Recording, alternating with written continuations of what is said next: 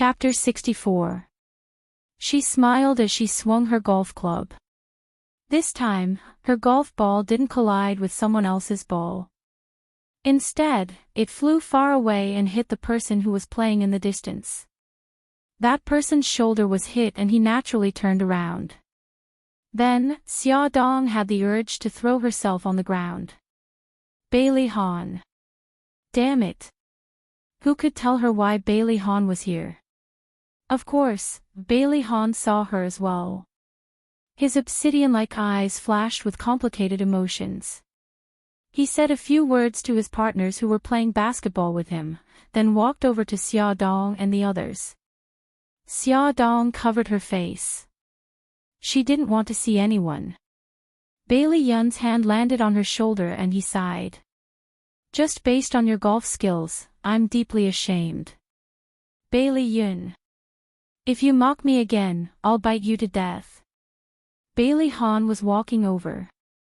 He was walking towards them. She was already very frustrated, but this guy was still adding fuel to the fire. Bailey Yun looked meaningfully at the person who was walking towards them. His lips curled into a faint smile. Don't worry, I'm here. Besides, I only hit him. He won't go so far as to kill you. Sob sob. Give me a piece of tofu and I'll just kill myself. Bailey Han was wearing a set of white sportswear. The bright color made him look less cold and hard than usual. Instead, he looked more casual and at ease. Taking advantage of the endless lawn, he slowly walked over. It really did give off the feeling of an orchids and jade trees. However, his voice was as cold as ever. Your ball. There was no expression on his face. His deep black eyes looked at Xia Dong. He stretched out his arm and slowly opened his palm. In his palm was the golf ball that she had just hit. So, he wasn't here to pick a fight, but to return the ball. Xia Dong's brain instantly stopped working. Thank you. She reached out to take the ball from his palm. Her fingers brushed across his palm, and he immediately felt a numb feeling flowing through his palm. His heart tightened, and he quickly grasped her hand, wrapping her hand in his palm as well. Xia Dong's body stiffened. She tried to pull her hand away but couldn't. Bailey Yun took a step forward and put his arm around her waist in a protective posture. There was an apologetic smile on his face. Brother, Xia's golf skills aren't good. She didn't mean to hit you. Please forgive her. Yes, it was an accident. I'm sorry. Please let go of me. Bailey Han looked at Bailey Yun's hand around her waist. Xia Dong. Bailey Han, stop right there. Bailey Han pulled her forward a few steps and finally stopped. Right here. I'll teach you how to play. Let go. I don't need you to teach me. I already have a master. Xia Dong used her left hand to pry his hand away. Brother, Xia has already acknowledged me as her master. I won't trouble you anymore. Bailey Yun followed over. He had a smile on his face, but his eyes were cold. Bailey Han's aura became even colder. He glared daggers at Xia Dong. Since you hit me, you have to apologize. I've already apologized. You're not sincere enough. I won't accept it. What do you want? Xia Dong didn't understand what was wrong with him. Learn from me until the ball goes into the hole without hitting anyone. I'm responsible for your lethality. He crossed his arms and looked at her coldly. You're joking, right? I've never joked. Hold the cue stick. He didn't wait for her to refute. He pushed the cue stick into her arms and ordered coldly, start now. She was angry and glared at him. Why should I listen to you? He said leisurely, because your ball hit me. As the victim, I have the right to ask for compensation. Bailey Yun blocked him. Brother, Xia has already said that she's not willing. Don't force her. Two equally outstanding men, one on the left and one on the right, stood opposite Xia Dong, staring at each other with murderous gazes. She could almost feel the electric currents converging in the air, and she, who was sandwiched in the middle, felt immense pressure. She quietly took a step back with her right foot and retreated. Bailey Han grabbed her waist and said casually, "Deserted island." Xia Dong immediately froze. This despicable iceberg man actually threatened her. But she just had to be threatened by him. Bailey Han said again, "Did I force you?" She smiled stiffly. "No, why would you? Since you didn't, let's start. Relax your body, put your right hand here, and put your left foot like this." Bailey Han completely ignored Bailey Yun and guided her movements seriously. Bailey Yun was furious. He glared at Xia Dong with disappointment. Xia Dong smiled at Bailey Yun to please him. Before her smile was complete, Bailey Han turned her cheek away. "Focus when you're playing." Bailey Yun angrily threw the cue stick and left. She sat in the rest area and watched as that person placed his hand on her waist and helped her to correct her posture. She watched as he held her arm and helped her swing the cue stick. Bailey Yun was so angry that he threw the ball and turned to leave. He drove his flashy car and sped away like a gust of wind. Bailey Han saw Bailey Yun explode in anger from the corner of his eyes. The corners of his lips curled up and he leaned closer to her. Unknowingly, his voice became gentle. "Hold the cue stick like this. Look over here and aim." "Very good." Xia Dong took a step back according to the method he taught her. She accidentally stepped on his foot and quickly apologized, "I'm sorry." When she turned around, she realized that the two of them were so close that she could feel his body temperature and hear his heartbeat. Almost instinctively, Bailey Han hugged the woman in his arms. When he realized what he had done, Xia Dong had already raised her hand and slapped him. "I am sorry. I suddenly remembered that I still have something to do. I'll leave first." Xia Dong didn't dare to look at his livid face and ran away.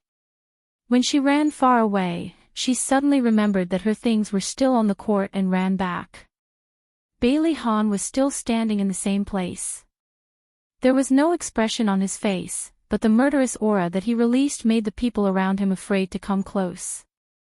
Xia Dong rushed over and grabbed her things. She laughed awkwardly and was about to sneak away again when he grabbed her wrist. "You hit me and you want to leave just like that? What else can I do? Do you want me to stay and wait for your revenge? Treat me to afternoon tea." He said that he wanted her to treat him, but he didn't give her any time to answer. He grabbed her wrist and left. She shouted anxiously from behind, "Fine, I'll treat you. I won't go back on my word. Please don't run so fast, okay?" When she was dragged into Bailey Han's Rolls-Royce, Xia Dong was already out of breath. "Bailey Han, what do you want?" "Afternoon tea," he answered calmly. "Buckle your seatbelt."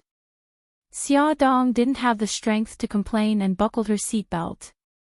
The Rolls-Royce drove out of the resort. Bailey Han said, "Let's go to the top of the mountain.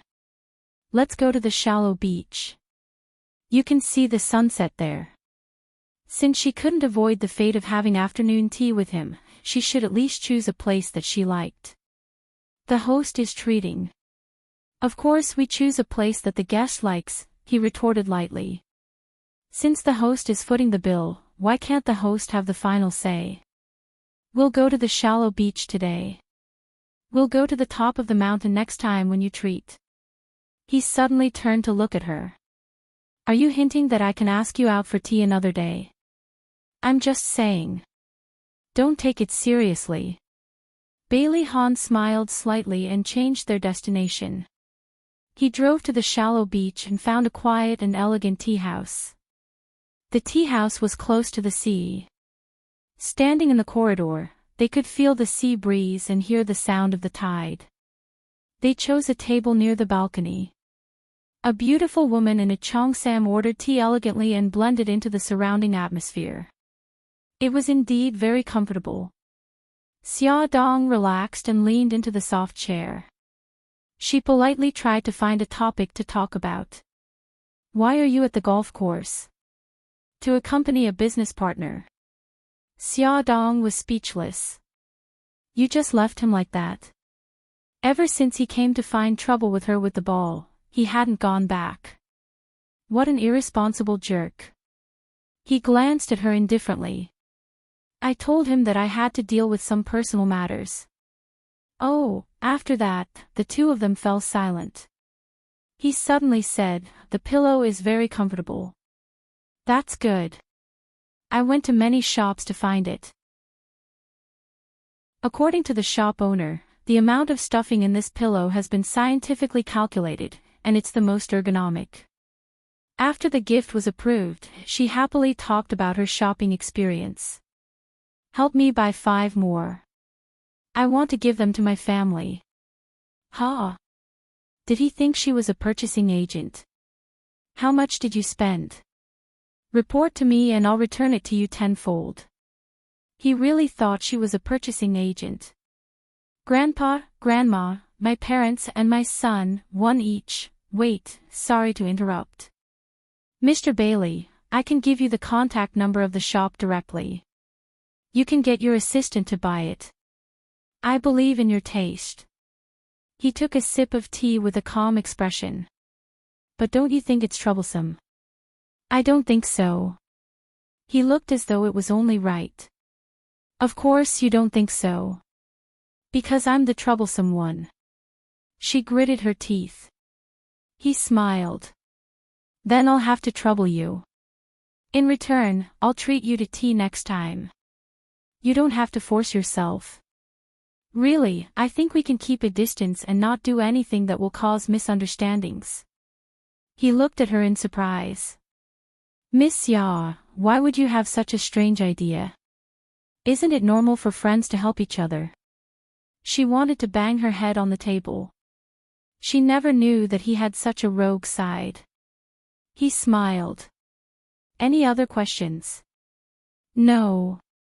I'll send it to your office next Monday. She had a bitter expression on her face and her tone was full of resentment. Miraculously, he felt very happy. The depression that had accumulated at the golf course was all swept away. As an emotional single-celled animal, Bailey Han didn't hesitate to interpret his happiness as the thrill of revenge. Who asked her to hit his shoulder with her lousy golf skills? As for asking her to treat him to afternoon tea, that was purely to make up for it.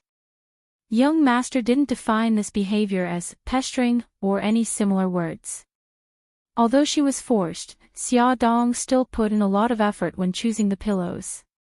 She chose a pair of white-haired old men with youthful faces for the old madam and old master. She chose a misty rain painting in Jiangnan for Bai Jinqiu. She chose a landscape painting in early autumn for Bailey Xiong. The pillow she chose for Bailey Han's son was a mother cat holding a baby cat with a large English letter, love, on the back. Beauty novel, Songshu 566.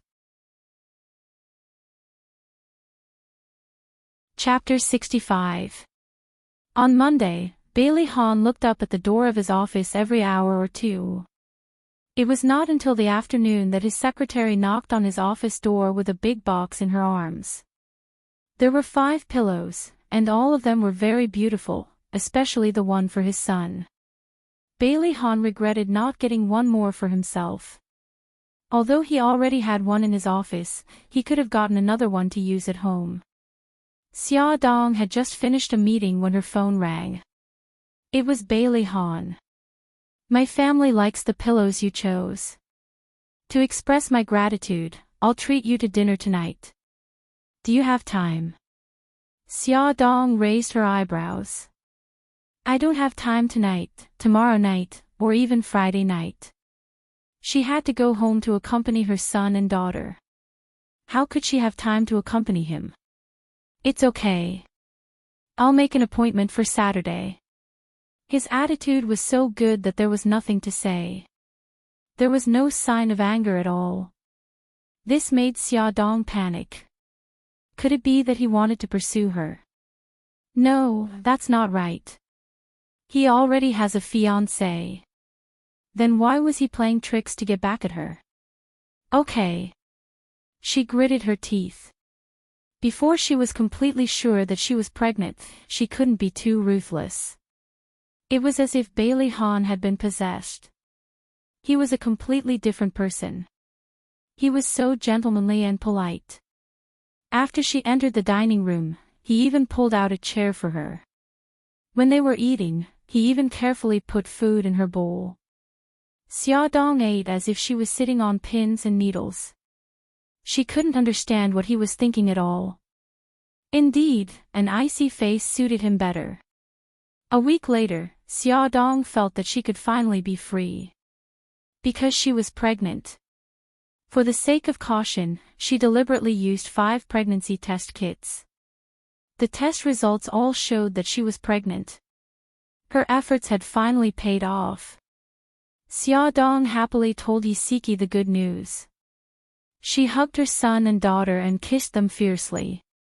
Babies, Mommy will take you out for a picnic this weekend.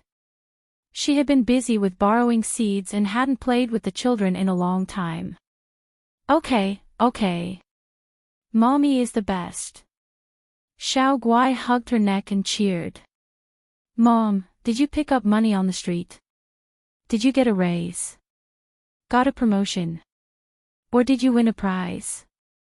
Xiao Bao asked with a doubtful look on his face. Xiaodong giggled. No. Mommy just wants to go out and play with you. She had another plan, and that was to kick Bailey Han out of the picture. No matter what his motive was, he would definitely not get close to her in the future after seeing her worst side. Xiaodong arranged to meet at a bar. She was wearing a sexy spaghetti strap dress, heavy makeup, and a wine-red wig as she appeared in front of Bailey Han.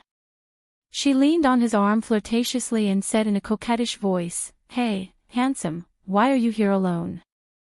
Do you want me to have a drink with you?" Bailey Han looked at her coldly and let her hand wander from his shoulder to his chest without saying a word. Handsome, since you're not saying anything, I'll take it as a yes. She smiled flirtatiously and pushed a glass of wine in front of him. She pouted her sexy lips and said coquettishly, "Come on, let's have a drink, okay?" Xiaodong, what are you doing? Bailey Han suddenly said and pushed her away from his lap. Oh, you recognized me. She blinked her large eyes and smiled flirtatiously. This is my true appearance. Do you like it? He spat out 2 words indifferently, boring. The smile on Xiaodong's face was about to crack. She clenched her fists fiercely. Okay, it seemed like she had to use her trump card. She smiled and raised her eyebrows. Since you think I'm boring, then I won't be an eyesore here. I'll go find some fun myself. She swayed her slender waist and walked to the middle of the dance floor flirtatiously. A handsome man immediately walked in front of her and said with a smile, "Hey baby, why haven't I seen you around recently?" She leaned on the man like a koala and looked at him flirtatiously. Because I've been too busy recently. Baby, did you miss me? Of course, it's not just me. The other handsome men in the nightclub missed you too. The handsome man hugged her slender waist. The 2 of them were almost stuck together and danced to the music. In the middle of the dance floor, the couple's bodies were tightly pressed together. Bailey Han noticed that the man's palm was supporting her waist and another hand was rubbing her back. As for her, she was looking at him tenderly, as if she was looking at her lover. After the dance, the handsome man kissed her cheek. Then, another handsome man went on stage. Bailey Han, who was watching from the side, couldn't stand it anymore. Good for you, Xiaodong. Not only were you flirting with other men, you even danced. Not only did you dance, but you even changed to a second, a third, and a fourth. Do you still have any integrity? The wine in the wine glass seemed to have turned into a bitter liquid. It tasted terrible. Bailey Hahn was very irritated. The music was so loud that it gave him a headache. The usually calm and rational young Master Bailey didn't care about his image and rushed to the dance floor with a fierce face. He grabbed Xia Dong's wrist and said, "That's enough. Come with me." Xia Dong flung his hand away and shouted angrily, "What right do you have to control me? You're not my boyfriend nor my husband. What right do you have to control me?" Her shout was especially loud. Everyone on the dance floor fell silent and focused their attention on the two of them. Bailey Hahn's face darkened. His handsome face was cold and he stared at her with a sharp gaze. "Say that again." Xia Dong raised her chin. "Say it again then. Who's afraid of who?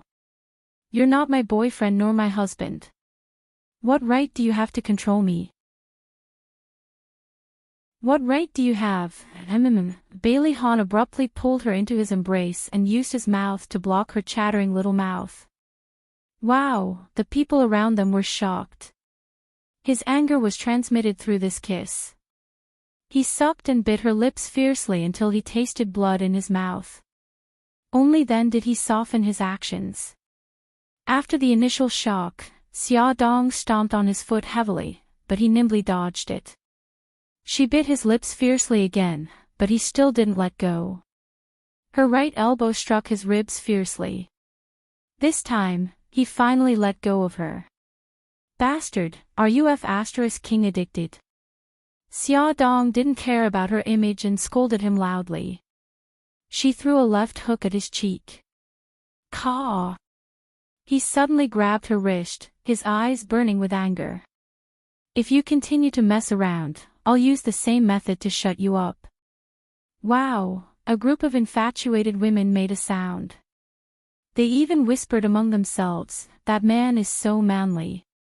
I want him too." Xia Dong rolled her eyes in her heart and sneered. "If you're rude to me again, I'll sue you for sexual assault. Young master, don't forget that you have a fiancé.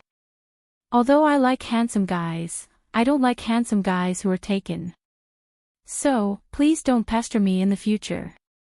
She flung his hand away forcefully and walked away in her 10-centimeter high heels. So he's a married man. Sigh, what a pity. Bailey Hahn's entire body exploded with a ruthless aura. His eyes were cold and his malicious eyes swept across the crowd. The people around him immediately scattered like birds and beasts. God, this man was too scary. That damned woman. No one had ever dared to speak to him like that. She actually despised him. Damn it. How could he like her? A woman like her who seduced men everywhere, he would find her dirty even if she was given to him. She had completely forgotten who had hugged and kissed her just now. After Yi Siki heard Xia Dong's story of dumping him, she mercilessly knocked her on the forehead. "Aren't you going overboard? You just had a good time with him and now you're turning your back on him. This is a classic example of irresponsible behavior." Xia Dong shrank into the sofa. "I'm not. I'm doing this for his own good. I don't want to ruin his relationship with Su Yunqian." Yi Siki gave her a look that said, "Go ahead and bullsh***. Alright, I admit it. It's mainly for me and the children. I don't care if he's really forgotten or if he doesn't remember what happened 5 years ago. I don't want him to find out about Xiao Bao and Xiao Guai and snatch them away from me." Yi Siki rolled her eyes. "Haven't you thought of snatching him away and reuniting your family of 4? Xia Dong shouted exaggeratedly, "Sis, it's still daytime and you're already dreaming.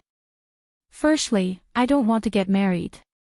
Secondly, what kind of person is Bailey Hahn? Why would he marry someone like me? Firstly, you don't want to get married because you haven't met someone you want to marry. Who knows, maybe Bailey Hahn is that person. Secondly, someone like you. What's wrong with someone like you? You're a high-class white-collar worker with an annual salary of a few $100,000. You can support yourself and your children. You're beautiful and capable. Only an idiot wouldn't fall for you. Yi-Siki retorted in disappointment. Xia Dong hugged her and grinned as she rubbed her face against hers. That's because you're my friend. That's why you can see the good in me. But Bailey's family is so rich that they can rival a country. They want to marry a daughter from a wealthy family. Would they marry a commoner like me? It's not impossible for a sparrow to turn into a phoenix. Aren't there many commoner women among the British princesses? Xia Dong blinked. That's just an example. It can't be promoted as the truth.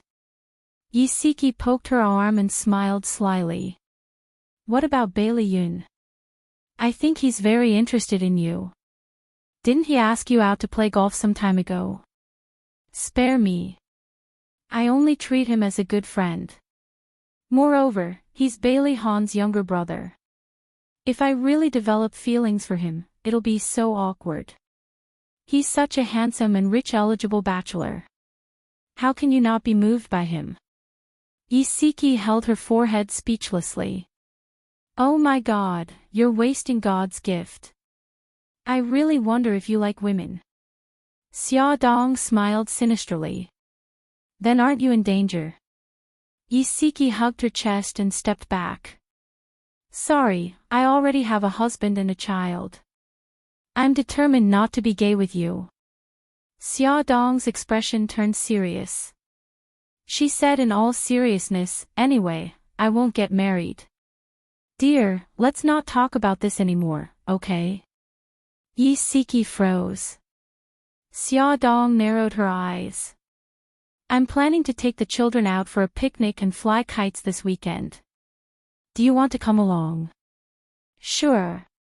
But my old Lin has an operation this weekend, so he can't go with us.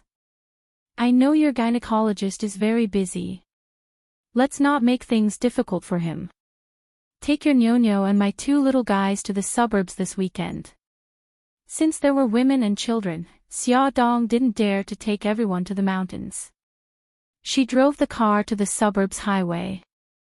About 500 meters away from the highway was a wide lawn with lush trees, a gurgling river, and unknown wildflowers blooming on the lawn. The scenery was quite beautiful. Xiao Guai and Nyo Nyo were like wild horses that had escaped their reins, running around happily on the lawn. Ad Shinwu 799. Chapter 66. Xia Dong was worried about Xiao Guai's health, so she reminded her to run slower and not fall. Xia Dong and Yi-Siki kept an eye on the child as they laid out a tablecloth on the grass and placed the food they brought from home on the tablecloth. There were steak, fried chicken legs, prawns, fish fillets, vegetable salad, fruits, and many other snacks. While they were having fun, a Rolls-Royce stopped not far away. A handsome man in casual clothes stepped out, followed by a little boy in sportswear. Xia Dong was the first to see them. When her gaze fell on Bailey Han, she was stunned. She turned to look at the little boy behind him, and her face suddenly turned pale. Bailey Han's son was actually him, Bailey Yi. She was an idiot. They both had the same surname, Bailey, and they were both so outstanding. Why didn't she think of it? Yi-Siki asked, Little Xia, what's wrong? Why do you look so pale all of a sudden? Bailey Han is here, and his son. Yi-Siki turned around to take a look, then quickly turned around and put his hand on her shoulder. It's okay, don't be nervous. Didn't you say that in front of outsiders, the children should call you Auntie? They're so smart. As long as you remind them, they'll understand. No, you don't understand. It's not just because of that. Xia Dong's heart began to turn cold. Her eyes were filled with desolation and helplessness as she muttered, He hates me. He hates me very much. He hates me for abandoning him. She would never forget Bailey Yi's lonely expression in the zoo, and the words he said. She knew that he hated her. Yi Siki looked at the helpless Xia Dong, and his heart ached. He hugged her and patted her back gently as he whispered, "Little Xia, don't be like this. You still have Xiao Guai and Xiao Bao." Enemies were bound to meet on a narrow road. They were already in the suburbs, yet they still bumped into each other. "Yes, I still have Xiao Guai and Xiao Bao. I can't do this." Xia Dong gradually calmed down. When she was ready to face them, Bailey Han and Bailey Yi had already walked past them. The father and son walked towards the empty lawn with the same cold expression. They looked straight ahead and did not even look at her. A large group of people followed behind them. Soon, servants held up umbrellas above their heads. Servants also set up folding chairs, tables, and food. "Brother, look. It's Brother Yi. Is that handsome uncle next to him his daddy?" Xiao Guai tugged at her brother's arm curiously. Xiao Bao also noticed them. Her eyes were fixed on the father and son. Her small lips pursed, hiding her anger. They actually dared to appear in front of mommy. This was too much. Bailey Yi sat under the umbrella as the nanny served him attentively. Bailey Han looked around and then walked towards the river.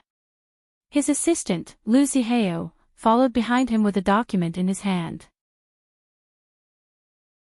As he walked, he read, "President, the survey results show that the lawn has a total area of 2,400 square meters. The lawn is 560 meters away from the road and 278.9 meters away from the river. What do you think about building a water park here?"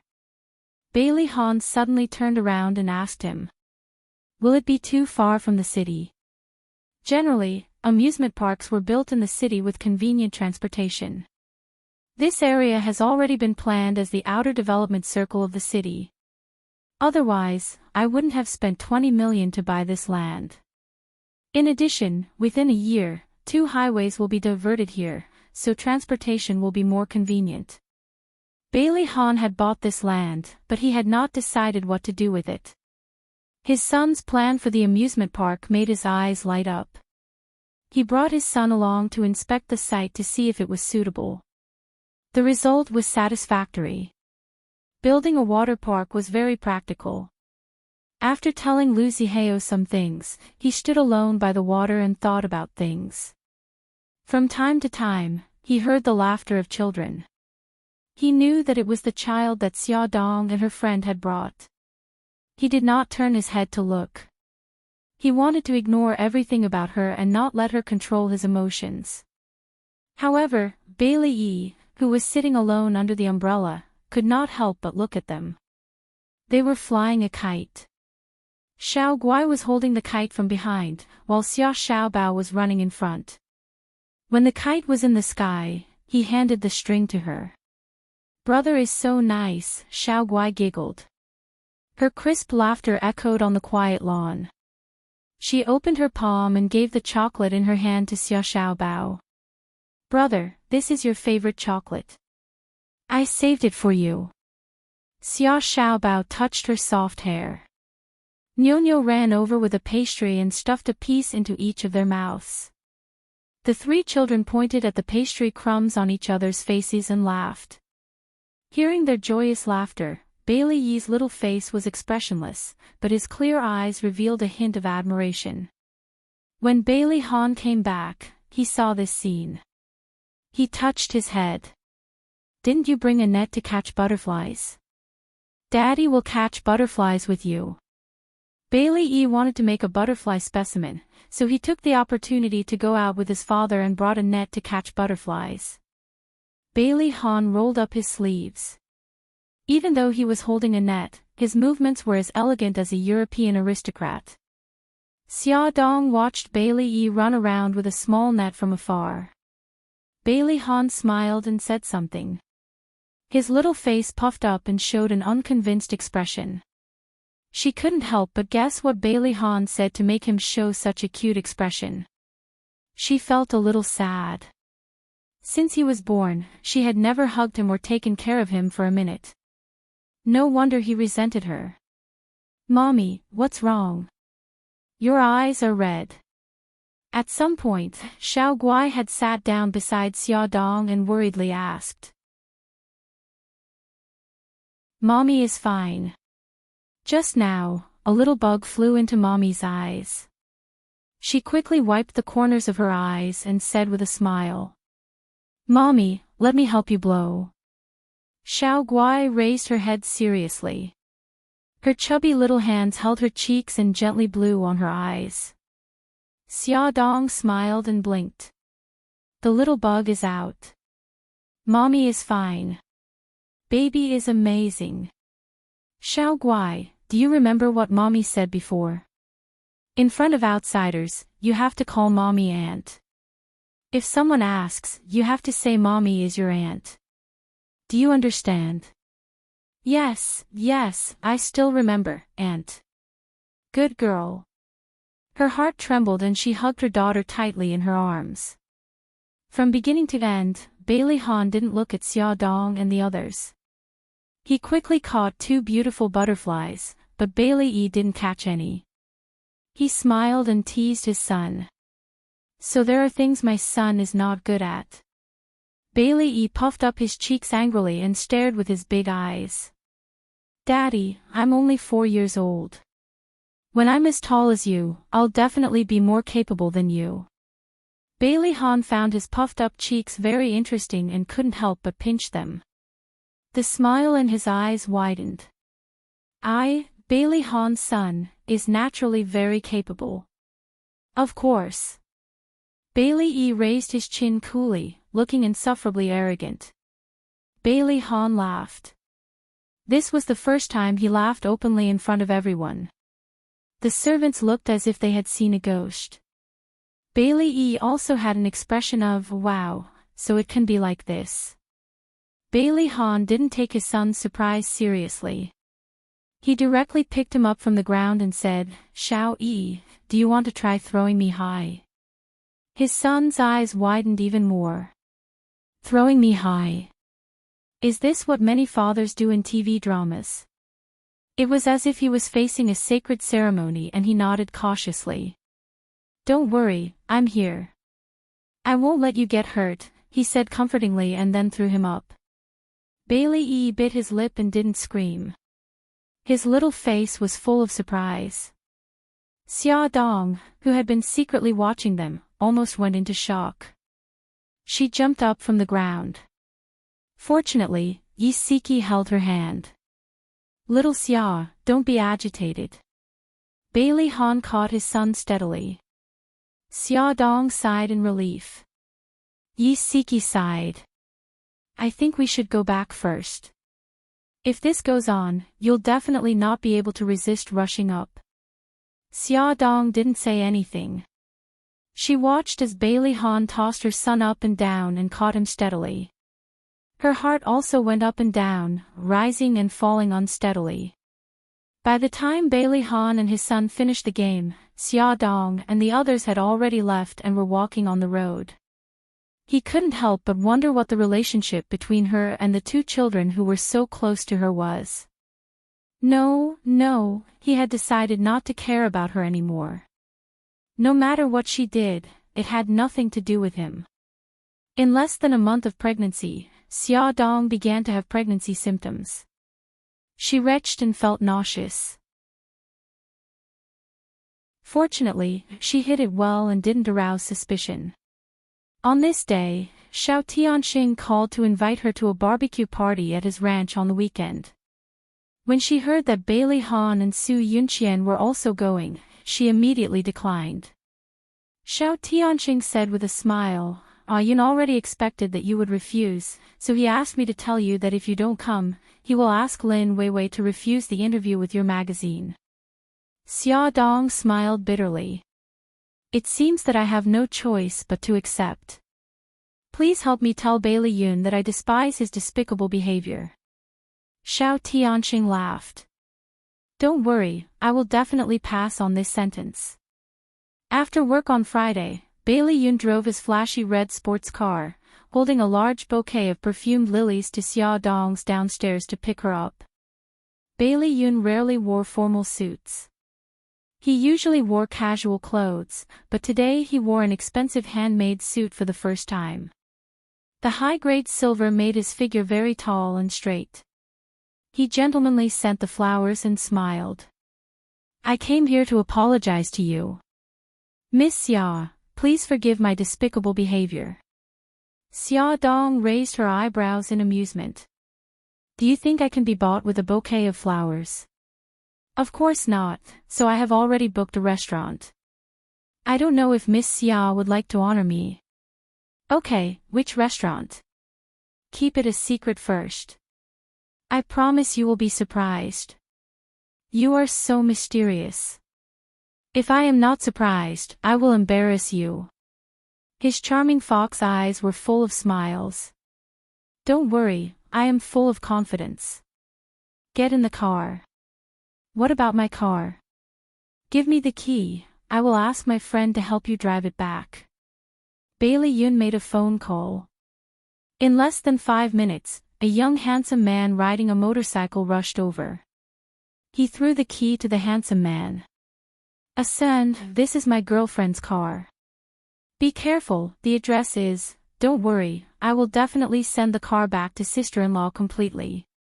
I will put the key in the security room of the community." The handsome man called us and waved to the two and drove away. "Hey, when did I become your girlfriend? Don't talk nonsense." Xia Dong waited for Bailey Yun's friend to leave and began to settle accounts. Welfare, Xinwu 799.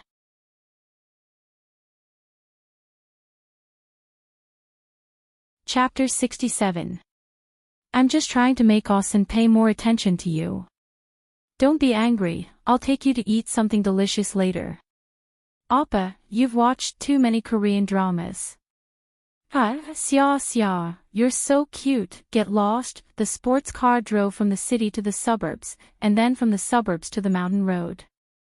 The sky was already dark, and the car was still winding around the mountainside. Xia Dong joked, "Are you taking me to the wilderness in Strange Tales from a Chinese studio?" Bailey Yun laughed, "Don't worry, there are no fox spirits or female ghosts in painted skin here. We'll be there soon." After driving for more than 10 minutes, they finally arrived at their destination. They were now at the top of the mountain, and there was a large lake here. The restaurant that Bailey Yun mentioned was built in the middle of the lake. To be exact, it was not a luxurious restaurant, but a quaint wooden house. The only way to the wooden house was a wooden bridge. Countless lotus lanterns were lit on the lake, and the whole restaurant seemed to be floating on the water. It was so beautiful that it surprised her. "It's so beautiful. How did you find this place?" Bailey Yun took her hand and walked onto the wooden bridge. "The person who lives here is a friend I met in the United States. He used to run a Chinese restaurant in the United States, but he eventually returned to his hometown to retire. This is where he settled down." He pointed to the hillside opposite the lake for her to see. "Over there is the villa that he built. This wooden house is the place where he entertains his friends when he's itching for skills." Walking into the wooden house, the decoration was very simple, but it was all very quaint. She could see the patterns on the wooden table and wooden chairs, and it made her feel relaxed and happy. A white-haired old man walked out from the inner room. His wrinkled face was peaceful. "Ah Yun, is this the lady you were talking about?" Bailey Yun raised his eyebrows. "Yes, Uncle Chin. I brought her here to see you." "Of course, there's another reason, which is to freeload your food and drink." Xia Dong nodded politely. "Uncle Chin, sorry to trouble you." Uncle Chin laughed. "It's no trouble at all. Have a seat first, and the dishes will be served soon." After that, he beckoned a pretty girl to pour tea for them, and he went back into the room. After a while, the sumptuous dishes were served one by one. The tomato-stewed beef brisket with some coriander was very attractive in color. The milky white ginseng chicken soup emitted a fresh, sweet, and mellow aroma. There were also fresh and delicious stir-fried seasonal vegetables, which were verdant and tender, which aroused people's appetite and made them restless. Uncle Chin, aren't you joining us? Xia Dong stood aside with his hands behind his back when he saw Uncle Chin serving the dishes. I can't wait, there's a cake in the kitchen. Uncle Chen to them personally to serve them some sweet rice wine. Xia Dong smiled shyly. Sorry, I can't drink. I get drunk the moment I touch alcohol. Uncle Chen smiled kindly. This is Japanese rice wine, the alcohol content is very low. You won't get drunk if you drink a little. Bailey Yun seemed to have thought of something and laughed. Forget it, let's not persuade her to drink. Uncle Chen, you don't know, last time she got drunk, she pulled my brother and left. Xia Dong stopped him. Hey, don't say any more, it's too embarrassing. Young people, what are you afraid of? It's okay to be embarrassed. In one's life, it's only interesting to do things that are out of line a few times. Uncle Chen smiled and put away the wine. Aw Yun, don't drink anymore, you still have to drive. Not sure if she was moved by Uncle Chen's words, but Xia Dong suddenly had the urge to try. She took a sip of the wine in the cup, the fragrance lingered in her mouth, and there was no smell of alcohol at all. Unknowingly, the cup of wine went down her stomach. She blinked and laughed. This is the first time in my life that I didn't get drunk after drinking. But your face is already red. Bailey Yun supported his head with one hand, admiring her red cheeks from the wine. At this moment, she was really beautiful. Her eyes were like treasures, and there was a faint mist in them. Her eyes flashed with an intoxicated luster. He couldn't help but reach out and use his finger to trace her delicate eyebrows, caressing her plump lips. Her eyes revealed surprise and uneasiness. He suddenly retracted his hand and smiled mischievously. How is it? Are you satisfied with the place I brought you to? She smiled and nodded, couldn't be more satisfied. Bam! The light suddenly went out, and Uncle Chen's voice came from the quiet room. Let's welcome the last dessert. Under the cold moonlight, Uncle Chen walked out from the room with a cake in his hands, and the cake was lit with candles. Ah Yun, happy birthday. Uncle Chen placed the cake on the table. Thank you, Uncle Chen. Bailey Yun's eyes flashed with a smile. He saw Xia Dong's shocked expression under the candlelight, and then she puffed her cheeks. Just when he thought she was going to be angry, she suddenly laughed again. So it's your birthday today. Happy birthday, I also want to give you a present. Bailey Yun was very curious. What present? She smiled and didn't answer. She turned to Uncle Chin. Uncle Chin, do you have any musical instruments here?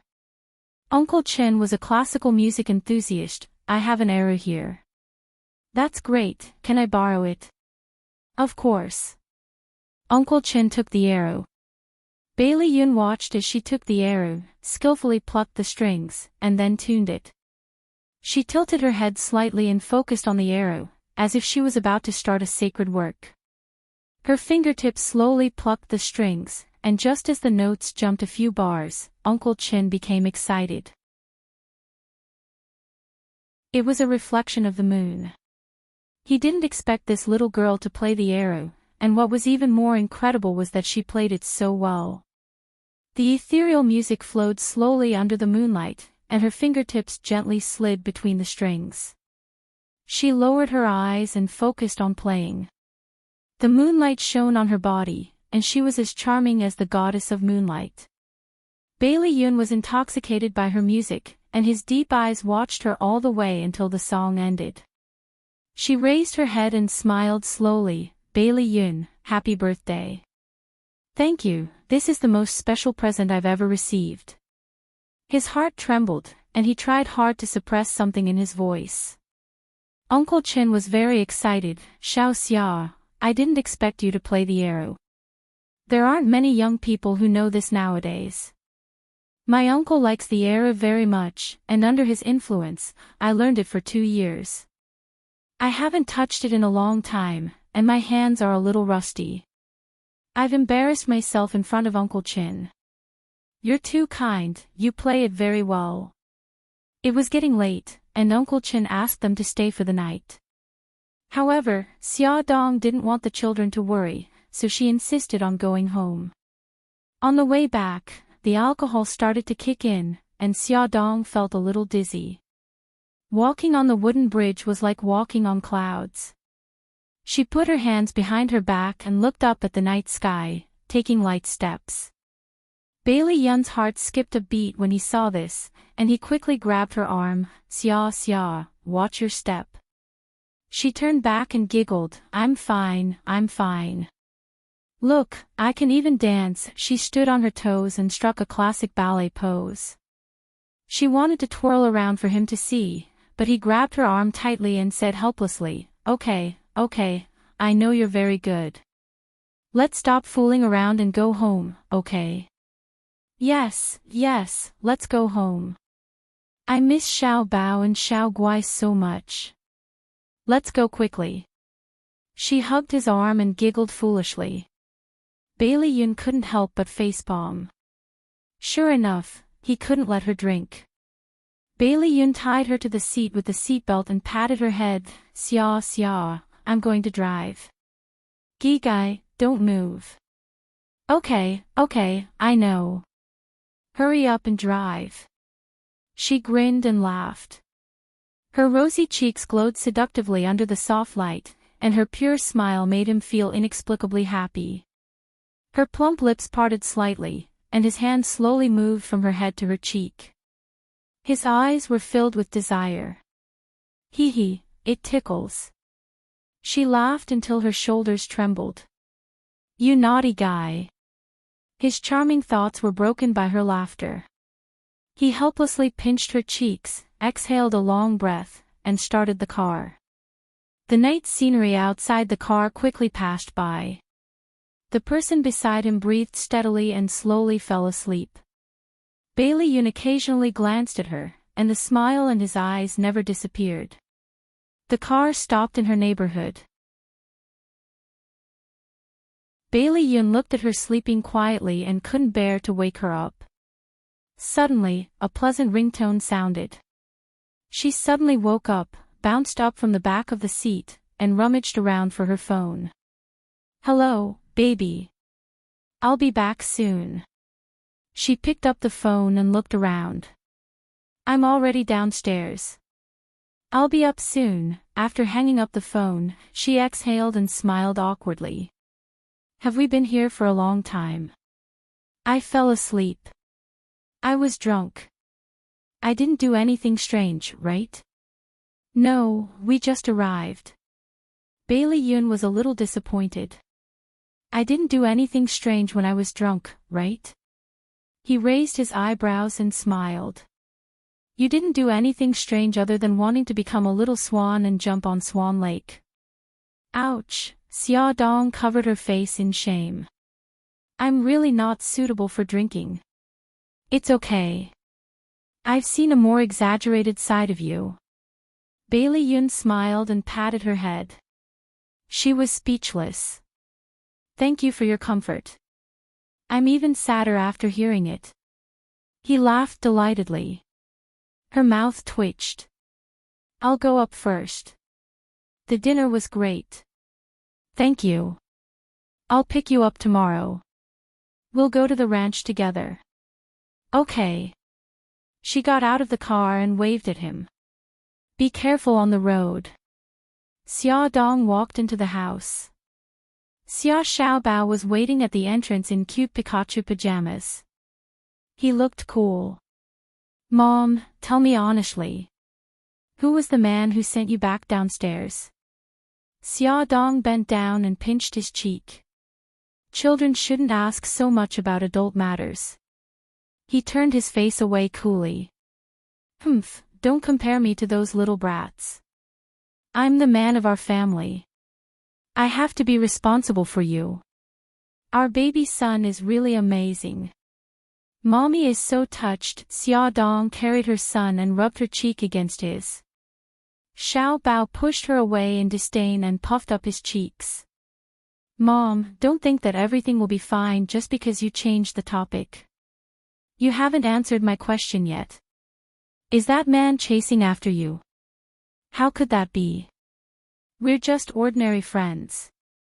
Xia Dong started to have a headache.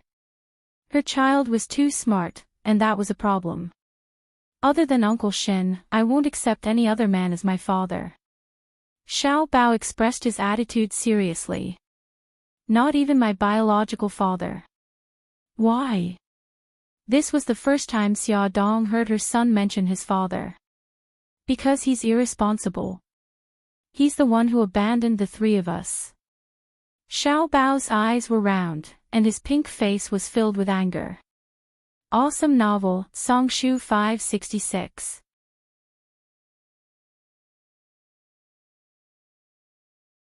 Chapter 68. Xia Dong was speechless as she rubbed her son's hair. Baby, you've misunderstood your dad. He didn't abandon us. No. I wouldn't misunderstand him. He's the one who abandoned us. He saw it clearly. He was hugging another woman and laughing so happily. He even had a new son. It was that annoying guy, Bailey Yi. This misunderstanding was huge. Xia Dong wanted to explain, but after thinking about it, she didn't say it. She didn't want the children to be involved in adult matters, and she didn't want her smart son to find out that Xiao Guai was sick. She'll just let Bailey Han take the blame for this one time. Xia Dong was wearing a blue and white riding suit with sheepskin boots. Her hair was tied up on top of her head, and she wore a cowboy hat. She looked valiant and very charming. Even Bailey Yun, who was used to seeing beautiful women, couldn't help but light up. Bailey Yun whistled frivolously. Xia Dong imitated him and looked him up and down. He was wearing a maroon riding suit and standing in front of the sports car. He looked handsome and unruly. She raised her eyebrows. Not bad. So you can be a man at times. Bailey Yun's face immediately darkened. I've always been a man. Xia Dong smiled but didn't say anything. She had an expression that said, I'm not going to explain. Bailey Yun's face darkened even more. Although they left early, it was already noon when they arrived at the ranch. The ranch was built on a wide lawn. In front of the White House, there was a large patch of grass. The car drove through the private driveway to the garage. Xia Dong happened to see Bailey Han and Su Yunqian standing side by side. They were talking about something with a smile on their faces. Xia Dong and Bailey Yun were the last to arrive. Xiao Tianxing, Xiao Qifeng, and Su Jin and all brought female companions. Su Xingchen was Su Jin and's female companion. She didn't expect to meet so many people who didn't want to see her again. Xia Dong felt like running away. Well, our last pair of guests have arrived. Please take a rest and then go to the stud farm to pick your favorite horse. As the host, Xiao Tianxing was very enthusiastic to call the servants to serve everyone. When Bailey Han saw Xia Dong and Bailey Yun walking over side by side, he frowned slightly. Su Yunqian noticed the slight change in his expression. Han, isn't that Miss Xia? When did Yun change his girlfriend again? Bailey Han's face was indifferent as he said lightly, they are just ordinary friends. Su Yunqian clenched her fists and changed the topic with an elegant smile. Han, shall we go and choose a horse? There were a lot of fine horses in the ranch. Xiao Tianxing asked the steward of the ranch, Abel, to sneak out the horses. Bailey Han chose a jujube red horse. It was tall and had a very moist coat. Han, look, that horse is so beautiful. Su Yunqian pointed at a white horse in surprise. I want it. Abel hurriedly said, Miss Su, that horse's temper is quite fierce. You should choose a more gentle pony. The white horse proudly raised its neck and stayed away from the other horses. It seemed that it disdained to be with them. It was obviously unruly. Bailey Han also didn't agree with her choice of horse. But it's really beautiful. I want it. Su Yunqian pulled Bailey Han's arm. Her beautiful eyes were full of expectation. Han, my riding skills are very good. Let me try, okay? Bailey Han patted the back of her hand and softened his voice. Yunqian, Gigai, listen to me. If there is an accident, it's not a joke. Okay. Su Yunqian reluctantly looked away from the white horse. She looked around and finally chose the same jujube red horse as Bailey Han. The two horses were very close to each other. From time to time, they would rub their ears against each other. It was obvious that they were a loving couple. She chuckled. Han, look, they are just like us. They are also a couple. Bailey Han smiled and reached out to help her get on the horse. Hold the reins and watch your step. Su Yunqian agilely got on the horse and straightened her back. The white riding suit made her look more noble and elegant. She was like a noble goddess who couldn't be violated. She smiled. I haven't ridden for a long time. It feels so strange to suddenly sit on a horse. Let's go for a walk by the river. Bailey Han also got on the horse. He pulled the reins and walked side by side with her horse. Xia Dong was distressed at the moment.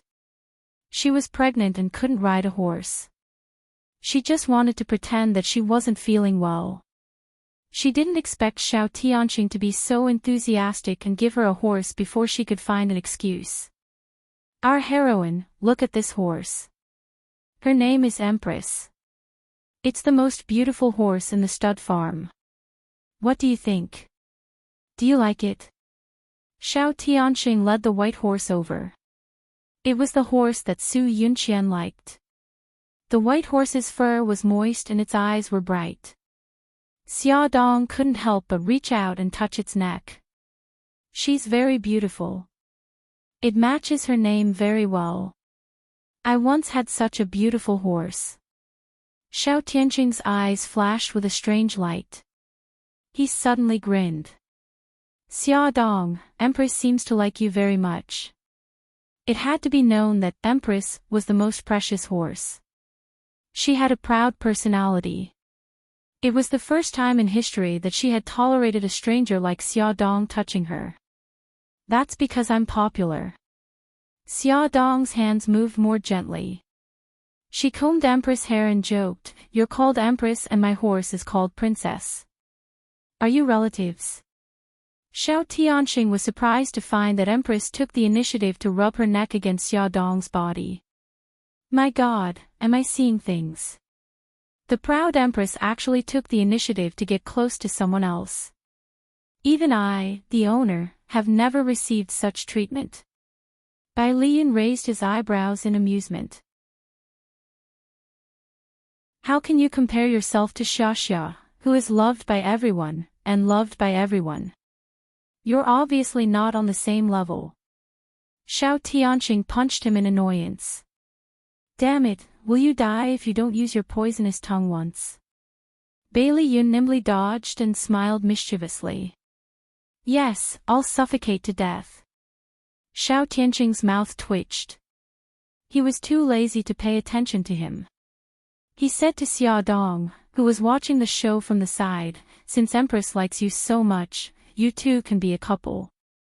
Empress rubbed against Xia Dong, as if urging her to make a decision. Xia Dong awkwardly touched her neck. Actually, I wanted to tell you that I'm not feeling well and can't ride a horse. Bailey Yun jumped up nervously. You're not feeling well. What's wrong? Do you want to see a doctor? In order to cover up the fact that she was pregnant, Xia Dong decided to embarrass herself. She blushed and said in a small voice, "It's not a big deal. Women have those few days every month." Bailey Yun's handsome face instantly turned red. Xiao Tianxing looked at his embarrassed expression, and his mouth twitched again. Finally, he said, "That's really unfortunate." Yeah, ha, Xia Dong laughed dryly. Bailey Yun's face was still red. He coughed twice. Then, do you need that? Aw. No, I brought my own, I'm going to the washroom. You guys go ahead and have fun. Don't worry about me. Xia Dong was so embarrassed that she fled. After dawdling in the washroom for a long time, she patted her burning face and walked out. She bumped into Bailey Yun, who was pacing back and forth at the door. She pretended that nothing had happened and smiled calmly. Why are you here? Bailey Yun coughed awkwardly. Don't they say that women will feel pain when they do that? I was afraid that you would faint in the washroom. If you didn't come out, I would have rushed in. Xia Dong was speechless. It's not that bad. I'm just feeling a little uncomfortable. Let's go. Don't stand here. It feels so strange. Xia Dong wanted Bailey Yun to go play by himself, but he disagreed and insisted on accompanying her. She didn't want to dampen his spirits, so she held the Empress's hand and walked with him to the riverside to walk the horse. There was a wide lawn on the riverside, but there were also muddy areas that were difficult to walk on. They walked along the lawn to a quieter place. They tied the horse's reins to a tree and let the horse graze while they sat on the lawn to rest. Bailey Yun put his hands behind his head and leaned against the grass. His charming foxy eyes looked at Xia Dong. I've always wanted to ask you a question. What question? Xia Dong sat beside him and supported her head with one hand. Why did you come back? Xia Dong looked up at the white clouds in the sky and said lightly, my home is here. Bailey Yun propped his head up and stared at Xia Dong's face with a burning gaze. Is it because you can't bear to part with me? Xia Dong rolled her eyes. Bailey Yun, can you be more serious? I'm very serious. Can't you tell that I'm a very coquettish person deep down? Bailey Yun stroked his hair coquettishly and winked at her. Hurry up and admit it, Xia. Actually, you can't bear to part with me. Xia Dong held her forehead. Actually, your zodiac sign is a fox. He was always flirting and coquettish. Bailey Yun touched his chin and blinked his charming foxy eyes. Fox. That's a good name. This will be your exclusive nickname for me in the future, darling Xia. Who was going to save her? Bailey Yun rolled a few times on the grass and rolled in front of her. His handsome face suddenly leaned in front of her and the tip of his nose touched hers. His voice was low and bewitching. Xia, forget the past and start over with me, okay? Fox, you're too close. Xia Dong pushed his face away and smiled bitterly. I also want to forget the past and start over, but some things can't be changed. If Xiao Guai wasn't sick, she definitely wouldn't have had anything to do with Bailey's family. Bailey Yun's eyes darkened and he pursed his thin lips. You came back for Xiao Yi. Xia Dong's body stiffened. No. He stroked her hair. That's good. Xiao Yi is the darling of our family. My grandma will definitely not allow you to take her away. She pursed her lips. I understand. As long as Xiao Yi was living well, she shouldn't have any other thoughts. Bailey Yun sighed deeply and took her into his arms when she wasn't paying attention. Since that's the case, what are you still worried about? Is it that hard to start over? Xia Dong didn't know how to answer him, so she didn't answer. She leaned in his arms and listened to his strong heartbeat. A part of her heart softened and she said softly, Bailey Yun, thank you. He hugged her tightly. What are you thanking me for, She chuckled. Thank you for always being my friend and for jumping out to help me when I needed help. From an angle that she couldn't see, Bailey Yun smiled bitterly. So, after all that he had done, she still only treated him as a friend. But it couldn't be helped. Who asked him to fall in love with such an emotional single-celled animal? One day, he would let her discover his feelings for her. Big brother Yun, big sister Xiao Xia, so you're here. Everyone's looking for you. A light voice came from not far away. Su Xingqian was wearing a fiery red equestrian outfit today. It added a bit of heroic spirit to her sweet self. She straightened her back and rode slowly towards Xia Dong and the others. Come and see. Hongcha 866.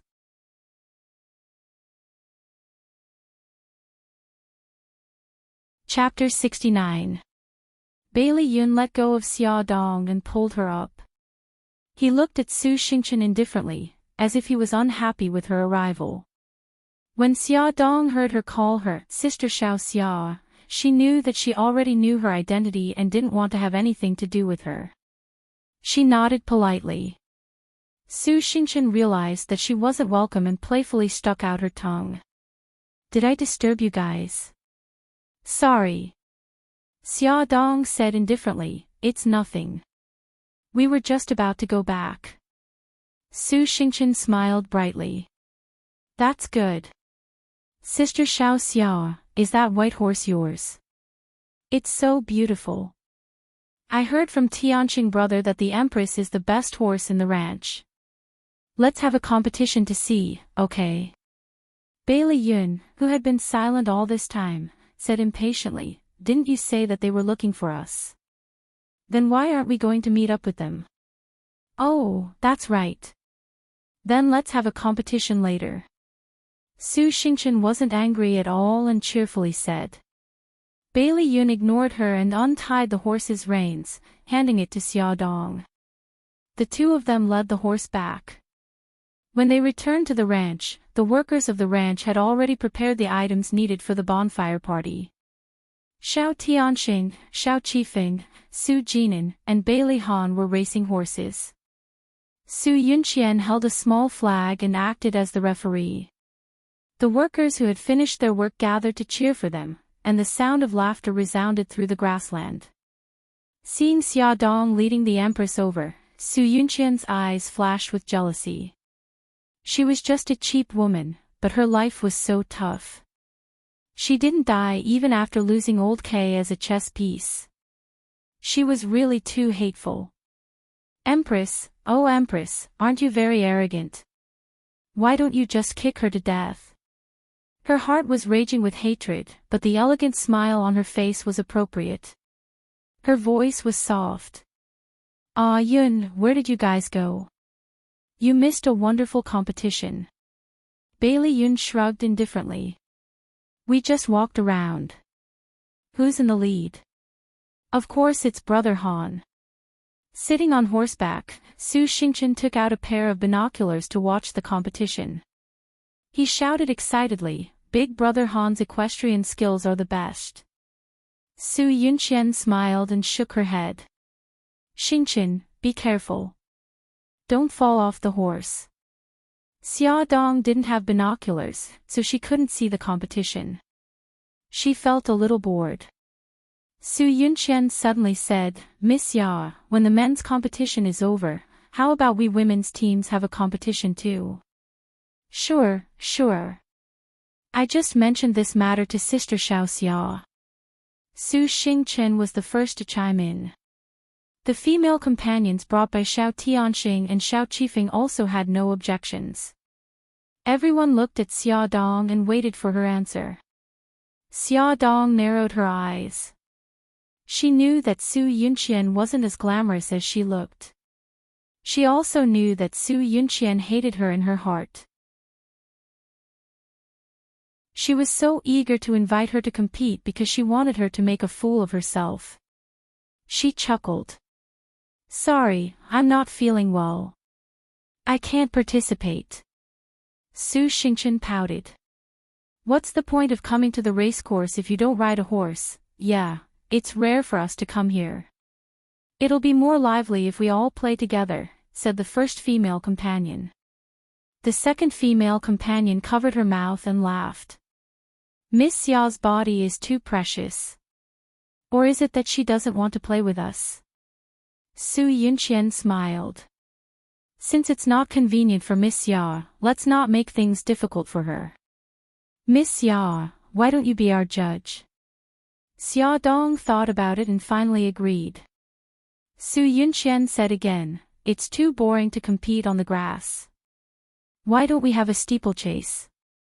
Everyone was interested. What kind of steeplechase? Su Yunqian pointed in the direction of the forest. I've asked Tianxing. There's a small path in the forest that can accommodate 2 people at most. There are also some fallen trees blocking the path. This will increase the difficulty of the competition.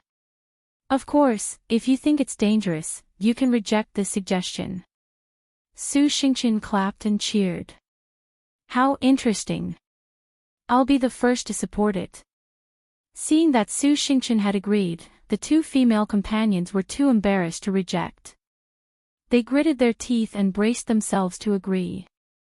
As the only male present, Bailey Yun frowned. I don't agree. I think it's too dangerous. Big brother Yun, I just went into the forest to take a look. Although the path is narrow, the trees are sparse. The difficulty isn't too high. As long as we're careful, there won't be any danger. Su Xingqian puffed up her cheeks and blinked her big eyes. Or do you think that us girls aren't as good as you guys, so you don't agree with us doing this? Su Yunqian's lips curled into a meaningful smile. Ah, Yun, Xingqian is right. You can't look down on us. We've all specially learned horsemanship. The 4 girls were all daughters of famous families. They had dabbled in all kinds of swordsmanship and horsemanship. Bailey Yun shrugged. All right, my good intentions are treated as ill intent. I won't care about you guys anymore. Do as you please. He glanced at Xia Dong in relief. Thankfully, Xia wasn't free and didn't have to mix with them. However, he didn't know that the moment Xia Dong agreed to be the referee, she had already been dragged into it. As a qualified referee, Xia Dong had to survey the track before the competition. Bailey Yun originally wanted to go with her, but Bailey Han and the other 3 men's competition had just ended. Xiao Tianxing said that he had missed the competition and had to be punished, so he was dragged away to drink as punishment. Xia, wait for me to come back. Before Bailey Yun was dragged away, he was still waving his arms and shouting. Su Xingqian snickered. Big sister Xiao Xia, big brother Yun is so good to you. He can't bear to be separated from you for even a moment. How about Miss Xia wait a little longer? Wait for second young master to come back, then you guys can go together. I didn't think that the fickle second young master would have such a cute side. Xia Dong was embarrassed by their words and blushed. Alright, stop talking nonsense. We're just normal friends. Oh, so you're just normal friends. Then I still have a chance. Miss Xia, you're blushing. Xia Dong's mouth twitched. Let's not delay the competition. I'll go survey the track first. You guys can gossip. Because it wasn't convenient for her to ride a horse, she spent a few minutes walking into the forest. According to their agreement, they traversed the entire forest. Sure enough, the path in the forest only allowed 2 horses to walk side by side. If they wanted to cut in, they could only pass through the trees. The trees weren't very dense, so technically speaking, it wasn't very difficult. There weren't many fallen trees blocking the path. After walking for about 10 minutes, they only encountered one. After walking for another 10 minutes, the path was blocked by another thick tree. This piece of wood seemed to have fallen for a long time. Some parts had already started to rot. There were many vines wrapped around it. The vines climbed up the tree next to it, forming a web-like barrier in the middle of the path. If they were to rush over on their horses and couldn't stop in time, they would definitely crash into the vines and be in danger. Xia Dong was very responsible and wanted to clear the vines away. She was glad that she had brought a dagger just in case. Using the dagger, she cut off the vines one by one and used her strength to pull them down from the tree next to her. The last vine was wrapped tightly around the tree trunk. Xia Dong gritted her teeth and pulled with all her strength, but the vine didn't budge at all. She looked up and saw that the lush leaves and branches of the vines were intertwined together, forming an oval shape. It looked like it was airtight. It was an arduous task to separate them. Harder, harder, harder. Xia Dong's feet rubbed a deep hole in the ground. Her hands were burning with pain. Finally, she felt the vines in her hands loosen. With a clatter, an oval-shaped object fell from the air. Wang, wang, wang. A swarm of densely packed objects flew out from the oval, flying towards Xia Dong. Xia Dong's expression changed. Hornets. Damn it, it was actually hornets. She actually poked a hornet's nest. Xia Dong ran forward with all her might, ignoring the branches and thorns. She sprained her ankle as she ran, but she didn't care. She endured the pain and continued to run forward. The loud buzzing sound behind her head was like a bell from hell, making her scalp numb. She ran fast, but the hornets were faster. When she was caught off guard, one or two of them had already bitten her exposed skin. She slapped a few of them away, but soon, more hornets surrounded her, and their sharp stingers fiercely stung her skin. Hiss, hiss. She was in so much pain that she almost cried. She broke a branch and waved it to hit the hornets.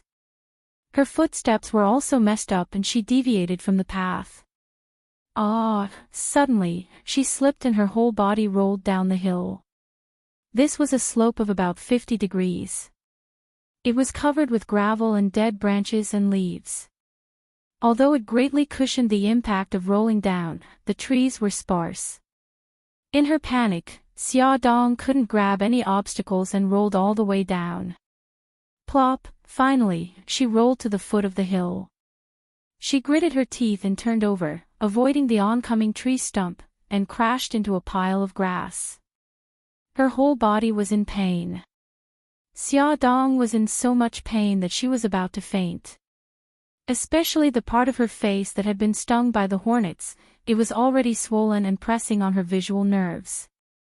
Her vision had begun to blur, and even breathing was painful. Her child, would anything happen to him? Xia Dong turned sideways with difficulty to avoid pressing on her abdomen. She trembled and covered her abdomen with her hands. The pain, coupled with the toxins released by the hornets in her body, made her consciousness weaker and weaker. She wanted to call for help, but her voice was pitifully weak. Finally, she fainted weakly in the grass. At the ranch, Bailey Yun wanted to run away after being forced to drink a few glasses of wine, but Xiao Tianxing and Su Jinan watched him closely, as if he was an enemy. Xiao Qifeng also joked, "What's wrong? Can't bear to leave your Xia. Fine, I admit defeat, okay." Xia promised to be the judge for their female team. She wants to go explore the track. I don't feel safe leaving her alone. Don't stop me. Bailey Han looked indifferent. Track. Where's the track? It's in the woods opposite. They're going to have some kind of obstacle course. Bailey Yun seemed to have grasped at a life-saving straw. He smiled fawningly. Brother, help me put in a good word and ask them to let me go. Bailey Han did not say anything. Xiao Tianxing took the initiative to let go of Bailey Yun's arm and said, "Seeing that you're in such a hurry, how can we make things difficult for you? Hurry up and go. Don't let your Xia wait for too long. Tianxing, you're the best at critical moments." Bailey Yun threw him a seductive look. Xiao Tianxing shuddered in disgust. Spare me. Why are there only a few of you? Where's Xia Dong? Bailey Yun finally got away. He looked around and did not see Xiaodong. Su Yunxian said, Miss Xia said that she didn't want to delay the race, so she went to explore the track first. Bailey Yun was so anxious that he almost jumped. Why didn't any of you follow her? What if something happened? Come and see, Hongcha 866.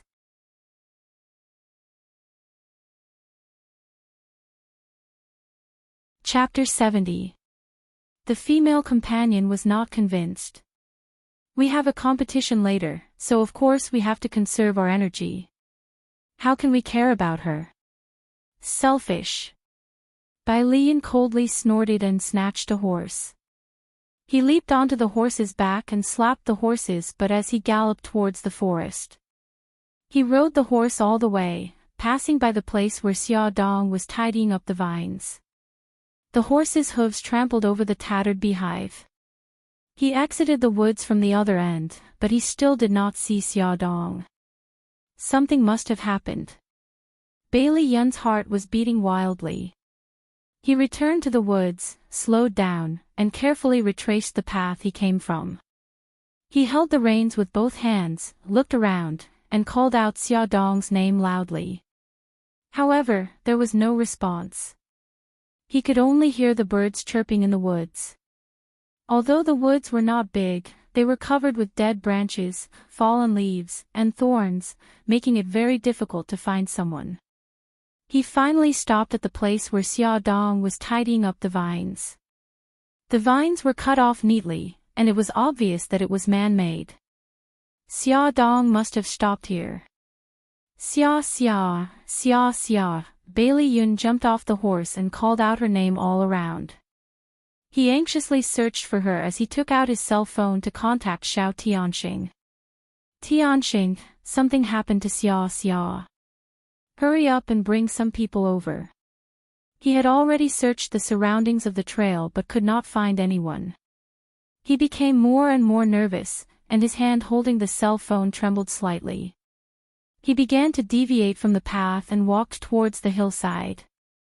He stood on the edge of the cliff and looked down. The thorns and trees blocked his view, and he could not see anything. The uneasiness in his heart grew stronger and stronger. Finally, he found a dagger in the grass by the cliff. It's Xia Xia's dagger. She must be at the bottom of the hill. Bailey Yun became even more anxious and rushed down the hillside. Because he was so fast, he stumbled several times and almost fell to the ground. He grabbed the weeds under him to stop himself from tumbling. Gravel rolled down the hillside with his violent movements, and some even hit Xiaodong's body. Xia Xia, Bailey Yun finally saw Xiaodong lying on her side on the ground. His heart was in his throat. He almost crawled over to her and anxiously turned her body over. Xia Xia, what happened to you? Bailey Yun's expression changed when he saw her face. Her originally beautiful cheeks were now swollen like steamed buns, and her snow-white neck was covered with small scars. Fortunately, her body was still warm and she was still breathing. Bai Lian forcefully tightened his arms and used his broad chest to firmly imprison her. His magnetic voice carried a hurried gasp as he said, "Bad girl, you almost scared me to death." Her soft body leaned against his chest and did not respond at all. He rubbed his forehead against her soft hair. Xia Xia, cheer up. I'll get you out of here right away. He carried her on his back and climbed up the hillside with difficulty. Bailey Yun grabbed the branches and vines with one hand and tightly held Xiaodong on his back with the other. He climbed up with 3 sliding steps. It only took him a few seconds to rush down the hillside, but it took him almost 15 minutes to climb up.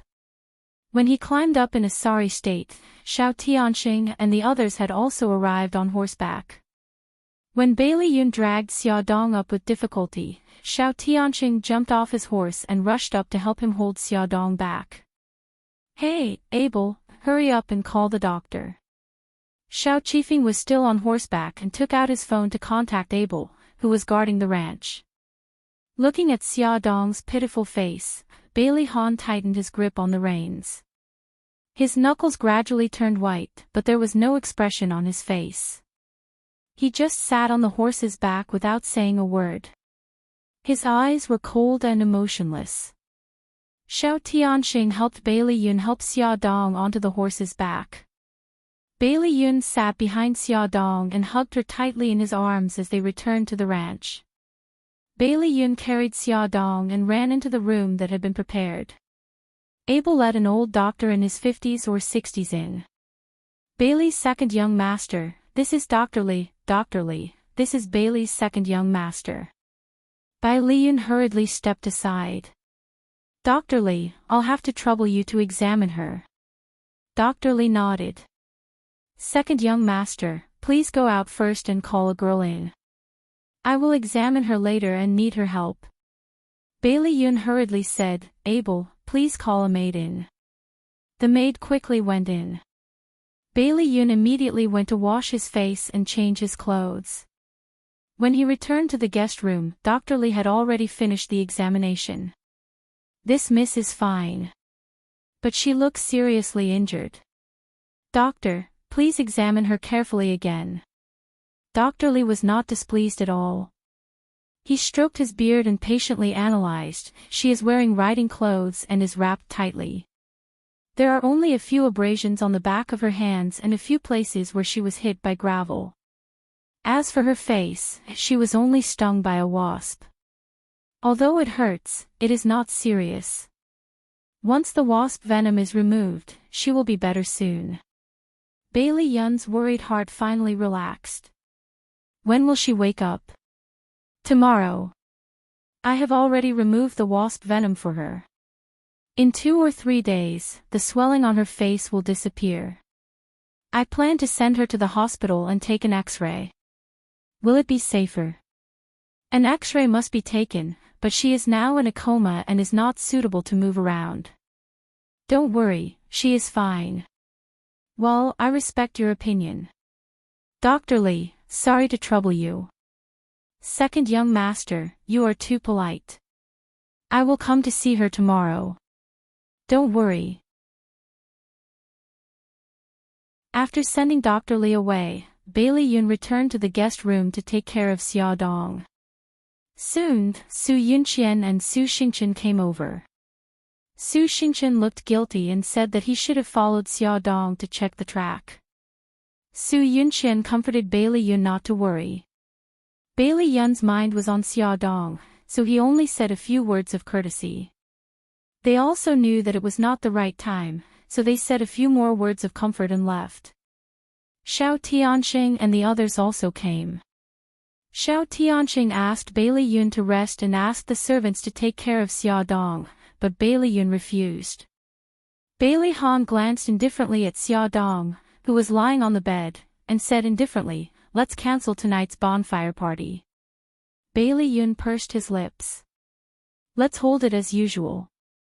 If Xia wakes up and finds out that the bonfire party was cancelled because of her, she will feel uneasy. Bailey Han glanced at him and did not say anything, but his eyes darkened. So the bonfire party was held as usual. Bailey Yun stayed by Xia Dong's side. In the middle of the night, she suddenly groaned in pain. Her brows were tightly knitted, and she tossed and turned in bed.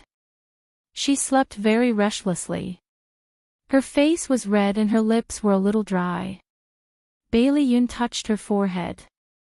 It was very hot. She had a fever. He immediately ran downstairs to the kitchen to get ice. When he went upstairs, Bailey Han, who lived on the same floor, came out in his pajamas. What's wrong? Bailey Yun paused. Xia has a fever. Bailey Han frowned. Ask Dr. Li to come and see her. Why are you waking her up in the middle of the night? Or do you have a better idea? I'll ask the servants to get him.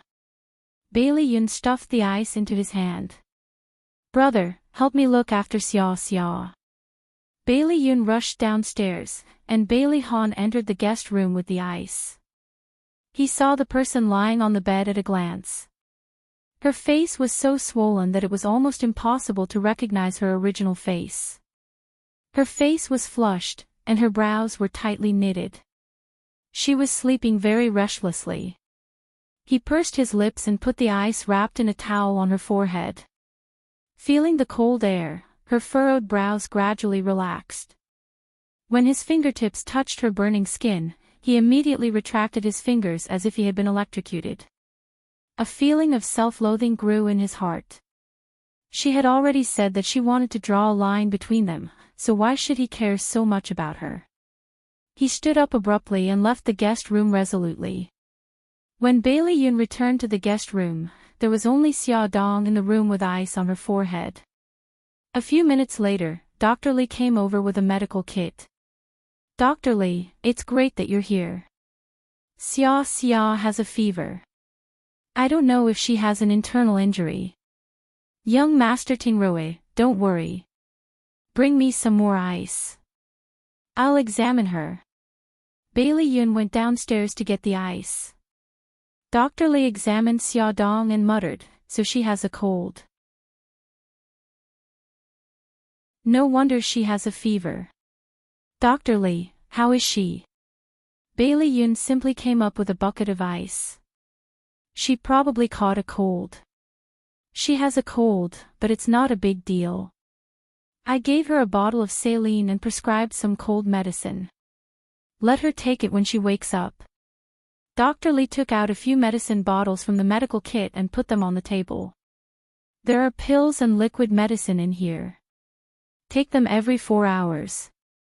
She has to take them at night. Yes. She will recover faster this way. Dr. Li carried the medical kit. I'll come to see her after breakfast tomorrow morning. Bailey Yun walked him to the door. Dr. Li, I'm sorry to disturb your rest. It's okay, young Master Tingrui. This miss must be your girlfriend. She is very lucky to have you taking care of her so carefully. I also wish. I wished she was his girlfriend. What a pity. Take good care of her. See you tomorrow. After nearly an hour, the saline drip was finished. Bailey Yun removed the needle for her and took her temperature. It had dropped a lot. Only then did he feel relieved. When Xia Dong woke up, she felt pain on her face and her arm was heavy. She turned her head painfully and found a furry head on her arm. No wonder it was heavy. She had just pulled her arm away when the furry head suddenly lifted up, revealing a handsome face and a slightly hoarse voice unique to the morning.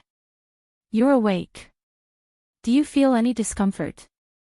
I want to drink water. Xia Dong just opened her mouth, and her face was pulled until it was painful. She touched her face. It was swollen and fat. It must be as ugly as a pig's head. Suddenly, she remembered something and her hand fell to her abdomen. The child. What's wrong? Is your stomach hurting? Bailey Yun asked nervously. How should she ask? Did she have a miscarriage? Was the child still there? No, she couldn't let anyone know about her pregnancy. Xia Dong's face turned pale.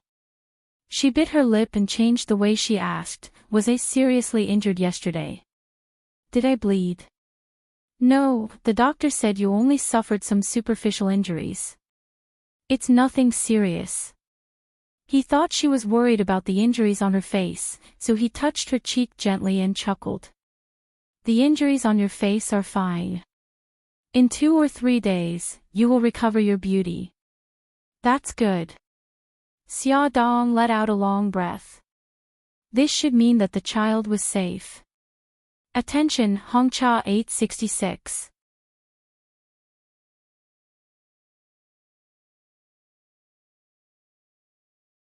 Chapter 71.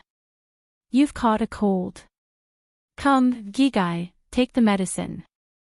Bailey Yun poured some water and handed the pill to her. Xia Dong frowned and swallowed the pill. She drank a few mouthfuls of water and returned the cup to him. Looking at his tired face, she felt touched and warm. Fox, did you take care of me for the whole night again? Who asked me to be your friend? If I don't take care of you, who will? Bai Liyun couldn't stand it when she looked at him with her wet eyes. He really wanted to pull her into his embrace. He reached out his large palm and rubbed her messy hair. You rascal, why are you trying to be brave? Didn't I tell you to wait for me? Xia Dong smiled. I'm sorry. I didn't know I would be so unlucky. I actually poked a hornet's nest. In the end, I was chased by the hornet and accidentally rolled down the hill. You actually poked a hornet's nest. Bai Liyun didn't know whether to be angry or amused. The corner of his mouth twitched for a long time. In the end, he sighed. Liking her was destined to be a mess. He should have accepted his fate a long time ago, shouldn't he? At 8:00 in the morning, Dr. Li came over for a checkup. Your fever has gone down. Take the medicine for 2 more days and you'll be as good as new. Miss Xia, you have to avoid spicy food for the next few days.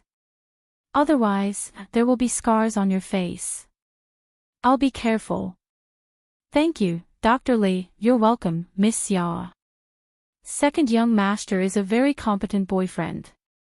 You have to cherish him. When Dr. Li said this, Xiao Tianxing and a large group of people came to visit Xia Dong. Everyone looked at the two of them ambiguously, as if they had done something shameful. Xiao Tianxing supported his chin with his right hand and coughed. There was a suppressed smile in his voice. Xia Dong, Yun took care of you for the whole night. His feelings for you can be seen by heaven and earth. Xia Dong was slightly embarrassed.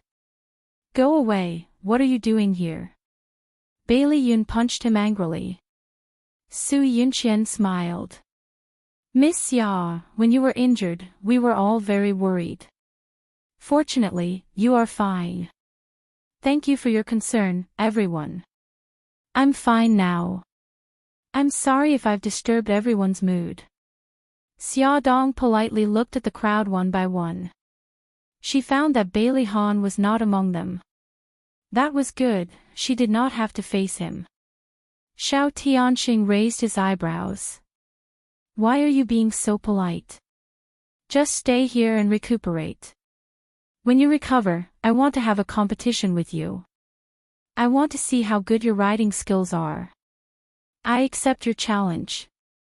If there's a chance in the future, I'll definitely compete with you.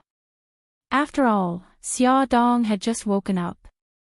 After saying a few words, she showed signs of fatigue. Everyone could see that, so they all bid her farewell and let her have a good rest. Xia Dong said to Bai Liyun, because of me, you haven't rested for the whole night. You must be very tired. I have servants here to take care of you. Go back to your room and rest first. Bai Liyun nodded and pulled the blanket over her. He instructed the servant, don't forget to give Miss Xia her medicine on time. Got it, second young master. After Bai Liyun left, Xia Dong said that she was hungry and wanted to eat porridge. She sent the servant away and then called home. She was afraid that the children would be worried, so she only said that she had caught a cold. She cheered up and said a few words to them. When she heard the servant knocking on the door, she hung up. On Sunday afternoon, the guests left one after another because they had to work the next day. Bai Lihan and Su Yunqian also left. From the beginning to the end, Bai Lihan did not look at her again. Xiao Tianxing was a hands-off boss, so he had no pressure at work. He tried his best to persuade Xia Dong to stay at the ranch to recuperate, but Xia Dong did not want to disturb him anymore. Moreover, she did not want the children to worry, so she went home under the escort of Bai Liyun. Bai Liyun insisted on sending her to the door. He stayed in the living room of her house and instantly turned into an old mother. He nagged her a lot about what she should eat and what she should not eat. Fortunately, most of the swelling on her face had disappeared, so Xia Dong did not cause a large-scale panic when she got home. However, she was still bombarded by Xia Xiaobao and Xiao Guai. Mommy, what's with the wound on your face? Who was that handsome uncle just now? Is he your boyfriend? Mom, tell me the truth. You didn't come home at night for the past 2 days, and you even made your head look like a pig's head. What happened? Xia Dong pinched the two little buns' faces. Mommy is fine. I was just kissed by 2 wasps, Xia Xiao Guai, oh. So the wasp's kiss was so scary. Xia Xiao Bao, O_O. Mom, you idiot. Xia Xiaobao was deeply ashamed of having such a careless mother. He wiggled his little butt and went back to his room. After rummaging for a long time, he wiggled his little butt and came out again. He stuffed an ointment into Xia Dong's hand and raised his chin coolly. This ointment, apply it externally 3 times a day. It won't leave any scars. I don't tell ordinary people. Xia Dong was instantly embarrassed. She took the ointment and saw that it was written in Japanese. Son, where did you get this ointment? I stole it from Uncle Shin. She knew it. No matter what, the ointment was quite effective. When she got up the next morning, the redness and swelling on her face had miraculously disappeared. Her pig-headed face was as beautiful as before. She had taken the entire morning off to go to the hospital for a pregnancy test. She wondered if that thrilling experience had affected the child. This was the first time she had done a pregnancy test since she was pregnant. Lying on the hospital bed, she felt a little complicated. Doctor, how is my child? Is it healthy? The doctor pushed his glasses up the bridge of his nose. Miss Xia, you're not pregnant. What? Xia Dong was so agitated that she jumped up from the hospital bed. That's impossible. I used the pregnancy test kit and it showed that I'm pregnant. Doctor, please take a closer look. The doctor sighed. Miss Xia, I've already checked very carefully. You're really not pregnant. As for the pregnancy test kit, it might have expired, so it's not accurate. Then it's already been more than a month. My period hasn't come yet, and I've already started vomiting. How do you explain that? That's just a psychological effect. You really want a child, so your psychological desire has played a role in hinting at your body, showing the symptoms of a fake pregnancy. Xia Dong didn't know how she walked out of the hospital. The doctor's words echoed in her mind over and over again. She wasn't pregnant, she wasn't pregnant, she wanted to laugh out loud. God, you're too good at making fun of people. Why wasn't she pregnant even though she had worked so hard? If she wasn't pregnant, what would happen to her Xiao Guai? Xia Dong grabbed her hair in frustration. What was more frightening was that she thought she was pregnant and purposely did things to make Bailey Han feel disgusted. She deliberately drew a line between them. Now that she knew she wasn't pregnant, she wanted to get close to him again. Based on how disgusted he was with her, was it still possible? Xia Dong sat on the bench in the garden in a daze. She didn't even notice that her phone was ringing.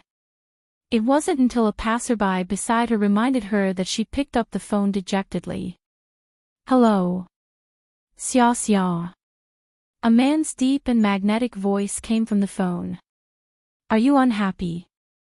Hearing the familiar voice, Xia Dong's nose couldn't help but feel sour. She tried hard to suppress the urge to cry and gently moved the corners of her mouth. Brother Shin. Mika Kito's voice softened. Xia Xia, tell me, did something happen? Xia Dong pinched her palms with her fingers and slowly exhaled. She tried hard to make her voice sound normal. No, Brother Shin. I'm fine. The children are fine too. On the other end of the phone, Mika Kito frowned. He could tell that Xia Xia was in low spirits. However, since she didn't want to admit it, he didn't want to force her.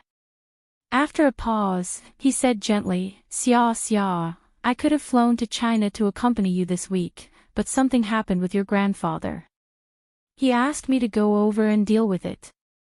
It might take half a month. Xia Dong had calmed down and said with concern, "Is Godfather okay? Is it serious?" Mika Keto comforted her. "Grandpa is fine. It's one of his subordinates who got into trouble. It seems that another family is targeting him. I'll have to go over and investigate to know the details." Xia Dong was still very worried. "Brother Shen, I know that you and Godfather are very powerful, but please take care of yourselves.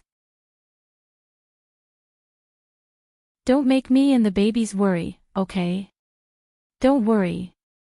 We'll be fine. Xia, I miss you and the babies very much." Mika Keto's voice was low and mellow like fine wine with a hint of drunkenness. Xia Dong listened to his soothing voice and seemed to be intoxicated by the gentle wind. Her worries gradually dissipated. Her bright eyes curved into beautiful crescents and the corners of her lips curled up. She said softly, "Brother Shin, I miss you too." Xia Dong could not see that Mika Keto, who was far away in Japan, had a gentle smile on his face because of her words. His slender fingers stroked Xia Dong's photo and he chuckled softly. Xia, wait for me. I'll come to China to accompany you in half a month. Okay. You have to protect yourself. Don't let yourself get hurt. Also, no matter how busy you are, you can't forget to eat, and you can't drink. You know that your stomach is not well, but you still like to drink. You men are so annoying. Xia Dong nagged at Mika Keto. The smile on his face grew brighter and brighter, scaring the hell out of his subordinate who came in to call him for a meeting. "I've said so much. Do you remember it all?" Xia Dong's mouth was dry from talking. She was very dissatisfied when she realized that the person on the other end of the phone only gave a perfunctory, "Okay. I'm listening very attentively." Mika Keto's voice was full of laughter. "If I said that all my attention was on your voice, but I didn't remember a single word of what you said, would you repeat it?" "Brother Shen." Xia Dong called his name angrily. Mika Keto could almost imagine how cute Xia Dong's delicate face would be when she was angry. He could not help but laugh out loud. Xia Dong was speechless at this careless man. She said angrily, "Brother Shin, if you continue to be so perfunctory and let your guard down, I'll make you recite everything I said." Mika Keto held back his laughter. "I won't tease you anymore. I've remembered everything." "Really?" Xia Dong could not help but laugh. "Okay, that's good. You must be very busy. I heard Takeda knocking on the door to call you for a meeting. Hurry up and go to the meeting. Although you're the boss, you can't let them wait for too long." "Okay. Take care." When Beitangshan hung up the phone, there was still a smile on his face. When he raised his head to look at Ueda, who was waiting at the door, his expression had turned cold. It was as if the smiling man just now was just Ueda's imagination. Come and see, Hongcha 866.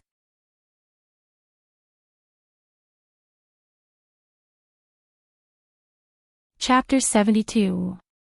Xia Dong hung up the phone and began to think about her next move. Mika Keto would arrive in China in half a month. If he found out that she wanted to use his seed, or steal it, to save Xiao Guai, he would definitely not agree. So, Xia Dong had better deal with Bailey Han before he came to China. But how could she deal with him? Xia Dong wanted to bang her head against the wall. The evils she brought upon herself were the hardest to bear. How could she have been so ruthless in the past? Bailey Han must have completely abandoned her. When they were at the ranch, he did not even look at her. Even when she was injured, he did not say a word. After thinking about it for a long time, she could only come to one conclusion. She had to be thick-skinned.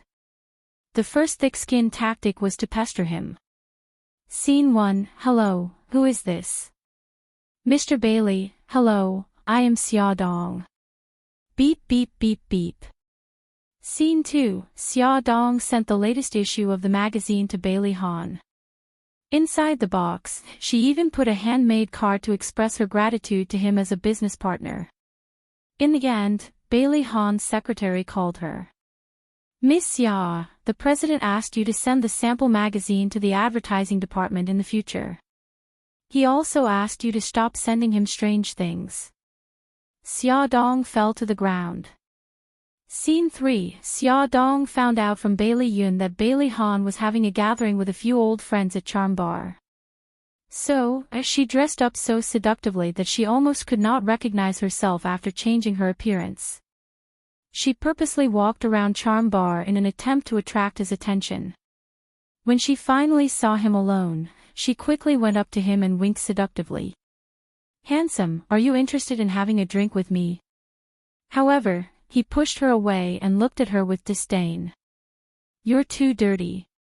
I'm not interested." Xia Dong's face was covered in blood. Xia Dong had been defeated repeatedly. She had long been thick-skinned. As long as there was a collaboration with Xinghao Group, she would dress up beautifully. From time to time, she would appear in front of Bailey Han and create a lot of coincidental encounters. However, he did not even look at her. Just like that, a week passed. Xia Dong felt deeply defeated. He curled up on the sofa at home and licked his wounds. Xia Xiaoguai's soft little body leaned over. "Mommy, what's wrong?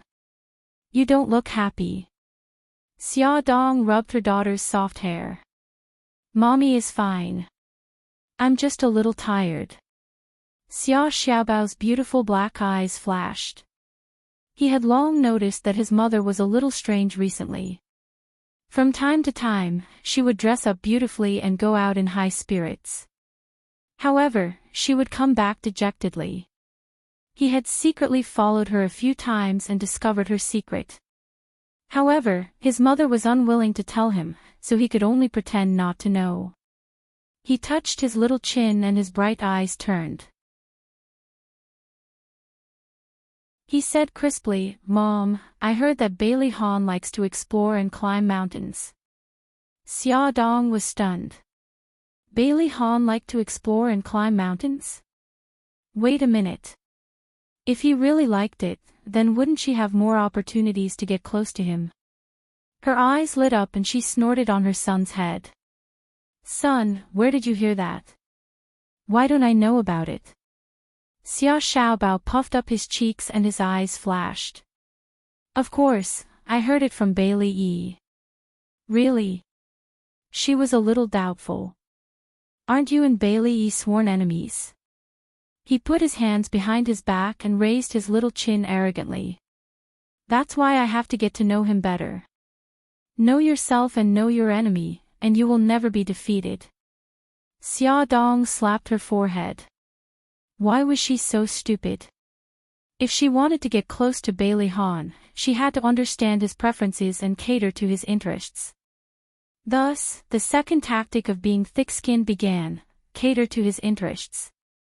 Xia Dong found a private detective and asked them to help investigate Bailey Han's preferences. The next day, the private detective cried and said that he could not continue the investigation because his men were kidnapped and beaten up by several mysterious people during the investigation. They cried and said that Bailey's family was too powerful and they could not afford to offend them.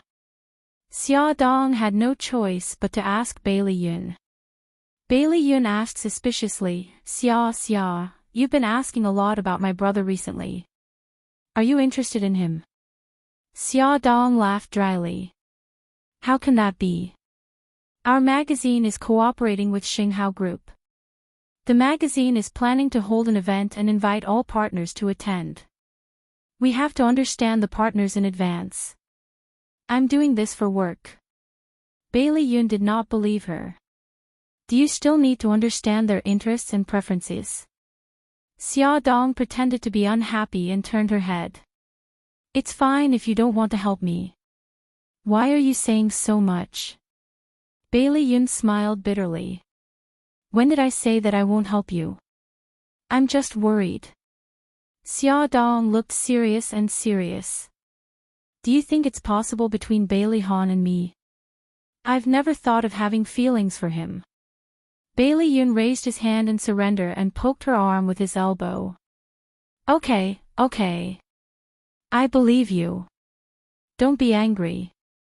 I'll tell you everything.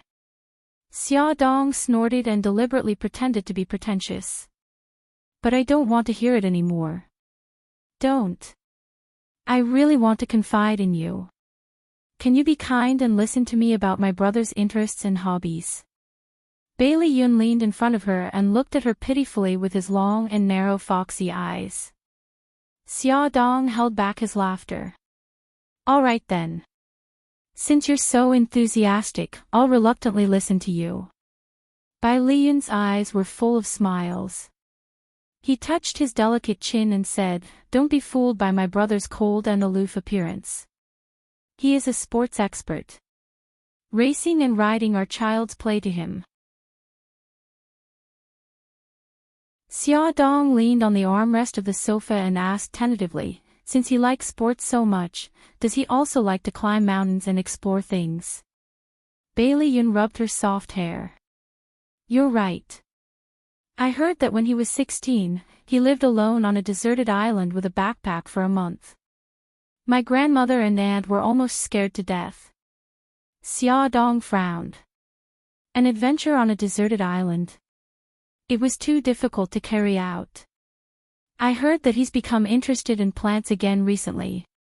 Bailey Yun's lips curved into a sarcastic smile. Grandma and Grandpa have always been proud of him.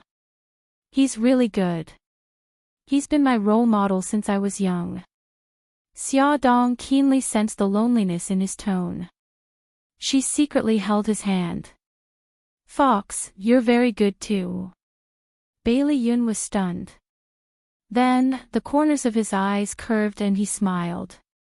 This was the first time that someone praised Bailey Han while seeing his excellence. Suddenly, Bai Liyun raised his eyebrows and mischievously dragged Xia Dong, who was completely unprepared, to the ground. The two of them rolled around on the soft and thick carpet. Fox, youth, before Xia Dong could finish speaking, Bailey Yun had already pulled her into his arms. He rubbed his chin against her soft hair and said with a smile, Xia, you really make me happy. Your hand. Xia Dong gritted her teeth. Bai Liyun lowered his head and found that his large hand had precisely pressed against a certain someone's chest. Ahem, it was a habit. Xia Dong was very angry. She had forgotten that someone was a perverted fox. Bailey Yun calmly withdrew his hand and flipped his messy blonde hair. There was a confused expression on his handsome face. What just happened? Xia Dong wanted to pounce on him and bite him to death. Forget it, I'll just kill him with my eyes. Under her extremely lethal gaze, Bai Liyun was defeated. He coughed and generously opened his arms. What happened just now was purely an accident. Why don't you touch me back? Get lost. Bai Liyun brushed the hair in front of his forehead and smiled frivolously. You're the one who didn't want it. Don't regret it, there are so many people lining up to touch it. I didn't even give them a chance.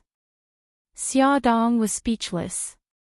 Although Xia Dong was very angry that her chest had been attacked, she had gained a lot of useful information. When she found out that Bailey Han had been interested in plants recently, she didn't sleep in the middle of the night and searched for a lot of information. She came up with a detailed plan to steal the seeds. The next day, Bailey Han received an email from a geographical magazine. It said that an extremely rare orchid had been found in a forest. The email even included photos of the orchid and the scenery of the forest.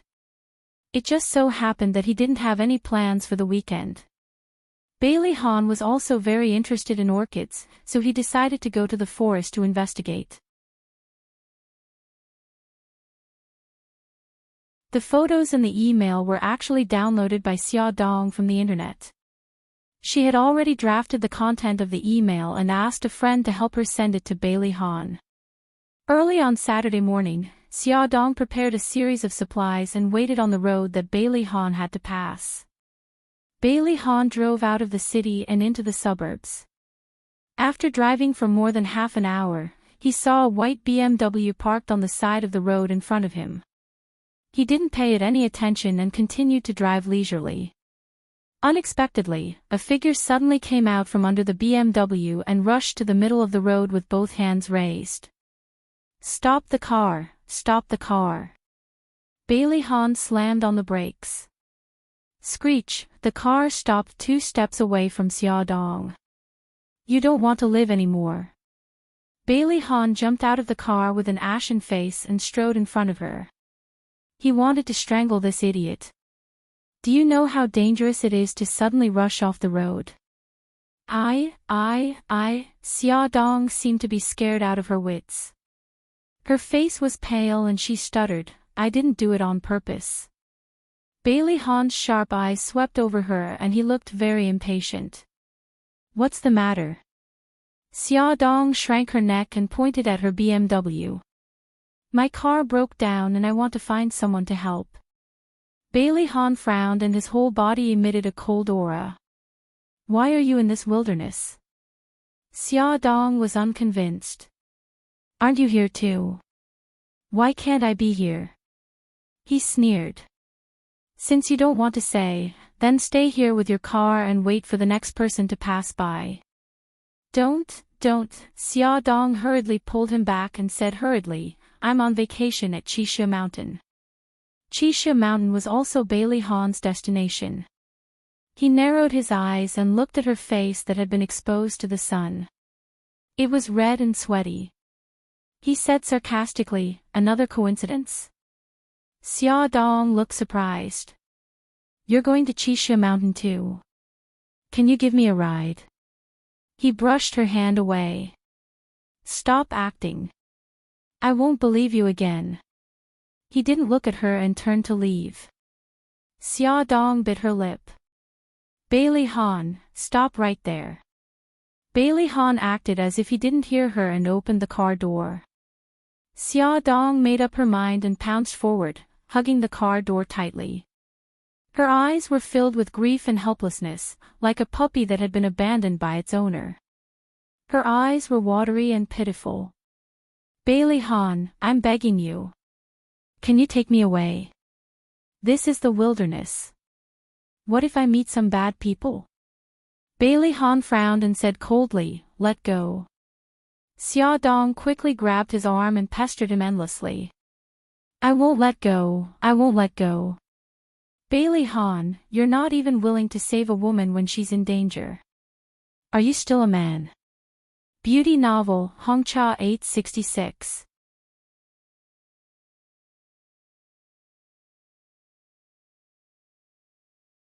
Chapter 73.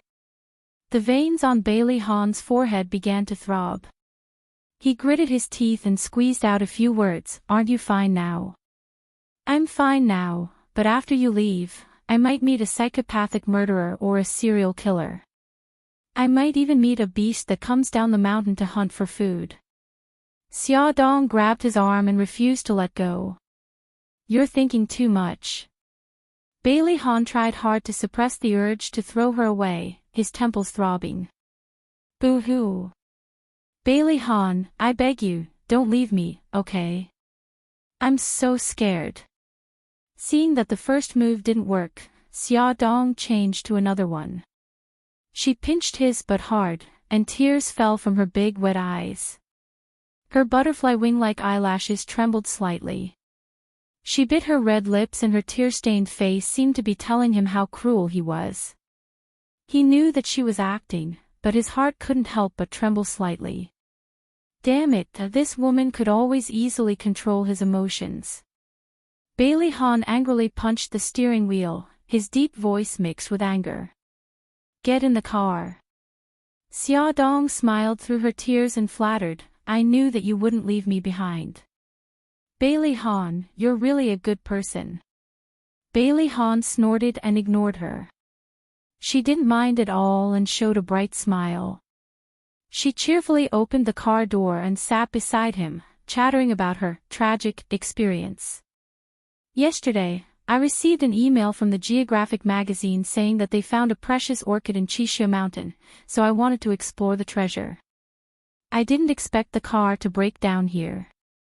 I called the towing company, but they said that it would take more than an hour to get here. Bailey Hahn's face was fierce and he didn't say a word.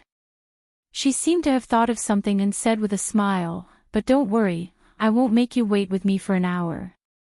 I've already talked to them, and they'll tow my car away directly." Bailey Hahn still ignored her. The corners of his lips were tightly pressed together as he started the car. Xia Dong knew that he was still angry, so she tactfully shut her mouth.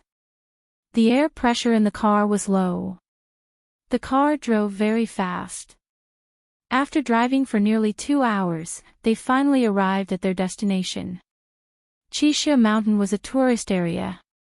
It had one main peak and 2 side peaks.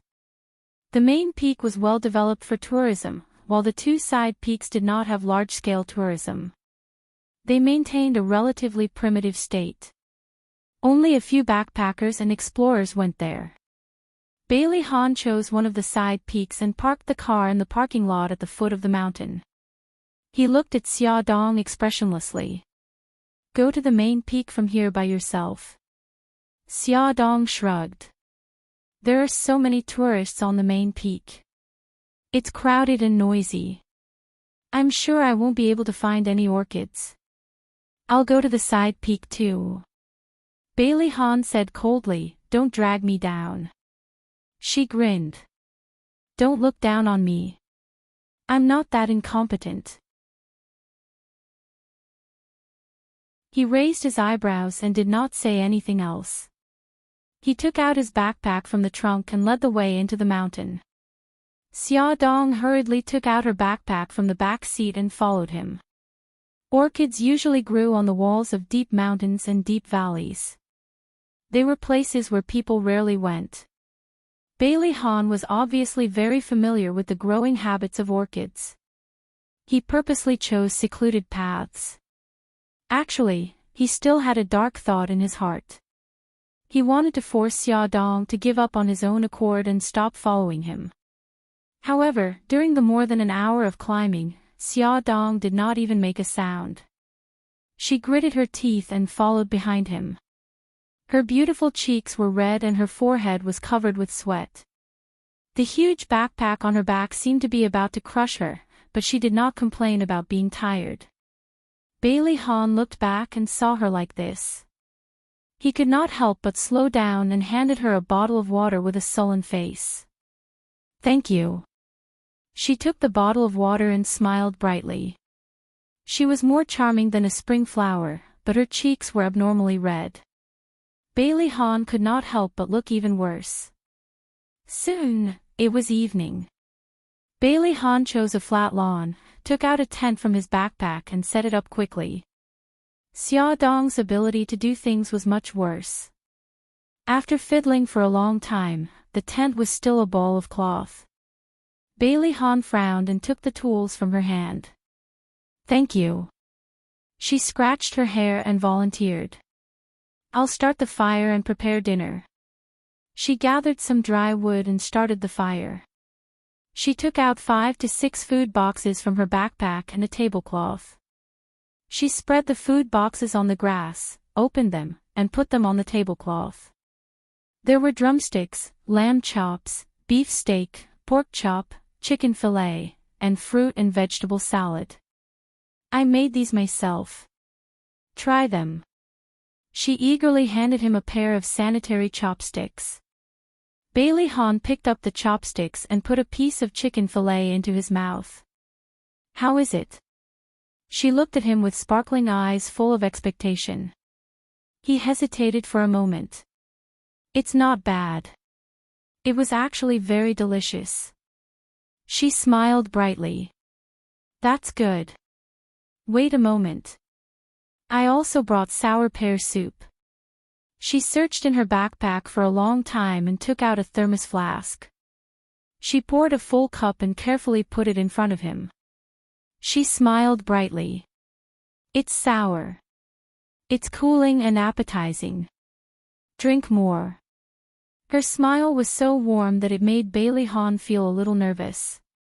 He hesitated for a moment and took the cup. She looked at him expectantly and shouted in her heart, "Drink it, drink it." She had added something to the sour pear soup. Bailey Han brought the cup of water to his lips. Just as he was about to drink it, he heard a huff and puff, accompanied by the sound of running at high speed.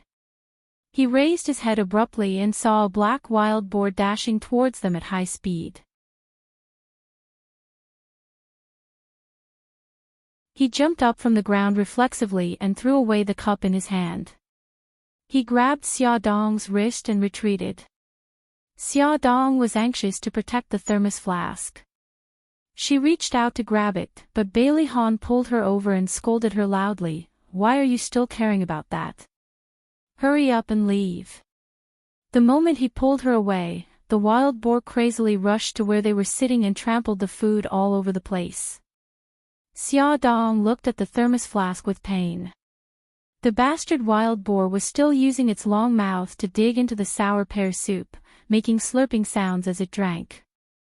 "You bastard, I'm going to kill you." Xia Dong was filled with grief and indignation. She picked up a wooden stick as thick as her wrist and rushed forward to beat the boar's head. The boar's eyes were red with anger, and it struggled with her. Bailey Han was stunned by her sudden outburst. When he came back to his senses, the wild boar was already rolling on the ground and howling. "I'll beat you to death, bastard. How dare you steal my food and drink?" Xia Dong picked up the wooden stick and scolded it as she hit it. Sob, sob. She had planned this with great difficulty. She had added something to the sour pear soup. It was all drunk by this pig head. Ow, ow, ow. The wild boar was in pain from the beating. It struggled to roll up from the ground and fiercely charged towards Xia Dong. "Be careful."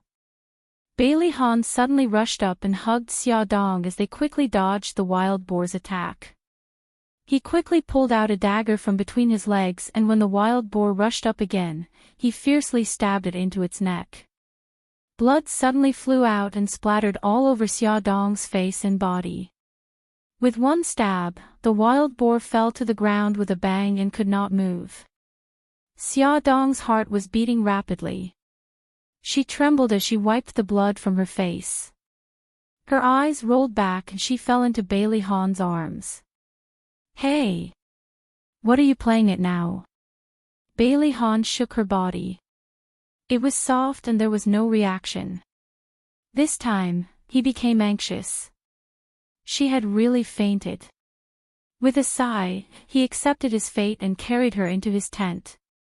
He put her on the bed, wet a towel with mineral water, and wiped the blood off her face. His fingers carelessly slid across her cheeks, and he couldn't help but think of what happened on the deserted island a month ago. His lips curled into a helpless arc. It was as if she was his nemesis, and as long as he was with her, bad luck would happen. Xia Dong's body temperature was abnormally high. Her face was red and her lips were chapped. Bailey Han guessed that she had a heatstroke. He took out the medicine bottle he had brought with him and poured some water for her to take the medicine. After calling her for more than 10 minutes, she finally opened her eyes in a daze. "You have a heatstroke. Take the medicine." Bailey Han placed a pillow behind her. "Since you're not feeling well, why didn't you say so earlier?" She took the medicine in a daze. Her eyes were still a little dazed, as if she did not understand what he was saying. Bailey Han sighed and brushed the messy hair on her face behind her ear. "Take this medicine every 3 hours. You should rest first. I'll call you later." With his help, she lay down again. Only then did she sober up a little. Her eyes were watery as she said softly, "I'm sorry. I was afraid that you would say that I'm a burden to you and leave me alone. In the end, I'm still a burden to you." Her eyes were pitiful and filled with pleading and hope. He could not help but pinch the space between his eyebrows. "Rest first. Don't think about anything else. She replied with a geek "Oh," and closed her eyes. Bailey Han sat beside her and pulled the blanket for her. He leaned against the tent and did not know how much time had passed. His eyelids were heavy and he almost fell asleep. He pinched the back of his hand to wake himself up. He checked the time on the alarm and then leaned against the tent to doze off. Ah! A shrill scream. Bailey Han was so shocked that he was no longer sleepy. What's wrong? Wild boars. There are so many wild boars. They want to kill me. Xia Dong threw herself into Bailey Han's arms. Her whole body was trembling. She was weak and frightened. Bailey Han wanted to push her away, but when he saw her panic-stricken face, he stretched out his hand and slowly placed it on her head.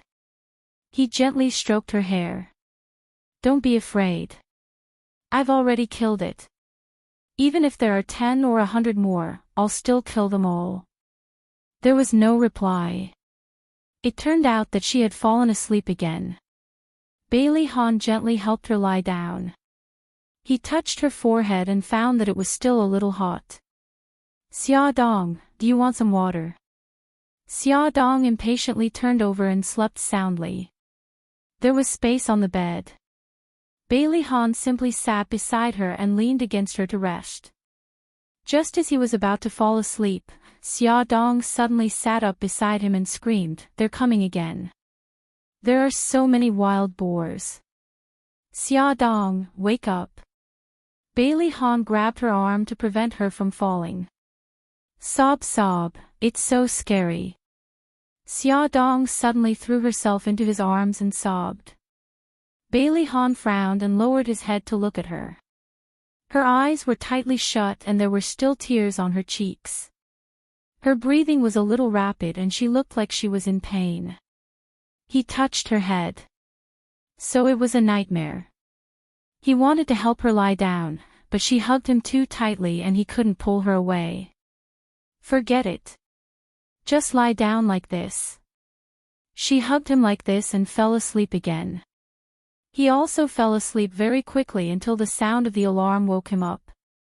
Bailey Han looked at Xia Dong. She hadn't woken up yet. He gently shook her awake and fed her the medicine. Welfare, Xinwu 799.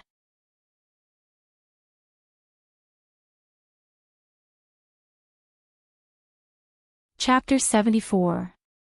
That night, Bailey Han fed her medicine twice. When she woke up in the morning, he checked her temperature and pulse and found that she had returned to normal. Xia Dong also woke up. She said in a hoarse voice, "I'm sorry for causing you trouble. You already apologized last night. If you get better quickly and can walk down the mountain on your own, that would be the best way to repay me." Bailey Han tried his best to be gentle, as if nothing had happened between them. He poured a glass of water for her. "You just recovered from your fever.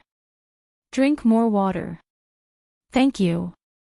Xia Dong held his hand and drank the water quickly. "Do you want more?" "No, thank you. Rest first." He put down the glass and turned to walk out of the tent. Xia Dong lay back on the bed. She didn't feel sleepy at all. She really had a heatstroke and fainted last night, but she had faked the nightmares. She suddenly felt a little guilty. She knew that Bailey Han took good care of her, and his attitude towards her had improved a lot. Everything was going according to her expectations. She pulled the blanket over her head and said very softly, "Bailey Han, I'm sorry." She didn't know how much time had passed when she heard footsteps coming in. She quickly closed her eyes and pretended to be asleep. Someone pulled away the blanket covering her head and a cold hand touched her forehead. Her eyelashes trembled. She heard Bailey Han's deep voice. "I know you're awake. Get up and eat something." She opened her eyes and saw Bailey Han sitting beside her with a lunchbox in his hand. She quickly sat up and he handed the lunchbox to her. The lunchbox was filled with fruit. There were sliced apples, pears, and red cherry tomatoes. The bright colors made her stomach growl. He coughed. The wild boar knocked everything over. I only found this. It's good enough to have these. Xia Dong picked up a cherry tomato and fed it to his mouth. She smiled contentedly. Here, thank you for saving my life. His lips curled into a smile as he opened his mouth. She placed the cherry tomato into his mouth. After breakfast, they packed up the tent and luggage. Bailey Han looked at Xia Dong. How is it? Can you go down the mountain? Xia Dong grinned, revealing 8 little white teeth. She patted her chest. Hey, don't worry. I'm all better. I can go up the mountain to fight a tiger. There's no need to fight a tiger. Bailey Han smiled and responded to her joke for the first time. If we meet a wild boar again, I'm counting on you to save the beauty to save the hero. Thinking of her heroic act last night, Bailey Han smiled. She covered her face in shame. It was because I had a heatstroke yesterday that I didn't perform well. Otherwise, you wouldn't have saved my life. Bailey Han shook his head as a smile appeared in his eyes. The two walked down the mountain. Xia Dong was slightly apologetic. It's all because of me. You came here for nothing and didn't find the orchids. Bailey Han didn't care. I didn't have any hope. I just came out to relax. Xia Dong walked at the back and the corners of his lips curled up. Actually, Bailey Han wasn't that annoying. He had a good heart. She was distracted and didn't pay attention to her feet. She slipped and stumbled. Bailey Han heard the noise and quickly turned around to support her. He couldn't help but complain. Why are you so careless? She touched her nose embarrassedly. Sorry, I didn't do it on purpose. His mouth twitched. Be careful. After walking for more than 2 hours, they finally reached the bottom of the mountain. Xia Dong was so tired that she was panting. Bailey Han drove her to a restaurant in the tourist area as if nothing had happened. After eating and drinking to their heart's content, they rested for a while. It was already 3 in the afternoon. As the car drove towards the city, Xia Dong was a little absent-minded. She kept thinking about how to make use of this rare opportunity. Finally, she realized that the opportunity had come. Through the car window, she saw a hotel standing on the side of the road. She covered her mouth and retched. Bailey Han stopped the car. What's wrong? Where do you feel uncomfortable? I feel like vomiting. Maybe I ate something wrong. Don't follow me. Xia Dong covered her mouth, opened the car door and ran out. She bent over and vomited exaggeratedly on the road. When she returned to the car, her face was pale. Bailey Han handed her a bottle of water to rinse her mouth. Hold on for another 2 hours. We'll be in the city soon. Xia Dong leaned against the seat weakly. I feel so uncomfortable. I can't hold on until we get back to the city. He frowned. Then what should we do? She raised her arm and pointed at the hotel not far away. I want to rest there. Please take me there. If you're in a hurry, you can go back to the city first. I can't take up any more of your time. I'll take a taxi back to the city myself. Bailey Han pinched the space between his eyebrows. It was already late. By the time she had rested enough, it would be almost evening. At that time, it would be difficult to take a taxi back to the city. He was not a philanthropist and did not have the kindness to sympathize with others. However, he still could not leave her here. Since he knew that she was trouble, he should not have taken her in from the beginning. He should not have abandoned her halfway. This was Bailey Han's principle. In the hotel, Bailey Han was wearing a bathrobe. His hair was wet as he leaned against the sofa and made a phone call. Xia Dong knocked on his door.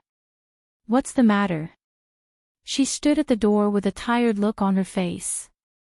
"Can I borrow your bathroom? The shower in my room is broken." He nodded.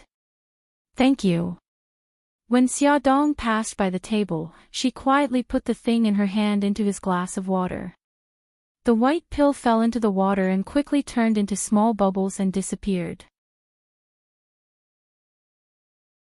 The sound of water splashing came from the bathroom. The frosted glass door blurred her graceful figure. Bailey Han finished his phone call and saw this scene. His eyes darkened and he picked up the glass of water on the table and drank it in one gulp. The sound of water splashing continued.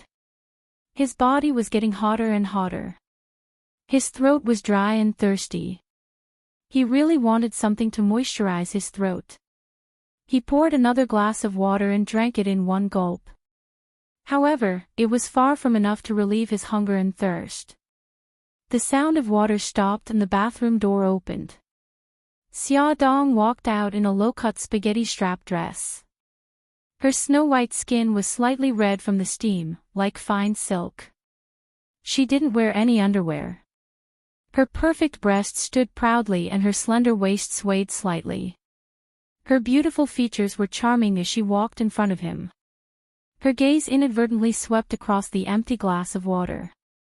Her lips curled into a faint smile.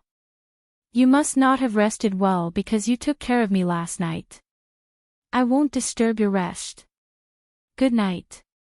She was only 2 steps away from him. He could clearly smell the fragrance of lavender on her body. That intoxicating fragrance was familiar, as if he had smelled it somewhere before. His body became hotter.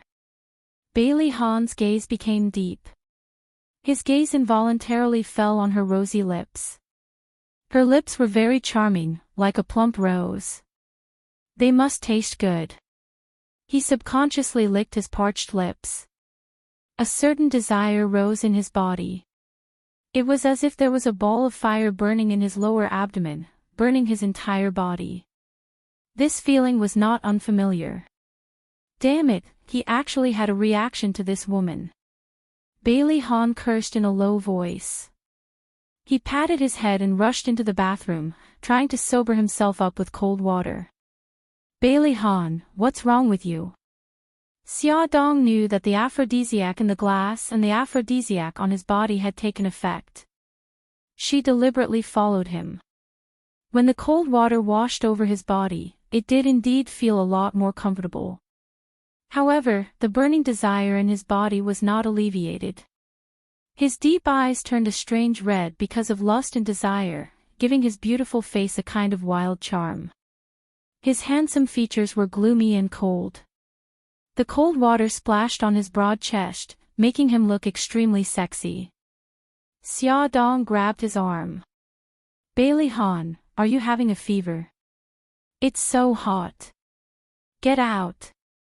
When her cold hands landed on his skin, he felt as if he had been electrocuted. He tried to suppress the urge and growled at her, "Get out. I'm not leaving. You're sick. How can I leave?" Xia Dong wrapped her arms around his waist. "Don't force yourself. I'll help you out. Go away." He wanted to shake her off, but she hugged him very tightly. Her body skillfully rubbed against his back. He could clearly feel her softness. He groaned in pain and his stiff body tensed up. All the blood in his body seemed to have gathered in his lower abdomen. Beads of sweat slid down his forehead, past his throbbing Adam's apple and across his muscular chest. Bailey Han felt as if his body was about to explode. He desperately wanted to release himself. "Bailey Han, I'm so hot. Let's go out." In the enclosed space, the atmosphere was getting more and more oppressive. Xia Dong's gentle voice teased Bailey Han's nerves. Her hands caressed his chest and muscles restlessly, and her lips wandered around his back. Her teasing was like lighting a match. The oppressive atmosphere was suddenly ignited. Bailey Han suddenly turned around and hugged her tightly. He kissed her cheeks frantically. He could no longer control his rationality. His Adam's apple moved up and down uncomfortably. The sweat on his forehead dripped onto her skin. There was only one thought in his mind. He wanted her. He wanted her so much that he was going crazy. Her thin clothes had been unknowingly thrown on the floor. Bailey Han suddenly picked her up and placed her on the sink. Their hot bodies were tightly pressed together. He lifted her chin with one hand and kissed her greedily. His other hand spread her legs. The scorching kiss followed her delicate collarbone and went down to her buds. He carefully ground and tasted them as if he had found a precious treasure. Xia Dong's body trembled violently. Her white jade-like feet tightened. A seductive whimper overflowed from her lips. Her hands involuntarily wrapped around his shoulders. Feeling that the person beneath him had melted into a puddle of spring water, he couldn't hold it in any longer. He couldn't wait any longer and charged straight in. It was so painful that Xia Dong's nails dug into his back, leaving bloody marks on his skin. The pain quickly passed, and she felt waves of numbness. Her lips were sealed, and all her moans were blocked. Her body and lower body collided fiercely with each other, and soon, it was as if fireworks had been set off in her mind, and she felt dizzy from the convulsions. However, Bailey Han didn't feel tired at all. He was still fiercely charging. The sink was made of marble and was very smooth. However, her legs were hanging and it was already uncomfortable. Especially when he used force, her body was forced to lean against the wall. Her back was in pain from the friction. "It hurts, my back hurts. Let's go back to the room." "Ah." She frowned and bit his shoulder. Welfare, Shinwu 799.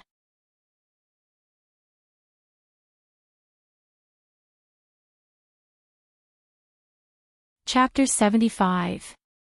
Bailey Han had vented once. Although he wasn't fully awake yet, when he heard those lingering pleas, he felt his heart being aroused and felt a sense of pity. He carried her down from the table. Their bodies were still pressed together as he carried her into the room. With every step he took, he went in deeper. After every few steps, he would fiercely thrust into her. Just as he reached the bedside, she had already bitten his neck to vent her desires. Bailey Han tossed and turned until dawn before he let her go to sleep. Before Xia Dong fell asleep, her last thought was that men who took aphrodisiacs were really scary. She could never use that kind of thing again. When Xia Dong woke up, she found herself naked in the arms of the equally naked Bailey Han. She could even feel something pressing against her waist. She was not an ignorant girl. Of course, she knew that it was a man's natural reaction in the morning. Her cheeks suddenly became hot. She was very glad that he was in a deep sleep and gave her another chance to escape. Xia Dong took a pillow and stuffed it into Bailey Han's arms to replace her. She quietly pulled out, dragged her sore body, cleaned up the battlefield, and escaped as fast as she could. Bailey Han closed his eyes and felt the softness in his arms. He touched it with his hand and suddenly sat up. He frowned and threw the pillow away. His eyes fell on the empty bed next to him. Although the bed was very clean, as if there had never been another person, he was very sure that he had slept with that woman last night. He angrily punched the bedside table in disgust. His endurance had always been amazing. Even when he had sex with Yun Qian several times, he could control himself at the last moment. He did not understand why he had fallen into the hands of Xia Dong. Countless thoughts flooded his mind. In the end, the three choices became clearer and clearer. 1. Kill her to prevent future trouble. 2. Be responsible for her. 3. Pretend that nothing had happened and continue to love Su Yunqian. When Bailey Han returned to the city, he did not go to the office. Instead, he went home, had a shower, changed his clothes and called Lu Zihao to deliver some documents to his home. She looked at the document in her hand, but the three choices lingered in her mind. She took a sip of tea in annoyance and searched for Xia Dong's number on her phone. He called her cell phone, but it was turned off. When he called her office, her assistant, Lilith, answered. The chief editor went to Milan to visit a fashion exhibition co-organized by famous fashion designers. Bailey Han pinched his eyebrows. When will she be back? Lilith looked at Xia Dong, who was sitting calmly in the office chair, and replied, about a week. Why does it take a week? Because after the exhibition in Milan, the chief editor still has to go to the fashion show in Paris. After that, she still has to go to London. Pa. Bailey Han angrily threw the phone away. When she heard the loud bang, Lilith was so frightened that she trembled. She carefully put the phone away. Chief editor, is this a good idea? If Bailey Han found out that they were lying through their teeth, they would die a horrible death. No, the entire magazine would be buried with them. Xia Dong was very calm. It's okay, because I will immediately arrange for a business trip according to the route you mentioned. Bailey Han frowned. He was annoyed with his temper just now. After he calmed down, he realized that Lilith was probably just brushing him off. How could it be so coincidental that she would be on a business trip for such a long time? He paused for a moment and directly called the director of Glamour magazine. President Bailey, hello. Xia Dong is on a business trip. Why didn't I know about it? Oh, no, I mean, she is still at the office. Still at the office. Woman, you are dead meat. Bailey Han slowly hung up the phone. The corner of his lips raised into a sinister arc. After Xia Dong got the approval from the director, she heard him muttering curiously, Xia Dong, the president of Xinghao Group just called and asked if you were on a business trip. Strange, how did he know that you are going abroad for a business trip? Xia Dong was suddenly petrified. She had a bad premonition. This premonition lasted until she got off work. When she walked out of the office building, she planned to go home as soon as possible and then escape abroad. She ran to the parking lot and just as she took out her car keys, a Maybach stopped in front of her with a screech. Bailey Han got out of the car expressionlessly, lifted her up and threw her into the back seat without saying a word. Bailey Han, what are you doing? Before Xia Dong had time to get up from the back seat, the Maybach had already rushed out of the parking lot at the speed of a rocket. She pounced on the car window and was pushed back to the back seat by him. His handsome face was as cold as iron. His deep eyes were rolling with anger, but his voice was very calm. You better be honest with me. Otherwise, I don't mind throwing you to South America to feed the mermaids. Xia Dong knew that she had fallen into his hands. Even if she fought hard, she couldn't escape, so she calmed down. Where are you going to take me? A place where we can talk. He didn't look at her again. Obviously, he didn't want to talk to her anymore. Bailey Han took her to a high-end private clubhouse.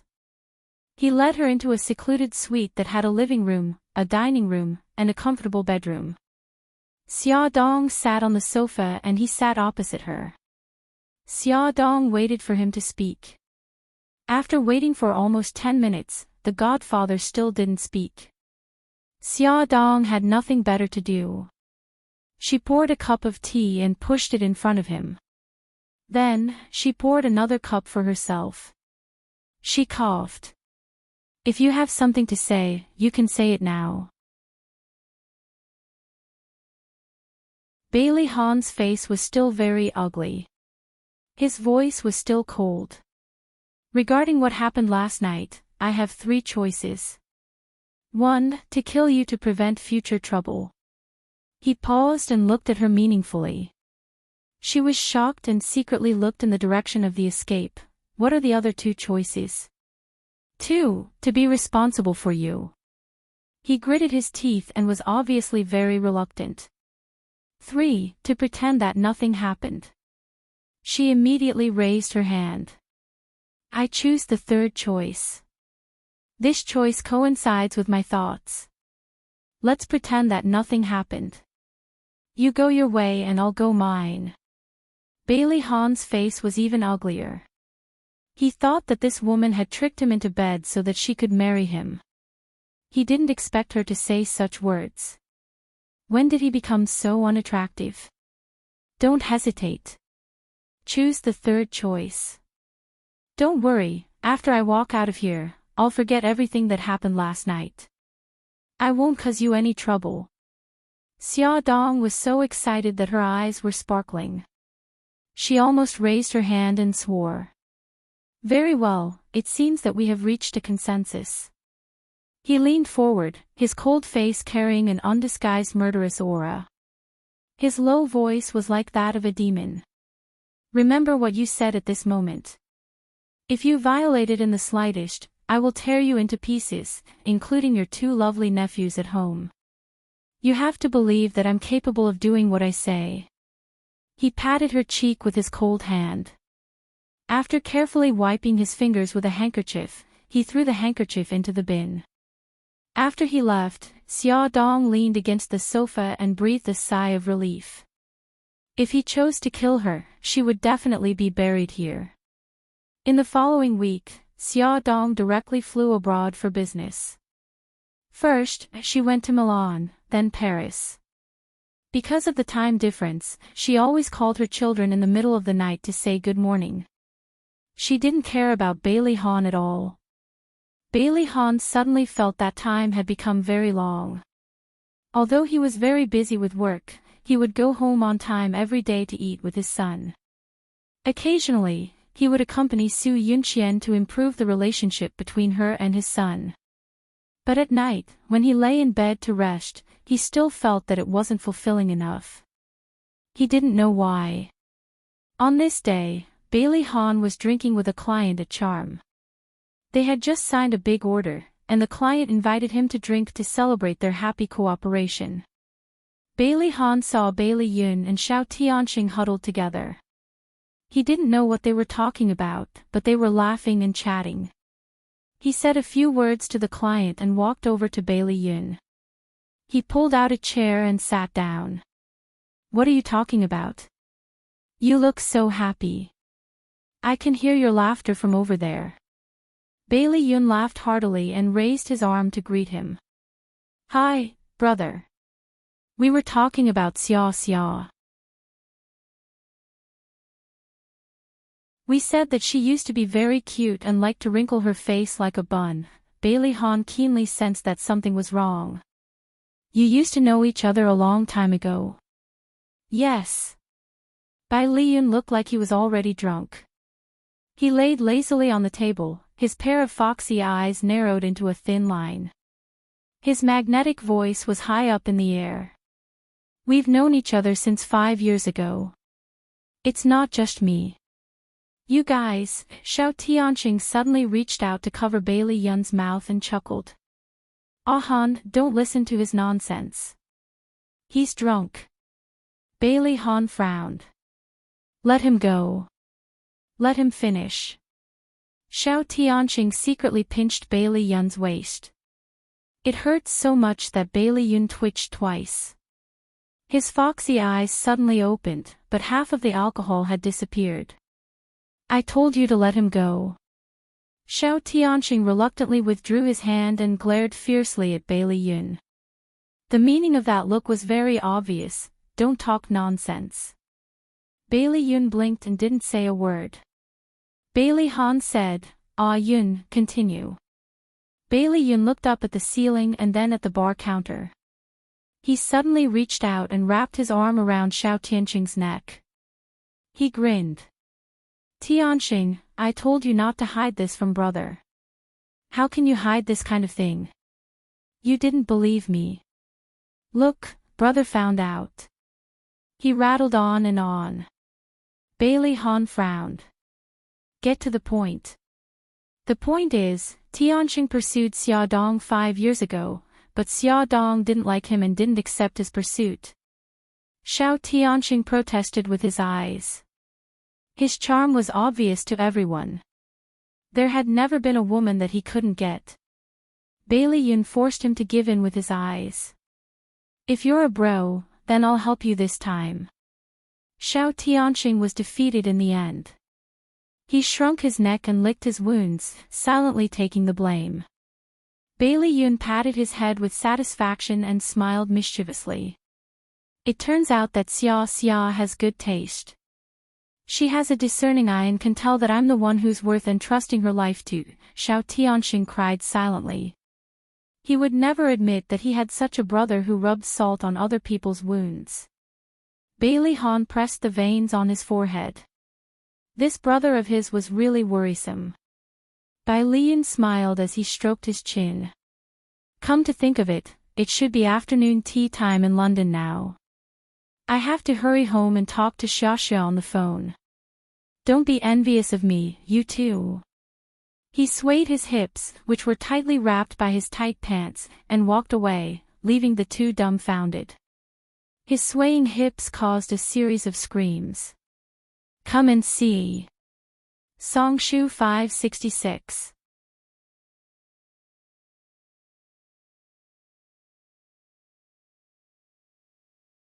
Chapter 76. For some reason, Bailey Han's mood became extremely bad. This feeling was similar to when you picked up a puppy on the street and despised it for being ugly. You finally started to get familiar with it and started to think that its ugliness was actually acceptable, but in the end, it ran away with its previous owner. The most annoying thing was that it had more than one previous owner. Bailey Han wanted to roar and throw a punch, but he quickly rejected his emotions. He was conflicted and walked back to the client with a sullen face. The client thought that he had angered him and quickly called two beautiful miss to accompany him. Bailey Han looked at the girls around him and became more and more irritated. He suppressed himself and found an excuse to leave. Sitting in the car, Bailey Han seemed to be possessed as he pressed a string of numbers. Xia Dong had just taken a nap when her phone rang. She squinted her eyes and reached for her phone. She asked in a half-awake state, "Hello, who is this?"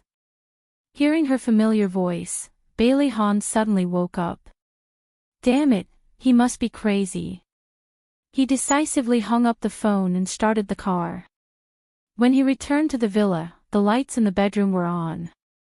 Su Yunqian was lying on his spacious bed. The thin blanket just covered her chest, revealing a large area of snow-white skin.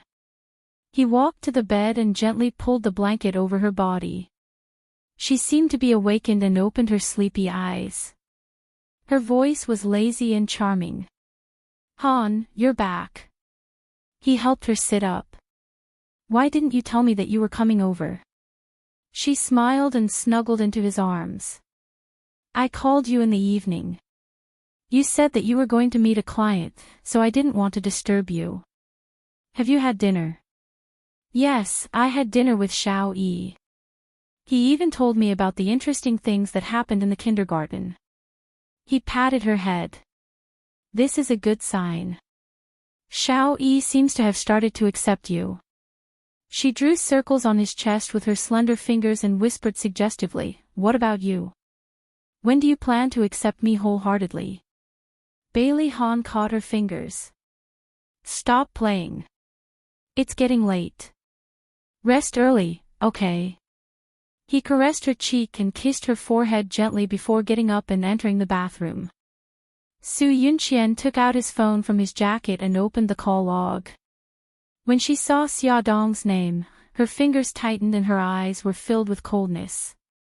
Bailey Han came out of the shower and saw the person curled up on the bed with her back facing him.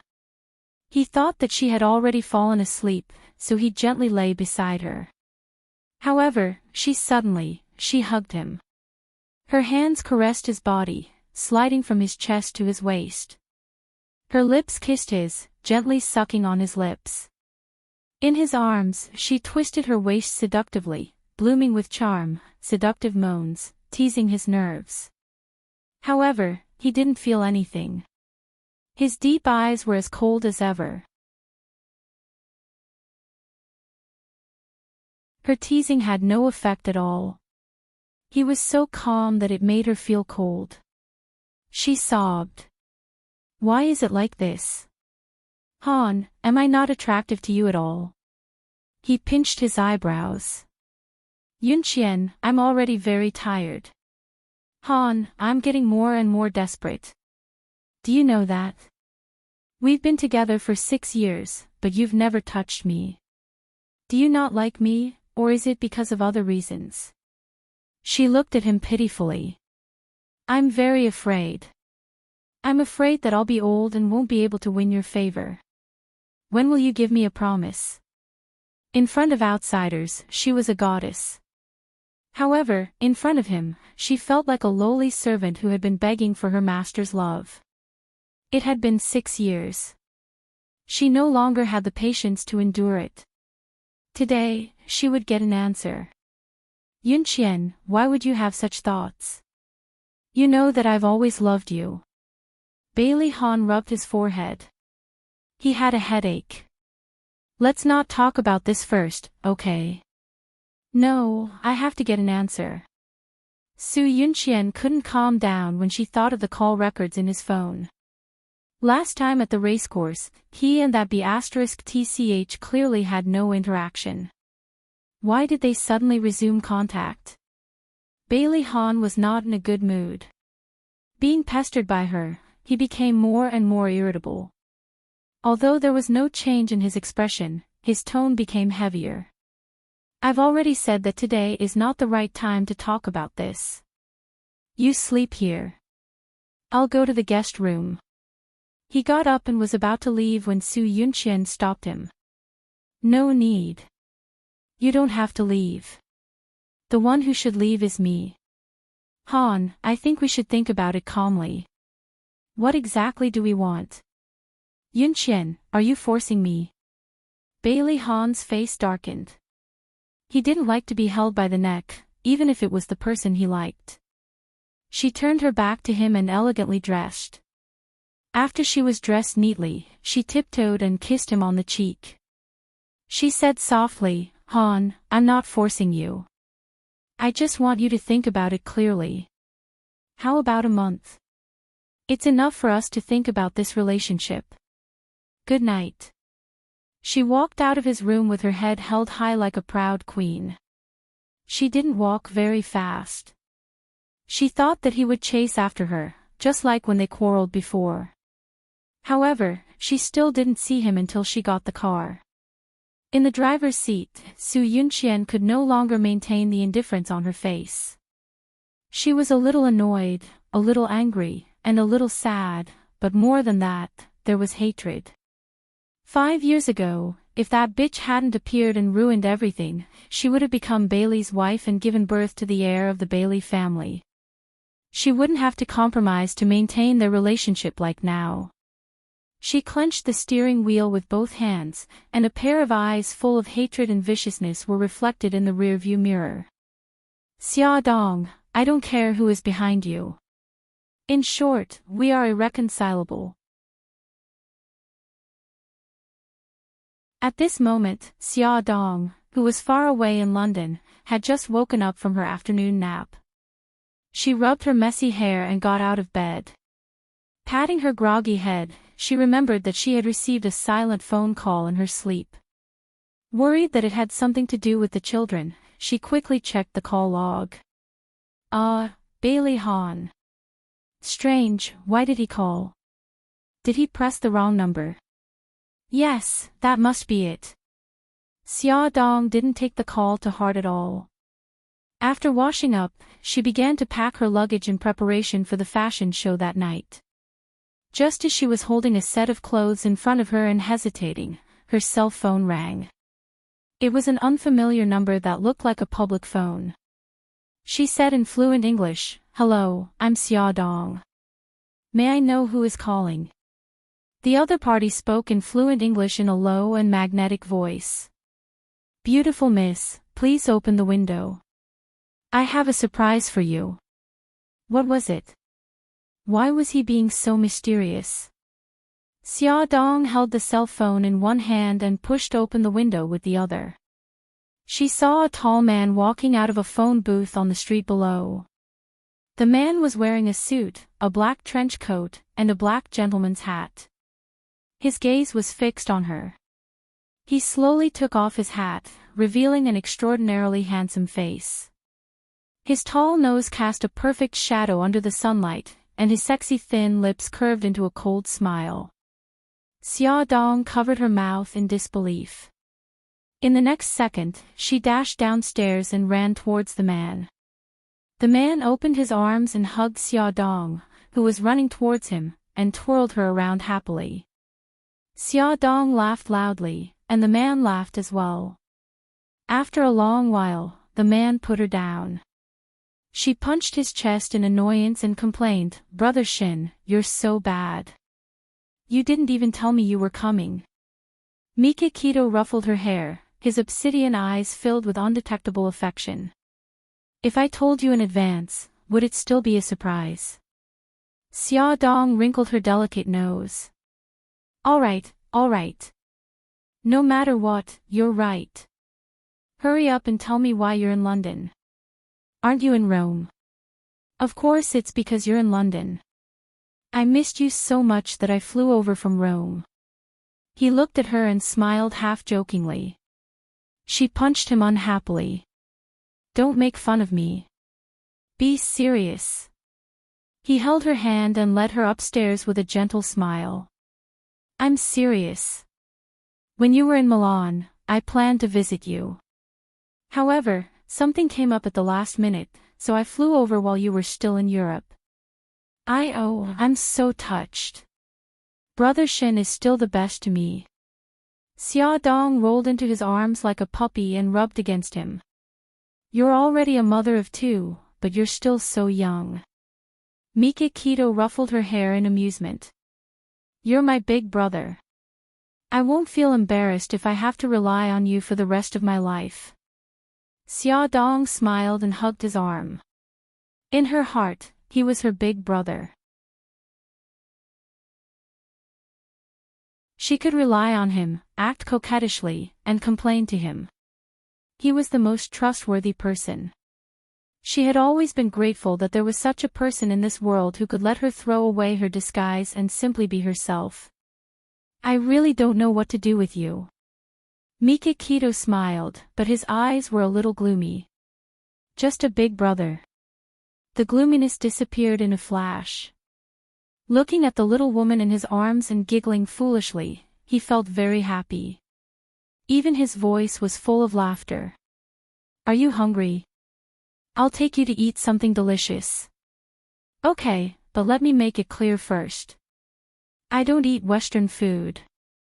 I've been eating Western food in Europe for a week. I don't want to smell Western food until next year."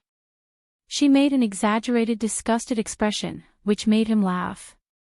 "You're exaggerating. According to what you said, people who study in Europe don't want to smell Western food for the rest of their lives." She held her forehead sadly. "That's because they have a strong stomach, and I don't want to let my poor thin stomach suffer." "Yes, Your Highness. Your night will definitely satisfy you." Mikakito blinked and stretched out his right arm in front of her like a gentleman. She raised her chin and elegantly held his arm. The two of them walked side by side and smiled at each other. Mikakito drove her to a small restaurant in Chinatown. Although the restaurant was in a very secluded place, the hall was full of people. Fortunately, Mikakito had made a reservation in advance. Otherwise, they would have had to wait for a while. A waiter in a tang suit led them to their seats. Xiaodong exclaimed, "There are so many people here." Mikakito smiled and said, "Yes, this restaurant makes the best Chinese food, so business has always been good." She rested her chin on her hand and asked curiously, "How did you find this place?" "I used to be in London. One of my men brought me here." Mikakito helped her disinfect the bowls and chopsticks and placed them in front of her. Just then, a waiter walked over quickly with a large metal plate of spicy crabs. The spicy aroma of the red crabs made Xiaodong's mouth water. Come and see, Hongcha 866.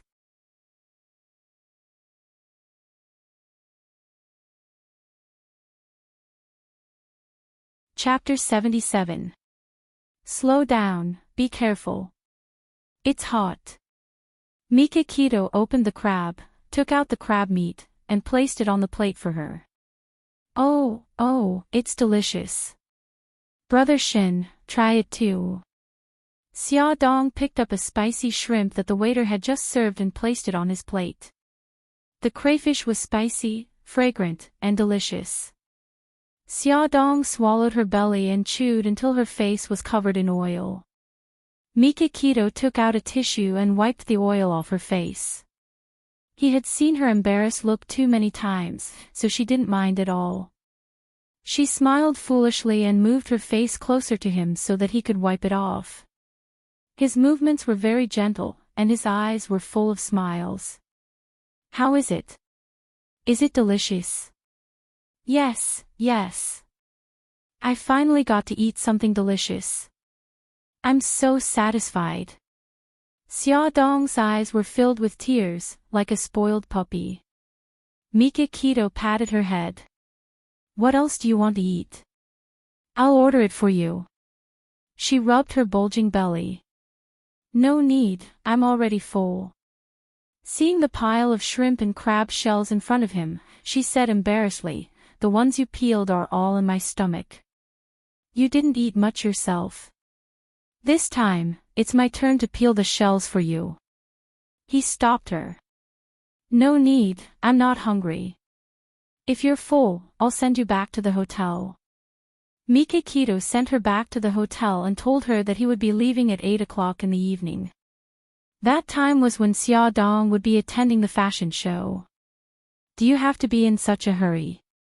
We've only been together for 3 hours. Her reluctant expression made his mood very good. We'll meet again soon. When that time comes, I can accompany you for a long time. All right then. Be careful on the road, and even more so in Rome. Don't be seduced by beautiful girls. She hugged him reluctantly. Okay. His embrace was so warm, and his voice was as mellow as wine. She couldn't help but be intoxicated. He hadn't left yet, but she was already missing him. She stood in front of the window and watched him go downstairs. She stood downstairs and waved goodbye. She got into the car and drove to the airport. The little girl's temperament slowly calmed down. She took a long breath and raised her arm again. Cheer up, today is also a beautiful day. She picked up the clothes piled on the bed and compared them one by one. In the end, she chose an evening gown that was stylish and did not lose her character. After changing her clothes and putting on her makeup, she once again looked like the calm and capable chief editor Xia Dong in the mirror. The fashion show was very successful. Xia Dong dug up a lot of news materials and sorted them out overnight and sent them to Lilith. She was busy until early in the morning. When she looked at the time, she found that it was the time for the children to go to kindergarten. She quickly called them and gave them a morning kiss. Then she threw herself on the bed and fell asleep. She was very busy on this business trip and didn't have time to think about anything else.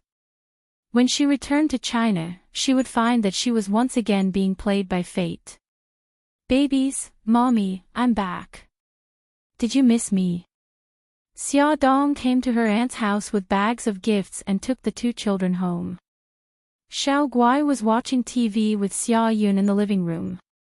When she saw Xia Dong come back, she immediately cheered and pounced on her.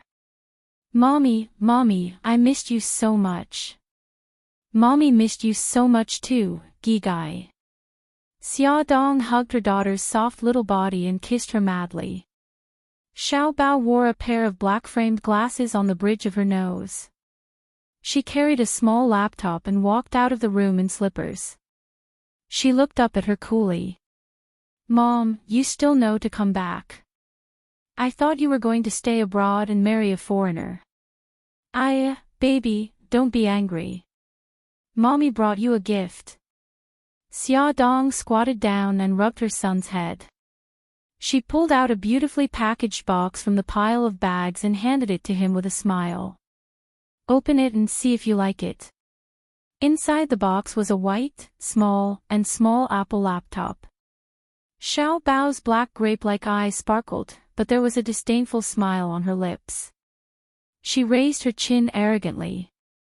Mom, you abandoned us and went abroad for 10 whole days.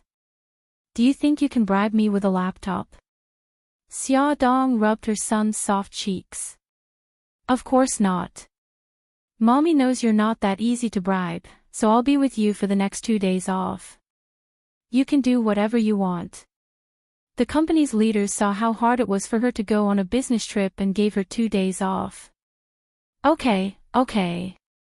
Mommy, I want to go to the amusement park, the aquarium, and the botanical garden. Xiao Guai counted on her fingers as she looked forward to the future. Mommy rarely took her out to play ever since they returned to the country. Mommy even secretly took her to the hospital and forbade her from telling her brother and aunt. She wanted to be like other children and go to interesting places to play, not the hospital that smelled of medicine. That won't do. Gigai, you can't be greedy. You can only go to 2 places in 2 days. Gigai and baby can each choose a place that you want to go to the most, okay? Then I can only choose one. Her pink cheeks collapsed in disappointment. Her large, watery eyes blinked as she reached out to tug at the corner of Xia Dong's shirt. Mommy, can we go to a few more places? I really want to go. Xia Dong comforted her patiently. No, you can't. You'll be very tired if you go to many places in one day. Xiao Bao blinked and stroked his sister's head. Gigai, Mommy just came back from a business trip. She's also very tired. We'll only have fun if we go to 1 place a day, right? Big brother will let you choose, so you can choose 2 places. Brother is right. We can't let Mommy be too tired. Xiao Guai's delicate little face broke into a smile. She said thoughtfully, then let's go to the botanical garden and the planetarium. I know brother has always wanted to go to the planetarium. Xia Dong was touched to see them being so considerate and giving in to each other. No matter how tired or hard it was outside, when she came home and saw their smiling faces, she felt that all the hard work was worth it. It was the first day they went to the botanical garden. The botanical garden in a city was very famous. There were thousands of plants and flowers in it, and it covered a very large area. Xia Dong took them to visit the desert vegetation, took a picture of them in front of the strange cactus, and then led them into the tropical botanical garden. There were many precious plants in the tropical botanical garden. The children had only seen them on TV. Walking into the rainforest, they seemed to have walked into another world. They opened their eyes curiously, looked here and there, and surrounded the staff member to listen to him explain the wonders of the plants. There were also many children around the staff member. They laughed excitedly, clapped their hands, and shouted. Ah, that's great. This tree can even catch birds. That's so interesting. This tree can be shy. Look, touch it and it will dance. Xiao Guai tugged at Xia Dong's clothes. Mommy, look. That's the tree that Uncle said can drive away mosquitoes. The leaves look so strange. Xia Dong looked in the direction of her daughter's finger. Xiao Bao was not paying attention to them. All his attention was now attracted by the people outside the rainforest. The rainforest was built in a large glass room. Through the glass, Xiao Bao saw Bailey Yi and Bailey Han standing together. They seemed to be talking about something. Bailey Han had a faint smile on his face, and Bailey Yi was also smiling happily. It was the first time Xiao Bao had seen Bailey Yi smile so brightly. Xiao Bao clenched his small fists tightly.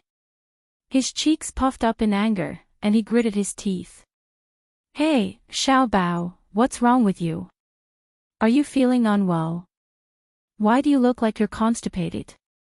Xia Dong turned around and saw that her son's face was ugly. She rubbed his head with concern. Constipated. Xiao Bao's face became even uglier. He bent over angrily and ran out like a small cannonball. Bao Bao, don't run around. Be careful. Seeing her son angrily rushing out without a word, Xia Dong became anxious. She quickly picked up her daughter and chased after him. Xiao Bao felt very uncomfortable. He wanted to run out to get some fresh air, so he buried his head and rushed out desperately. His small body was like a cannonball, and he crashed into a pair of slender legs. Because the speed was too fast and the impact was too strong, he fell to the ground with a plop. He looked up and saw Bailey Han's handsome face. His anger immediately reached its peak. His small chest rose and fell rapidly, and his cheeks puffed up. He glared at him angrily. You bumped into me. Bailey Han looked at the child sitting on the ground angrily. He was a little unhappy, but he still bent over to pull him up from the ground. Unexpectedly, the child avoided his hands and angrily shouted, "Go away, I don't want your fake kindness. Xia Xiaobao, I won't allow you to yell at my daddy." Bailey Yi realized that the person sitting on the ground shamelessly was his rival Xia Xiaobao, so he shouted back at him with a straight face. When Xia Dong rushed over with her daughter in her arms, she saw this awkward scene. Her forehead was sweating profusely. Then, her daughter subconsciously called out, which made her sweat even more. "Mommy, brother fell down." Xia Dong quickly covered her daughter's mouth and pulled up Xia Xiaobao, who was sitting on the ground, to find a hole to hide in. "Mommy." Bailey Han looked at her expressionlessly, his gaze sharp and malicious. Xia Dong knew that her face must be very ugly now. "You heard wrong," she said, "Auntie." "Humph," Xia Xiaobao glared at Bailey Han angrily. "Uncle, not only are your eyes bad, your ears are also bad." "My little sister clearly said, Auntie." Bailey Han's eyes narrowed and emitted a dangerous light. He said word by word, "My eyes are very good, and my ears are even more sensitive. I can still distinguish the pronunciation of mommy and auntie." "That's right," Xiao Guai said, "mommy," just now. "I also heard it." Bailey Yi stood up and testified. Xia Dong face-bombed. "Bailey Han, what's the point of arguing about this? I'm not only the children's aunt but also their godmother. What's wrong with them calling me mommy?" The veins on Bailey Han's forehead throbbed. Of course it was useful. This involved the children's biological parents. "That's right, uncle. Don't think that I'll let you off just because you changed the topic. You bumped into me just now and hurt my little butt. My weak heart also suffered a great deal of damage. Moreover, if it wasn't treated in time, there might be repercussions. So, you have to compensate me." Xia Xiaobao stood in front of Xia Dong with her chest puffed out. Her beautiful eyes sparkled as she stared at Bailey Han, diverting all his attention to herself. "How do you want me to compensate you?" Bailey Han said indifferently. Awesome novel, Hongcha 866.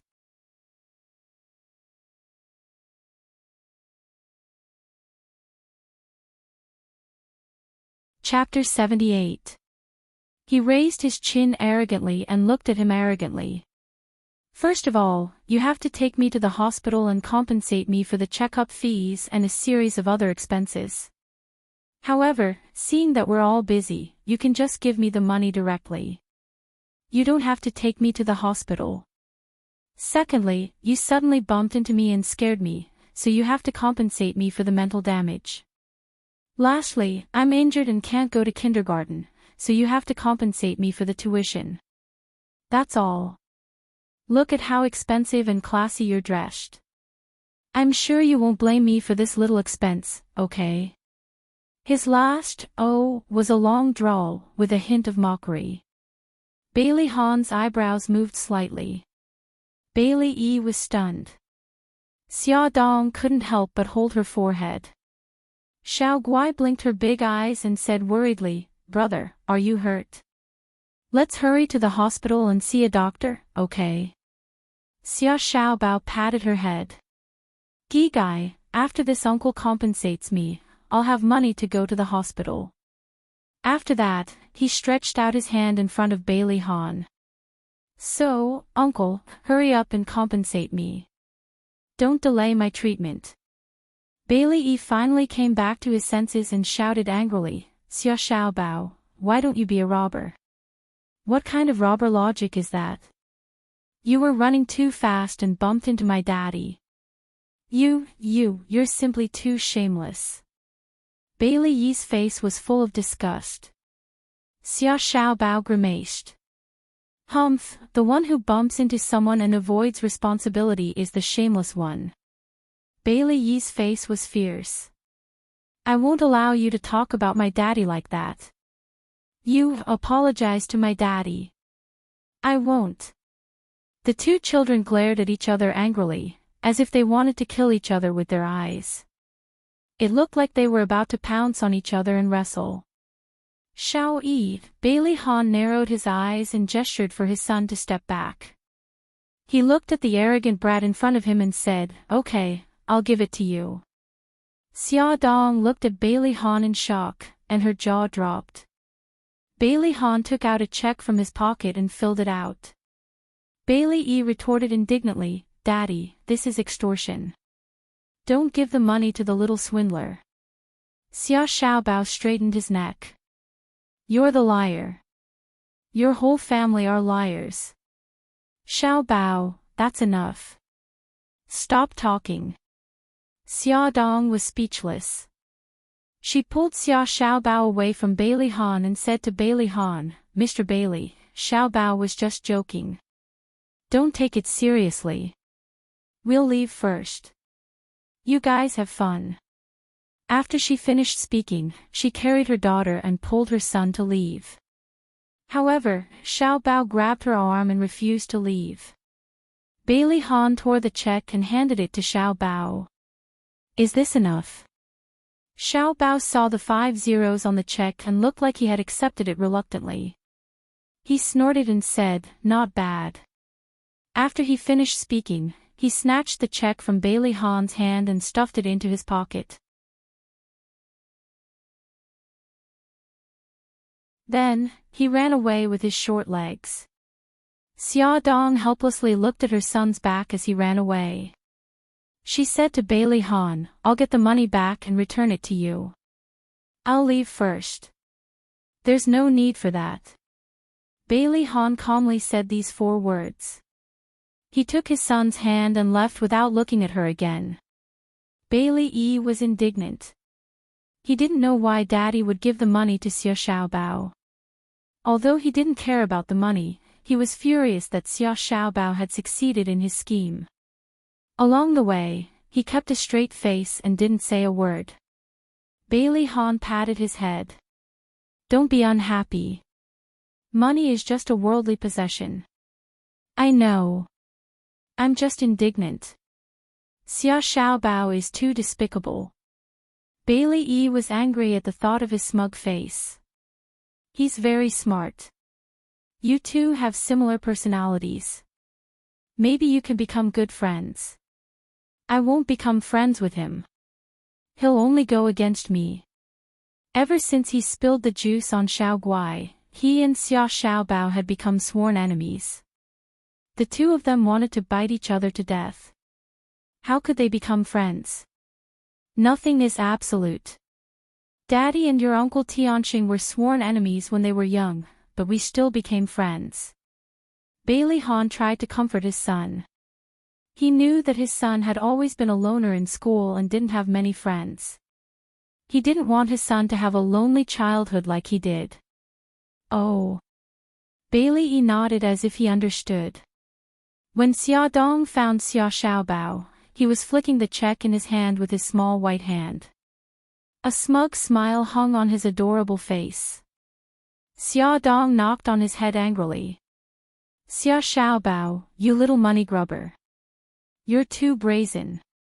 Xiaobao's little face suddenly scrunched up. He covered his head with one hand and held the check in the other. Mom, you hit me too hard. I wonder if I'm your biological son. Xia Dong raised her eyebrows. What? Other than brazen, you dare to disown your own family. You unfilial son. I'm going to teach you a lesson. Hey, how am I unfilial? Mom, don't accuse me of anything. It's because I'm too filial that I blackmailed Bailey Han. Humph, he dared to abandon his mother and have a son with another woman. I'll make him bleed. Oh, right. He suddenly patted his little head. It was all his mother's fault for suddenly going on a business trip. He almost forgot about the matter of stealing seeds. Okay, I won't waste time with you.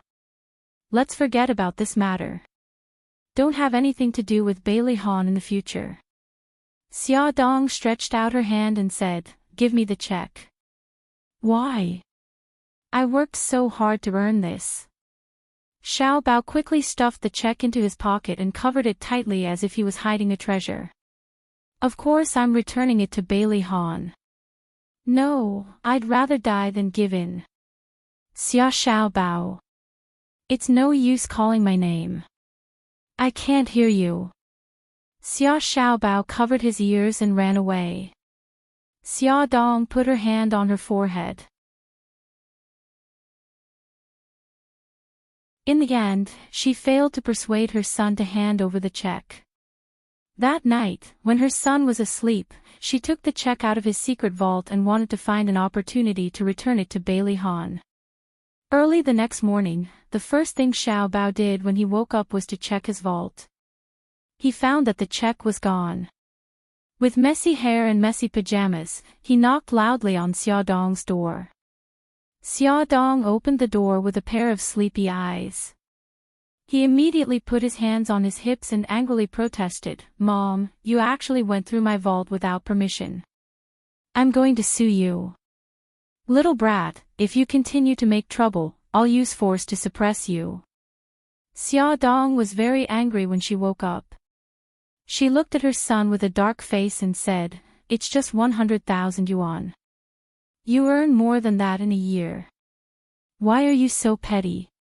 Be careful that you won't grow tall. Xiao Bao bit his lip angrily and glared at her. This is not a matter of money.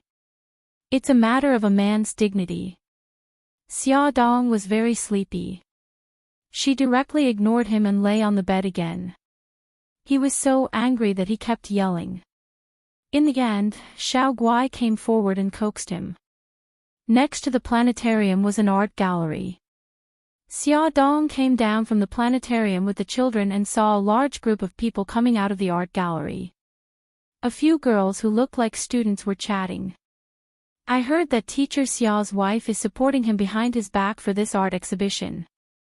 Needless to say, his wife is Miss Su of the Su group. She's rich and powerful. It's not easy to open an art exhibition. Shoo, don't talk so loudly.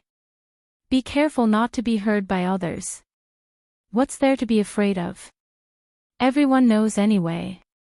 Xia Dong was expressionless. She held the children's hands and walked past them quietly. Mommy, I'm so thirsty. Xiao Guai stopped walking and shook Xia Dong's arm. Xia Dong looked around and saw a McDonald's about 20 meters away. She said, Gigai, hold on a little longer. We'll rest in McDonald's.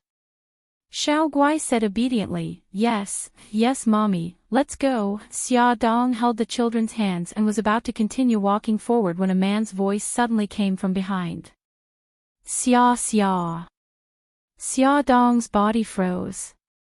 This voice was not familiar, but it was not unfamiliar either. She heard it once 5 years ago, but she remembered it deeply. She did not want to turn around. She held the two children's small hands tightly. Mommy, you're hurting me. Xiao Guai complained tearfully. I'm sorry, baby. Xia Dong quickly let go. Xia Jinqing had already caught up with them. Just like 5 years ago, he was still wearing a high-class suit and his hair was combed neatly.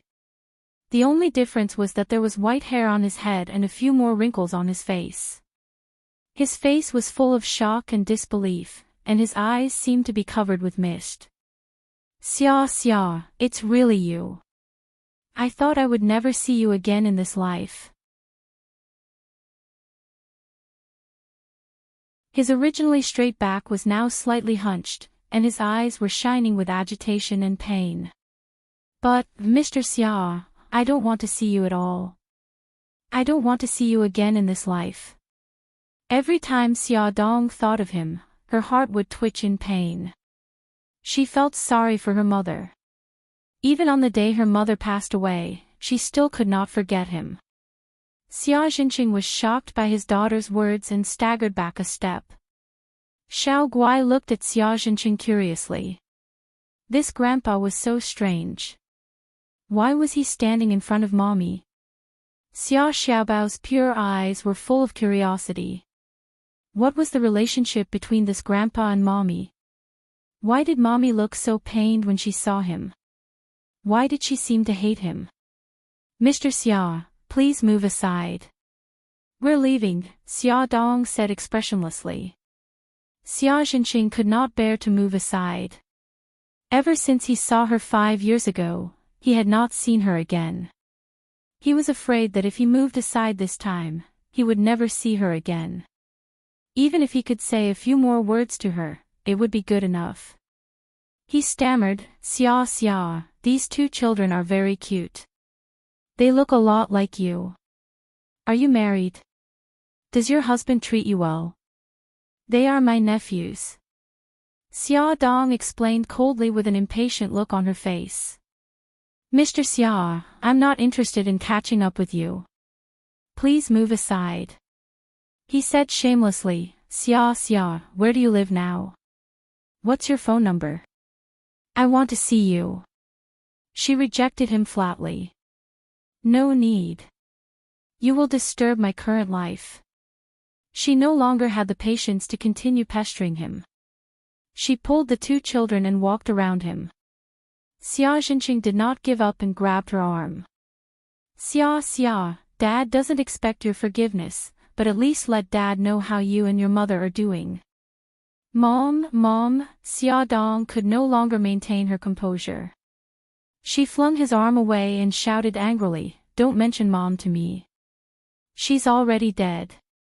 She was killed by you. What right do you have to mention her? Xia Jinqing, I hate you. I don't want to see you again for the rest of my life. After shouting, Xia Dong glared at him fiercely and pulled the 2 children away without looking back. Xia Jinqing staggered back 2 steps, his face turning pale. Dead. Attention, Xinwu 799.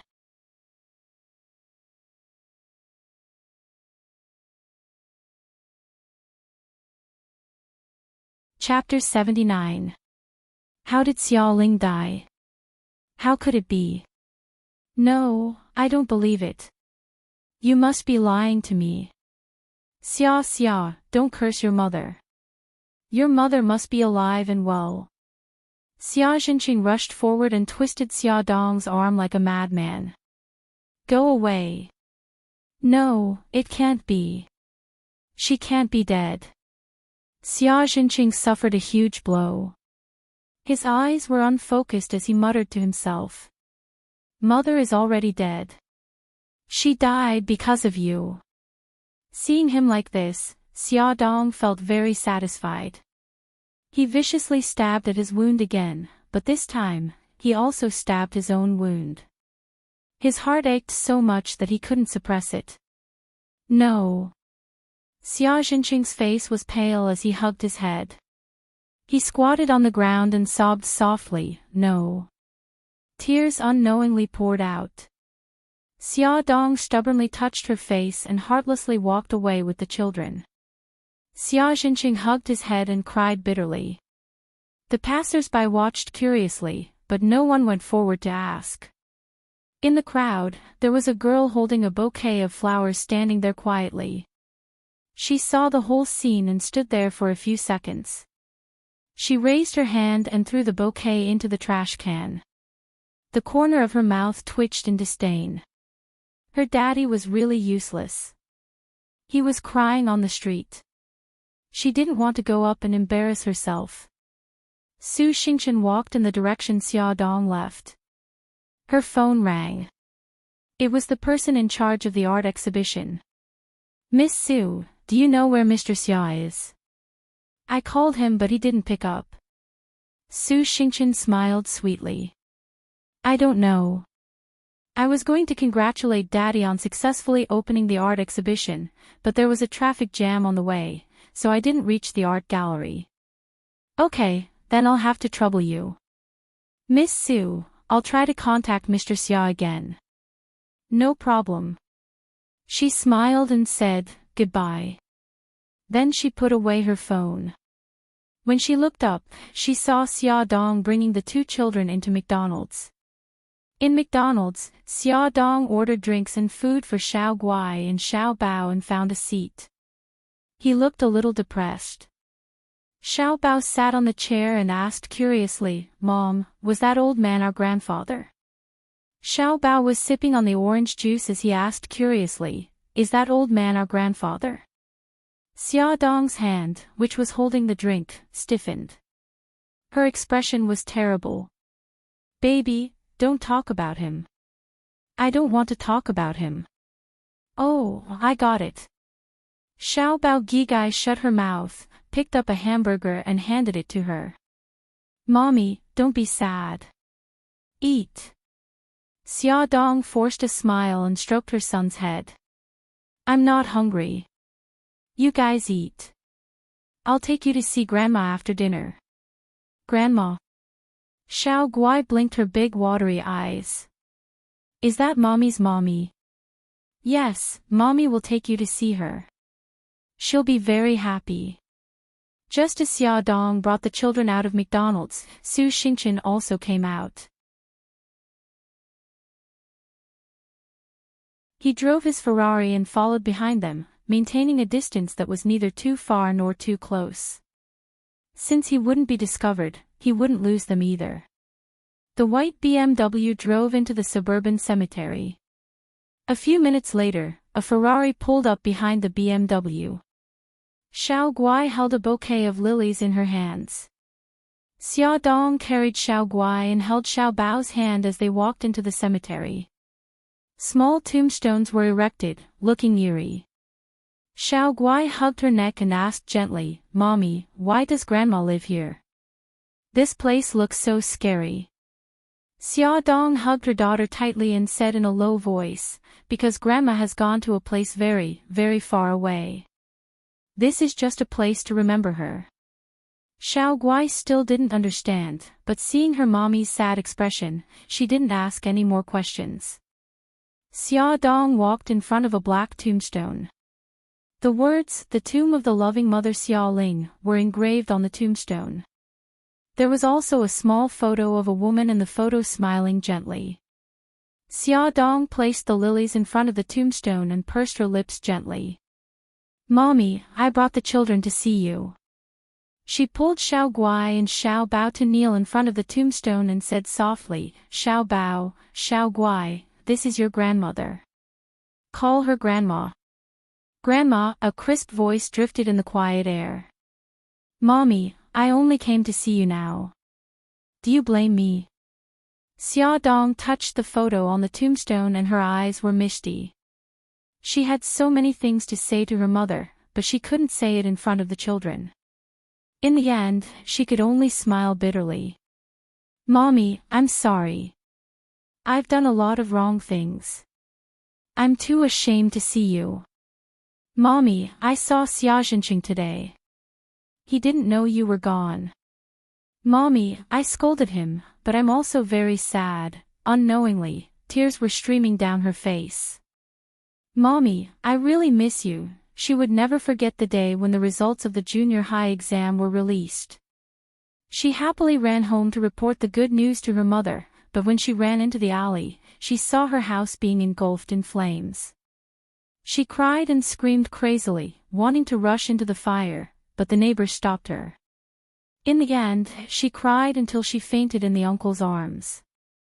Her mother died in the sea of fire just like that. Not even her bones were left.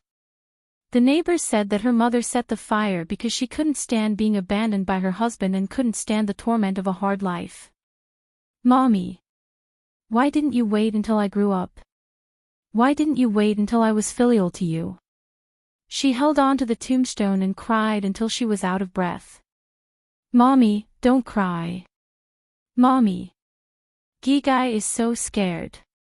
Her daughter's delicate face was also full of tears, but she used her soft little hands to wipe away her mother's tears.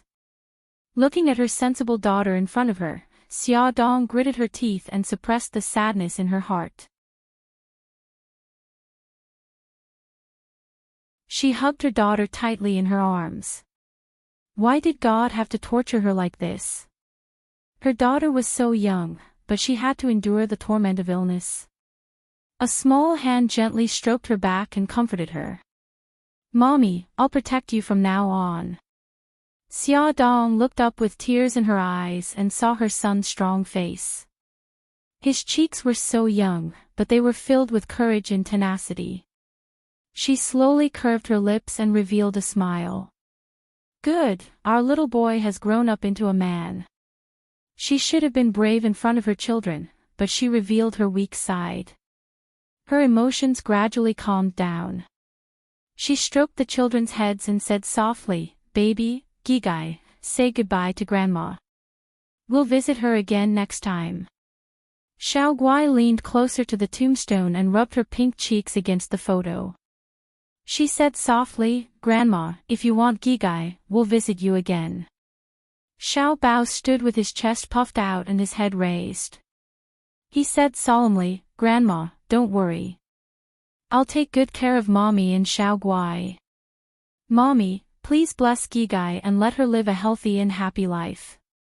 Please also bless Baby and let him live a safe and happy life. After saying goodbye, Xia Dong left the cemetery with the children with red and swollen eyes. After they left, a beautiful figure stood up in front of another tombstone. She held a recording pen in her hand and smiled sweetly, but it seemed a little strange. My good sister, I didn't expect you to bring me such a big surprise. Thank you so much. Su Xingchen walked out of the cemetery while talking on the phone. Hello, Sister Yunqian, I found something very interesting. It's related to Xia Dong. Do you want to know? What is it? Do you know Xia Xiao Bao and Xiao Guai? Aren't they Xia Dong's cousin's children? Su Xingchen smiled brightly. That's not right. They're actually Xia Dong's children. I heard them call Xia Dong Mommy with my own ears. On the other side of the phone, Su Yunqian's body trembled. A terrifying thought suddenly popped up in her mind. Her voice was dry. Who's the father of the children? Su Xingchen shrugged. Who knows? Maybe it's Brother Han. There was silence on the other side of the phone. After a few seconds, Su Xingchen heard a bang and then it was completely silent. The smile on her lips became brighter and brighter. She hummed a little tune and raised her hands in a circle happily. La la la. After returning home, Su Xingchen found that his parents were not home. The servant said, Miss, Sir is hospitalized. Madam is accompanying him in the hospital. Madam also told Miss not to worry. Sir is just suffering from a heart attack and it's not very serious. Okay, I got it. You can leave now. Su Xingchen acted as if nothing had happened. She went upstairs and entered her room. Her fair and slender fingers played with the recording pen. Her delicate eyebrows furrowed slightly.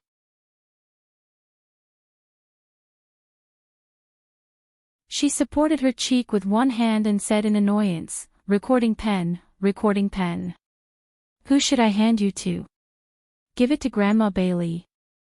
No, no, Grandma will definitely think that I'm a gossiper. She'll hate me. Hand it to the media.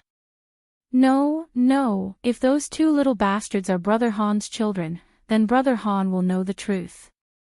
Okay, I'll hand it to Sister Yunqian. Let her worry about it. She snapped her fingers and put it in a document bag. She asked the servant to send it to Su Yunqian's office as fast as possible. After Su Yunqian returned from England, she returned to the family business and took up the position of director of the planning department. On the surface, she was only the director of the planning department, but everyone in the company knew that she was the future leader. Even the people on the board of directors were respectful to her. However, Su Yunqian never put on airs. She was always pleasant to everyone. However, the assistant felt that Su Yunqian was a little strange today. She accidentally broke the cup twice in a row. The first time was after she received a private call. The second time was after she received a document bag. Su Yunqian quickly restrained her anger and hatred and made a phone call. Help me do something.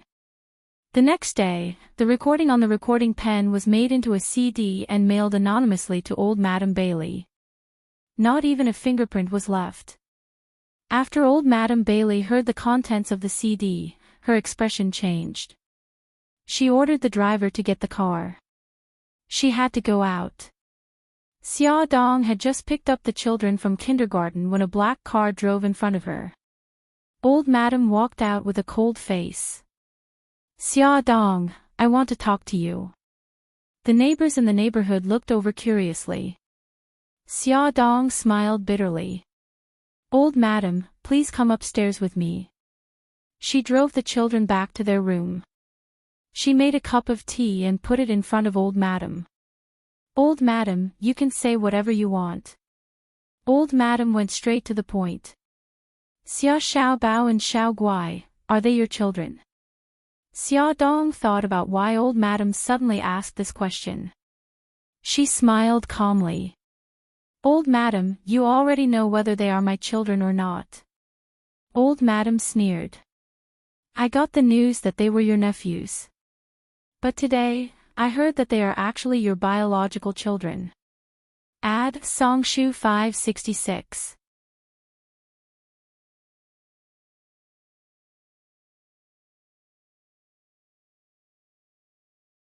Chapter 80. Xia Dong paused and picked up the teacup. She took a sip and said, to be honest, they are indeed my children. Good for you, Xia Dong.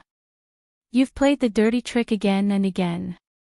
You're as cunning as a fox. Old Madam slammed the teacup on the coffee table, causing the tea to splash. She said sternly, are they Han's children? Xia Dong laughed mockingly. Old Madam, you should know better than me whether they are Bailey Han's children or not. When I was still in the delivery room, you kidnapped my aunt and uncle and forced me to take Xiao Yi away from me. Don't you know better than me how many children I had at that time? To think that I made the wrong choice back then. I wanted to set you up with Han, but I didn't expect you to escape to Japan with a big belly. Forget it, I don't want to talk about the past. Since you deny that they are Han's children, then tell me, who is their biological father? Xia Dong gritted her teeth and remained silent. Old Madam was aggressive. Tell me, who is their father? It's me. A deep and magnetic voice sounded, accompanied by footsteps. Old Madam turned her head and saw a tall man with handsome features. He was wearing a white robe that was slightly open, revealing his strong chest. He crossed his arms around his shoulders and his deep eyes revealed a dangerous look. Old Madam frowned. Who are you? Xia Dong was shocked. Brother Shen. Mikakita walked over and sat beside Xia Dong. He naturally put his arm around her shoulders and announced domineeringly, I'm Xia Dong's man, Mikakito. Xia Dong's mouth twitched. She wanted to say something, but in the end, she held back. Old Madam's suspicious gaze moved back and forth between the two of them. Finally, her probing gaze landed on Mikakito. Your surname is Beitang. Who is Beitang Haichi to you? Mikakito said calmly, my father. Old Madam was silent for a moment and said slowly, young man, you said that you are Xiaodong's man. Are those two children also your children? You have good hearing and a good memory. Mikakito's tone had a hint of sarcasm. Old Madam's face darkened. Young man, there's an old saying in China, a strong dragon can't suppress a snake. I advise you not to be too arrogant. Beitang Shen's expression did not change, but his tone became more serious. My woman and child are naturally under my protection. If anyone dares to touch them, even if I have to use the entire Yamaguchi-gumi to fight, I will not hesitate. The Bailey family is very powerful in a city, but the Yamaguchi-gumi is not weak either. Even if the Yamaguchi-gumi is at a disadvantage here, Mikakito has the determination to perish together with the Yamaguchi-gumi. This is something that Old Madam can't compare to. She has considered too many things for the entire Bailey family. The coldness in Old Madam's eyes gradually dissipated, and her expression gradually calmed down.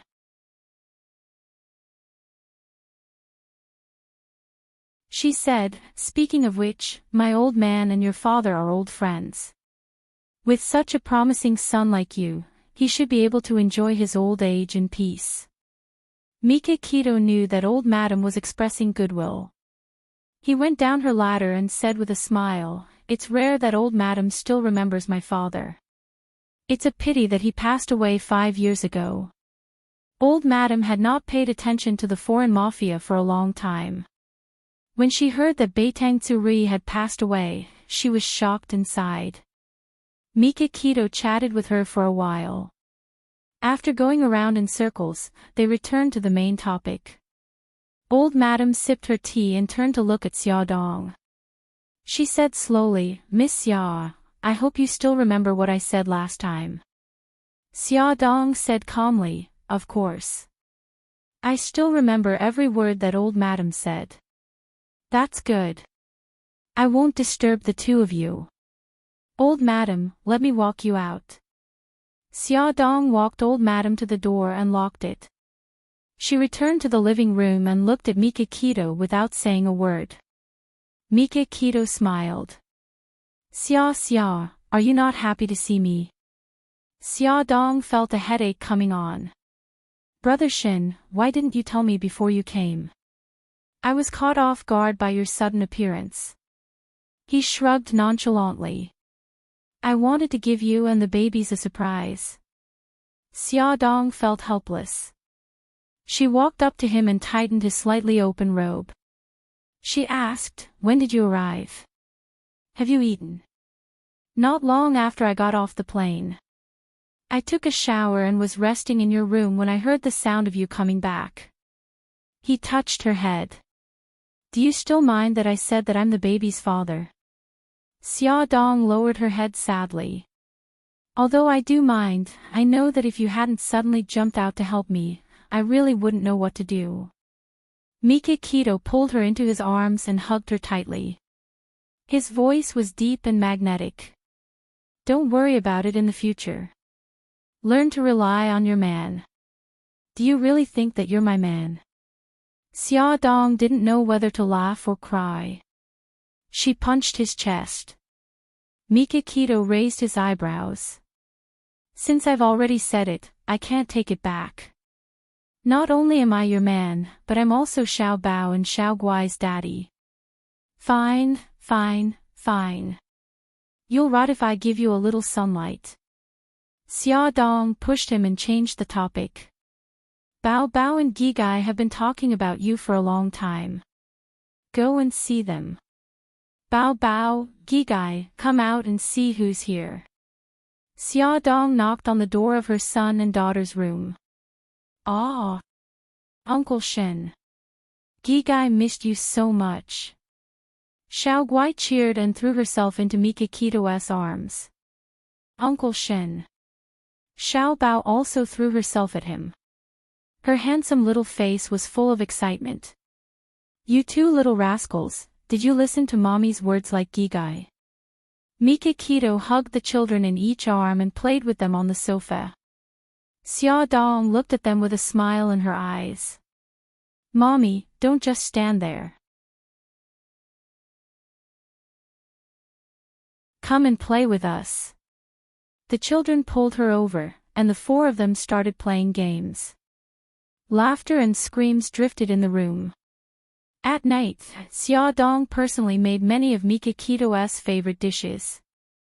They gathered together like a family and talked about the interesting things that had happened recently. They played with the children happily.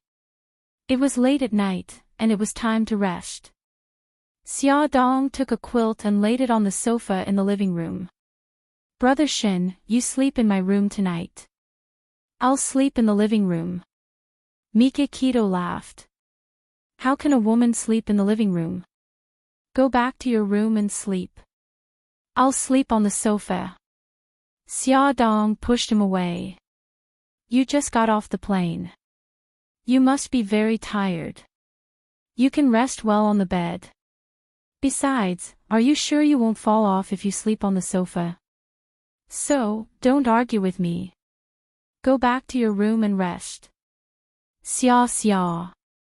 Mikakito refused to compromise. "I'm a man. I can't let you suffer." Xiaodong rolled her eyes. "Come on, you male chauvinist. This is my territory. Listen to me. Go back to your room and sleep." To prevent him from nagging, Xiaodong turned off the lights and lay down on the sofa. "Anyway, the sofa is my territory. You can't take it away from me even if you want to." Mikakito shook his head in amusement when he saw how shameless she was. In fact, he had many ways to make her compromise, but it felt so good to be cared for by her that he couldn't bear to reject her. The soft quilt had a faint fragrance. It was her scent. Lying on her bed, it was like being hugged by her. Baitangshan's entire body and mind relaxed. Soon, he felt sleepy. However, he had been paying attention to the movements in the living room, so he restrained himself and prevented himself from falling asleep. Finally, the sound of tossing and turning in the living room stopped. She was fast asleep. Mikakito quietly approached the sofa, bent down, and carried her up from the sofa. He gently placed her on the bed. As soon as Xiaodong returned to her familiar territory, she automatically hugged the quilt. Mikakito's lips curved into a smile. He pulled the quilt over her and fell asleep next to her. The next day, Xiaodong got up from the sofa sleepily. She patted the sofa in her house with satisfaction. It was soft and comfortable. She slept on the sofa all night and didn't feel uncomfortable at all. Just as she was wrapped in the blanket and giggling foolishly, Baitangshan walked out of the bathroom. Because of the presence of the children, he paid special attention to his image. He had already changed his clothes, but his hair was still a little wet. Xiaodong waved her hands foolishly.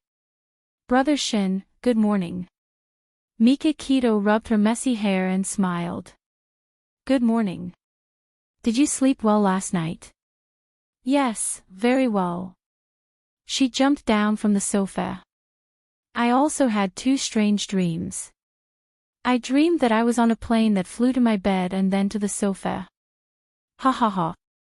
Isn't it strange?"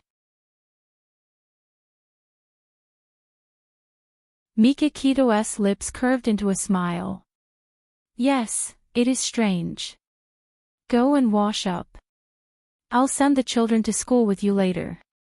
After breakfast, Mikakito carried Xiao Guai while Xiaodong held Xiao Bao's hand and went downstairs to pick up the car. Along the way, they bumped into acquaintances. Everyone greeted them happily. Miss Xiao, is this your husband? He's so good-looking." Hearing the first person say this, Xiaodong explained, "No, this is my brother." Hearing the second person say this, she continued to explain. After hearing more than 10 people say this, Xia Dong finally realized that she couldn't stop the rumors on her own. She could only sit in the car and sulk.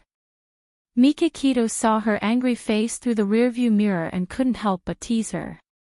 Xia, why don't I write a notice and post it in the neighborhood to tell everyone the truth? It's all your fault. Who asked you to be so handsome? Xia Dong pestered him endlessly, attributing all the fault to his good looks. Mikakito couldn't help but cough. Xiao Guai stood up for him. Mommy, it's not Uncle Shen's fault that he's good-looking. Xiao Bao also spoke up for him. Mom, can I take it that you're being unreasonable? Oh, this was too despicable. The children were already siding with him so quickly. How could they abandon their poor mommy? Xia Dong wanted to scratch the car seat.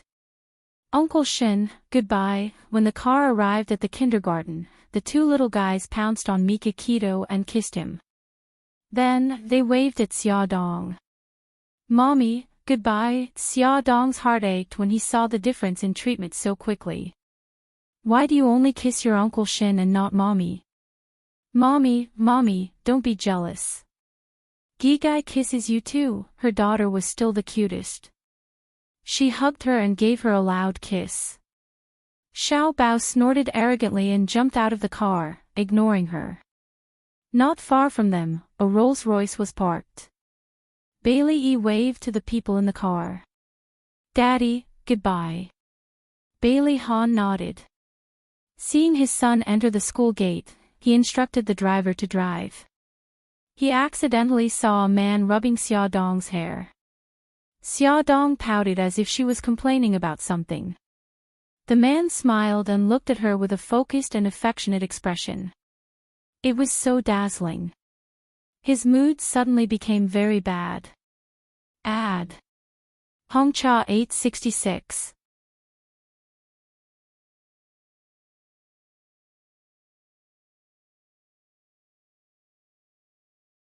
Chapter 81.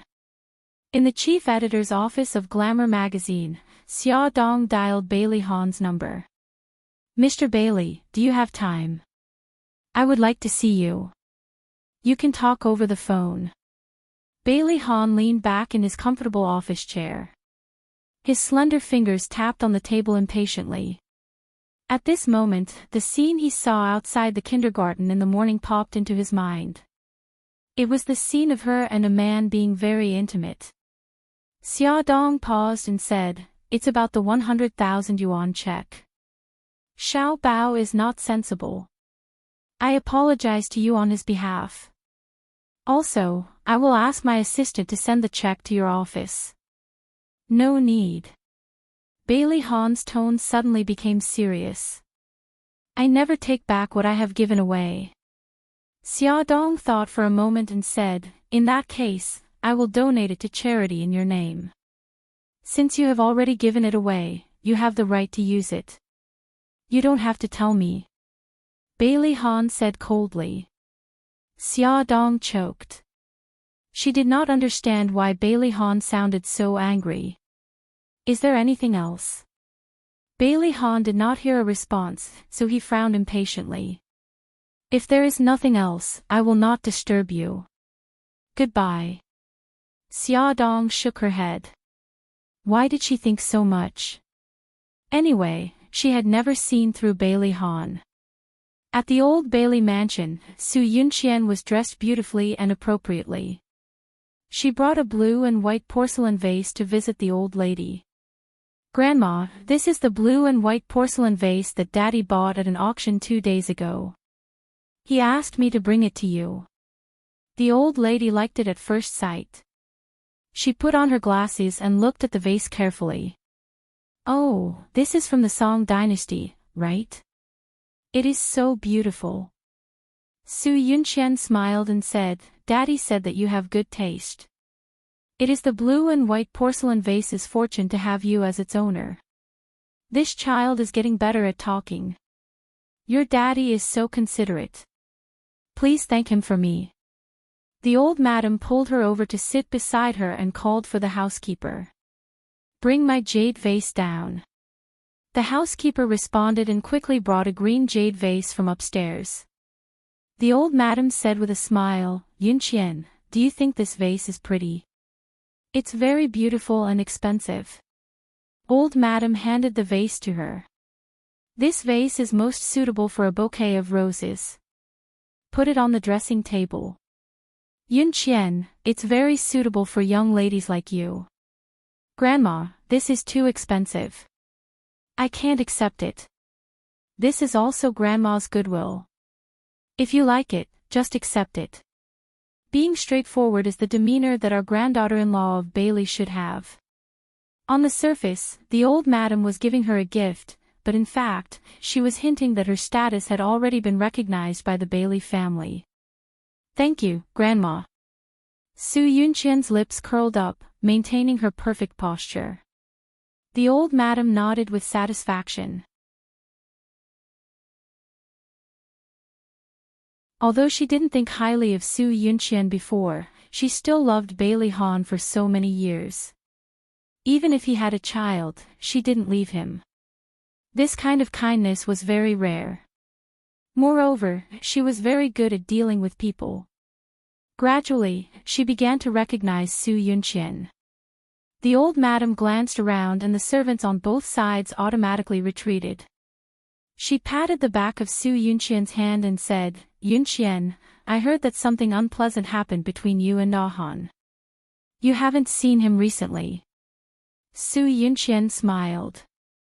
She didn't complain or get angry. Her attitude was calm. No, Grandma. We're fine. It's just that Han is a little busy. I don't want him to be so tired, so I didn't disturb him. The old madam was very satisfied with her attitude and said, it's because he's a little busy that he needs a woman to take care of him. If two people are too close to each other, they'll get tired. If they're too far away, they'll become estranged. You have to control this. I understand, Grandma. I'll take care of it. Su Yunqian furrowed her brows and revealed a troubled expression. The old madam asked, what's wrong? Is there something else you're hiding from me? No. Actually, it's nothing. I just heard some gossip. Su Yunqian wanted to say something but stopped. There's nothing you can't say in front of me. Just say whatever you want. It's about Xiaodong. Xingchen said that she once saw Xiaodong shopping with her two little nephews on the street. The two children called Xiaodong Mommy. Grandma, are they really Xiaodong's children? Then their father, could it be? Su Yunqian stopped at just the right moment. No. The old madam looked serious and said, I know what you want to say. I've already asked her. The children's father is someone else. Su Yunqian felt relieved, but soon she had doubts. Could she be lying to you? I've already seen the children's father. Moreover, when she gave birth to the children, there was only one. It can't be triplets. Su Yunqian was still worried, so she said, Grandma, wouldn't it be safer to check their DNA in Han's? I've also thought about this, but I'm afraid that I'll disturb Han and he'll notice something. So, let's just leave it at that. The old madam waved her hand and did not want to talk about it anymore. Su Yunqian changed the topic and chatted with the old madam for half an hour before she left. After Su Yunqian left, the old madam began to think deeply. Who sent the CD to the Bailey family and what was that person's motive? In order to avoid a misunderstanding like last time and to avoid Mikakito's attention, Xiaodong deliberately went to the hospital for a gynecological checkup during her lunch break. She chose the hospital where Yisiki's husband, Lin Shihao, worked. Xiaodong looked at Lin Shihao anxiously. Shihao, how is it? Am I pregnant? Lin Shihao carefully examined her and said regretfully, You're not pregnant. Xiaodong's eyes immediately dimmed. Lin Shihao comforted her. Xiaodong, don't be anxious. At your age, it's a little difficult to get pregnant. Try a few more times and you'll succeed. Xiaodong smiled bitterly. A few more times. How can there be so many chances for me to try? Lin Shihao patted her shoulder. Xiaodong, this isn't like you. You're always optimistic.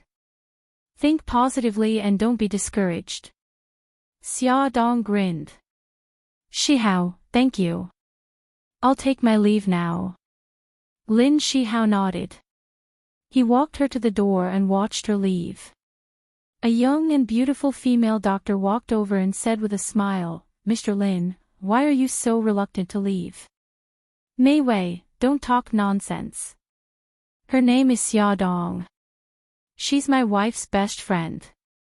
Xiaodong. Bai Mei Wei looked at Xiaodong's back. She's very beautiful and classy. What does she do for a living? She's an editor for a fashion magazine. Lin Shihao smiled and changed the topic. How is it? Are you used to it? Don't I have Mr. Lin to guide me? I'm already used to it. I have to thank Mr. Lin for this. Bai Mei Wei was the director's daughter and had just returned from studying in America. She blinked. Mr. Lin, I'll treat you to dinner tonight to express my gratitude. Is that okay? There's no need to treat me. You don't have to be so polite. This is what I should do. She was unyielding. Then let's treat it as a junior trying to build a relationship with Mr. Lin. Lin Shihao smiled apologetically. I have to go home to accompany my wife. I don't have time. Bai Mei Wei raised her eyebrows disapprovingly. Mr. Lin, you're such a good husband. But then again, aren't you tired of eating your wife's cooking for 5 years? Lin Shihao was already used to her straightforward words. He smiled and did not answer her question. I have an operation later. I can't accompany you. When Bai Mei Wei returned to her office, her phone rang. It was a call from her good friend. Hello, Fian. What's the matter? Mei Wei, Xingchen said he's treating us to a bar. Are you interested? Sure. See you at Charm Bar at 8 tonight. Bai Mei Wei was in a bad mood and wanted to relax. Charm Bar. Xiaodong was leaning on the bar counter with several empty drinks in front of her. Miss, are you okay? The bartender knocked on the bar counter. I'm fine. What could be wrong with me? Xiaodong raised her head gloomily. She supported her chin with one hand and muttered to herself, I really want to drink. Non-alcoholic drinks were no longer able to relieve the boredom in her heart. She wanted to drink, but she had a bad habit of being muddle-headed when drunk. She had no choice but to restrain her desire. The handsome bartender smiled. He mixed a cocktail and placed it in front of her. Let's get drunk today. This drink is on me. Xiaodong's face was bitter. Thank you for your kindness, but I don't dare to drink. I'm an idiot who gets drunk when she drinks. The bartender couldn't help but laugh. This woman was really special. Miss, since you came to a bar, you should get yourself drunk. Don't worry so much. The bar was now playing nostalgic music with a touch of sadness. Xiaodong, who was already upset, became even more irritated. She stared at the cocktail in front of her for a minute and said to the bartender, Handsome, if I get drunk later and do something out of line, you must stop me. Xiao Tianxing walked in from the corridor and happened to hear her words. He asked curiously, what do you mean by, something out of line? Xiaodong counted on her fingers and counted her crimes. For example, singing in public, hugging a handsome guy's thigh, and following a handsome guy home. These are all counted as something out of line. Xiao Tianxing held back his laughter. Okay, I understand. Don't worry. When you get drunk, I'll be responsible for sending you home. Xiao Tianxing, you're such a good person. Xia Dong felt relieved and patted his shoulder heroically. Then it settled. She picked up the cocktail glass and gulped it down like a cow drinking water. The bartender was so shocked that his eyeballs were about to fall out. Xiao Tianxing was not surprised. In any case, he had seen too many strange things from this woman. Xia Dong burped and leaned on the bar counter. Her face quickly turned red and her vision started to blur. Her reaction was so fast. Xiao Tianxing poked her arm with his finger. Xia, are you okay? No. I'm not okay.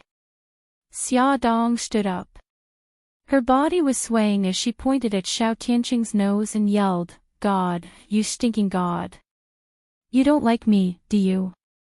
Always playing with me like this. Are you done yet, you bastard?" She roared so loudly that all the eyes in the bar gathered on her and Xiao Tianxing. "Mr. Xiao." The bartender was dumbfounded and stammered, "She seems to be drunk." Xiao Tianxing smiled bitterly. "I know. Well, I didn't get to see a good show this time. I became a good show for everyone to see. What are you mumbling about? Let me tell you, damn God, don't think that I'm easy to bully. In my dictionary, there's no such thing as admitting defeat. I won't surrender to you, you bastard." Xia Dong's eyes were blurred. She leaned in front of Xiao Tianxing and pointed at his nose as she cursed.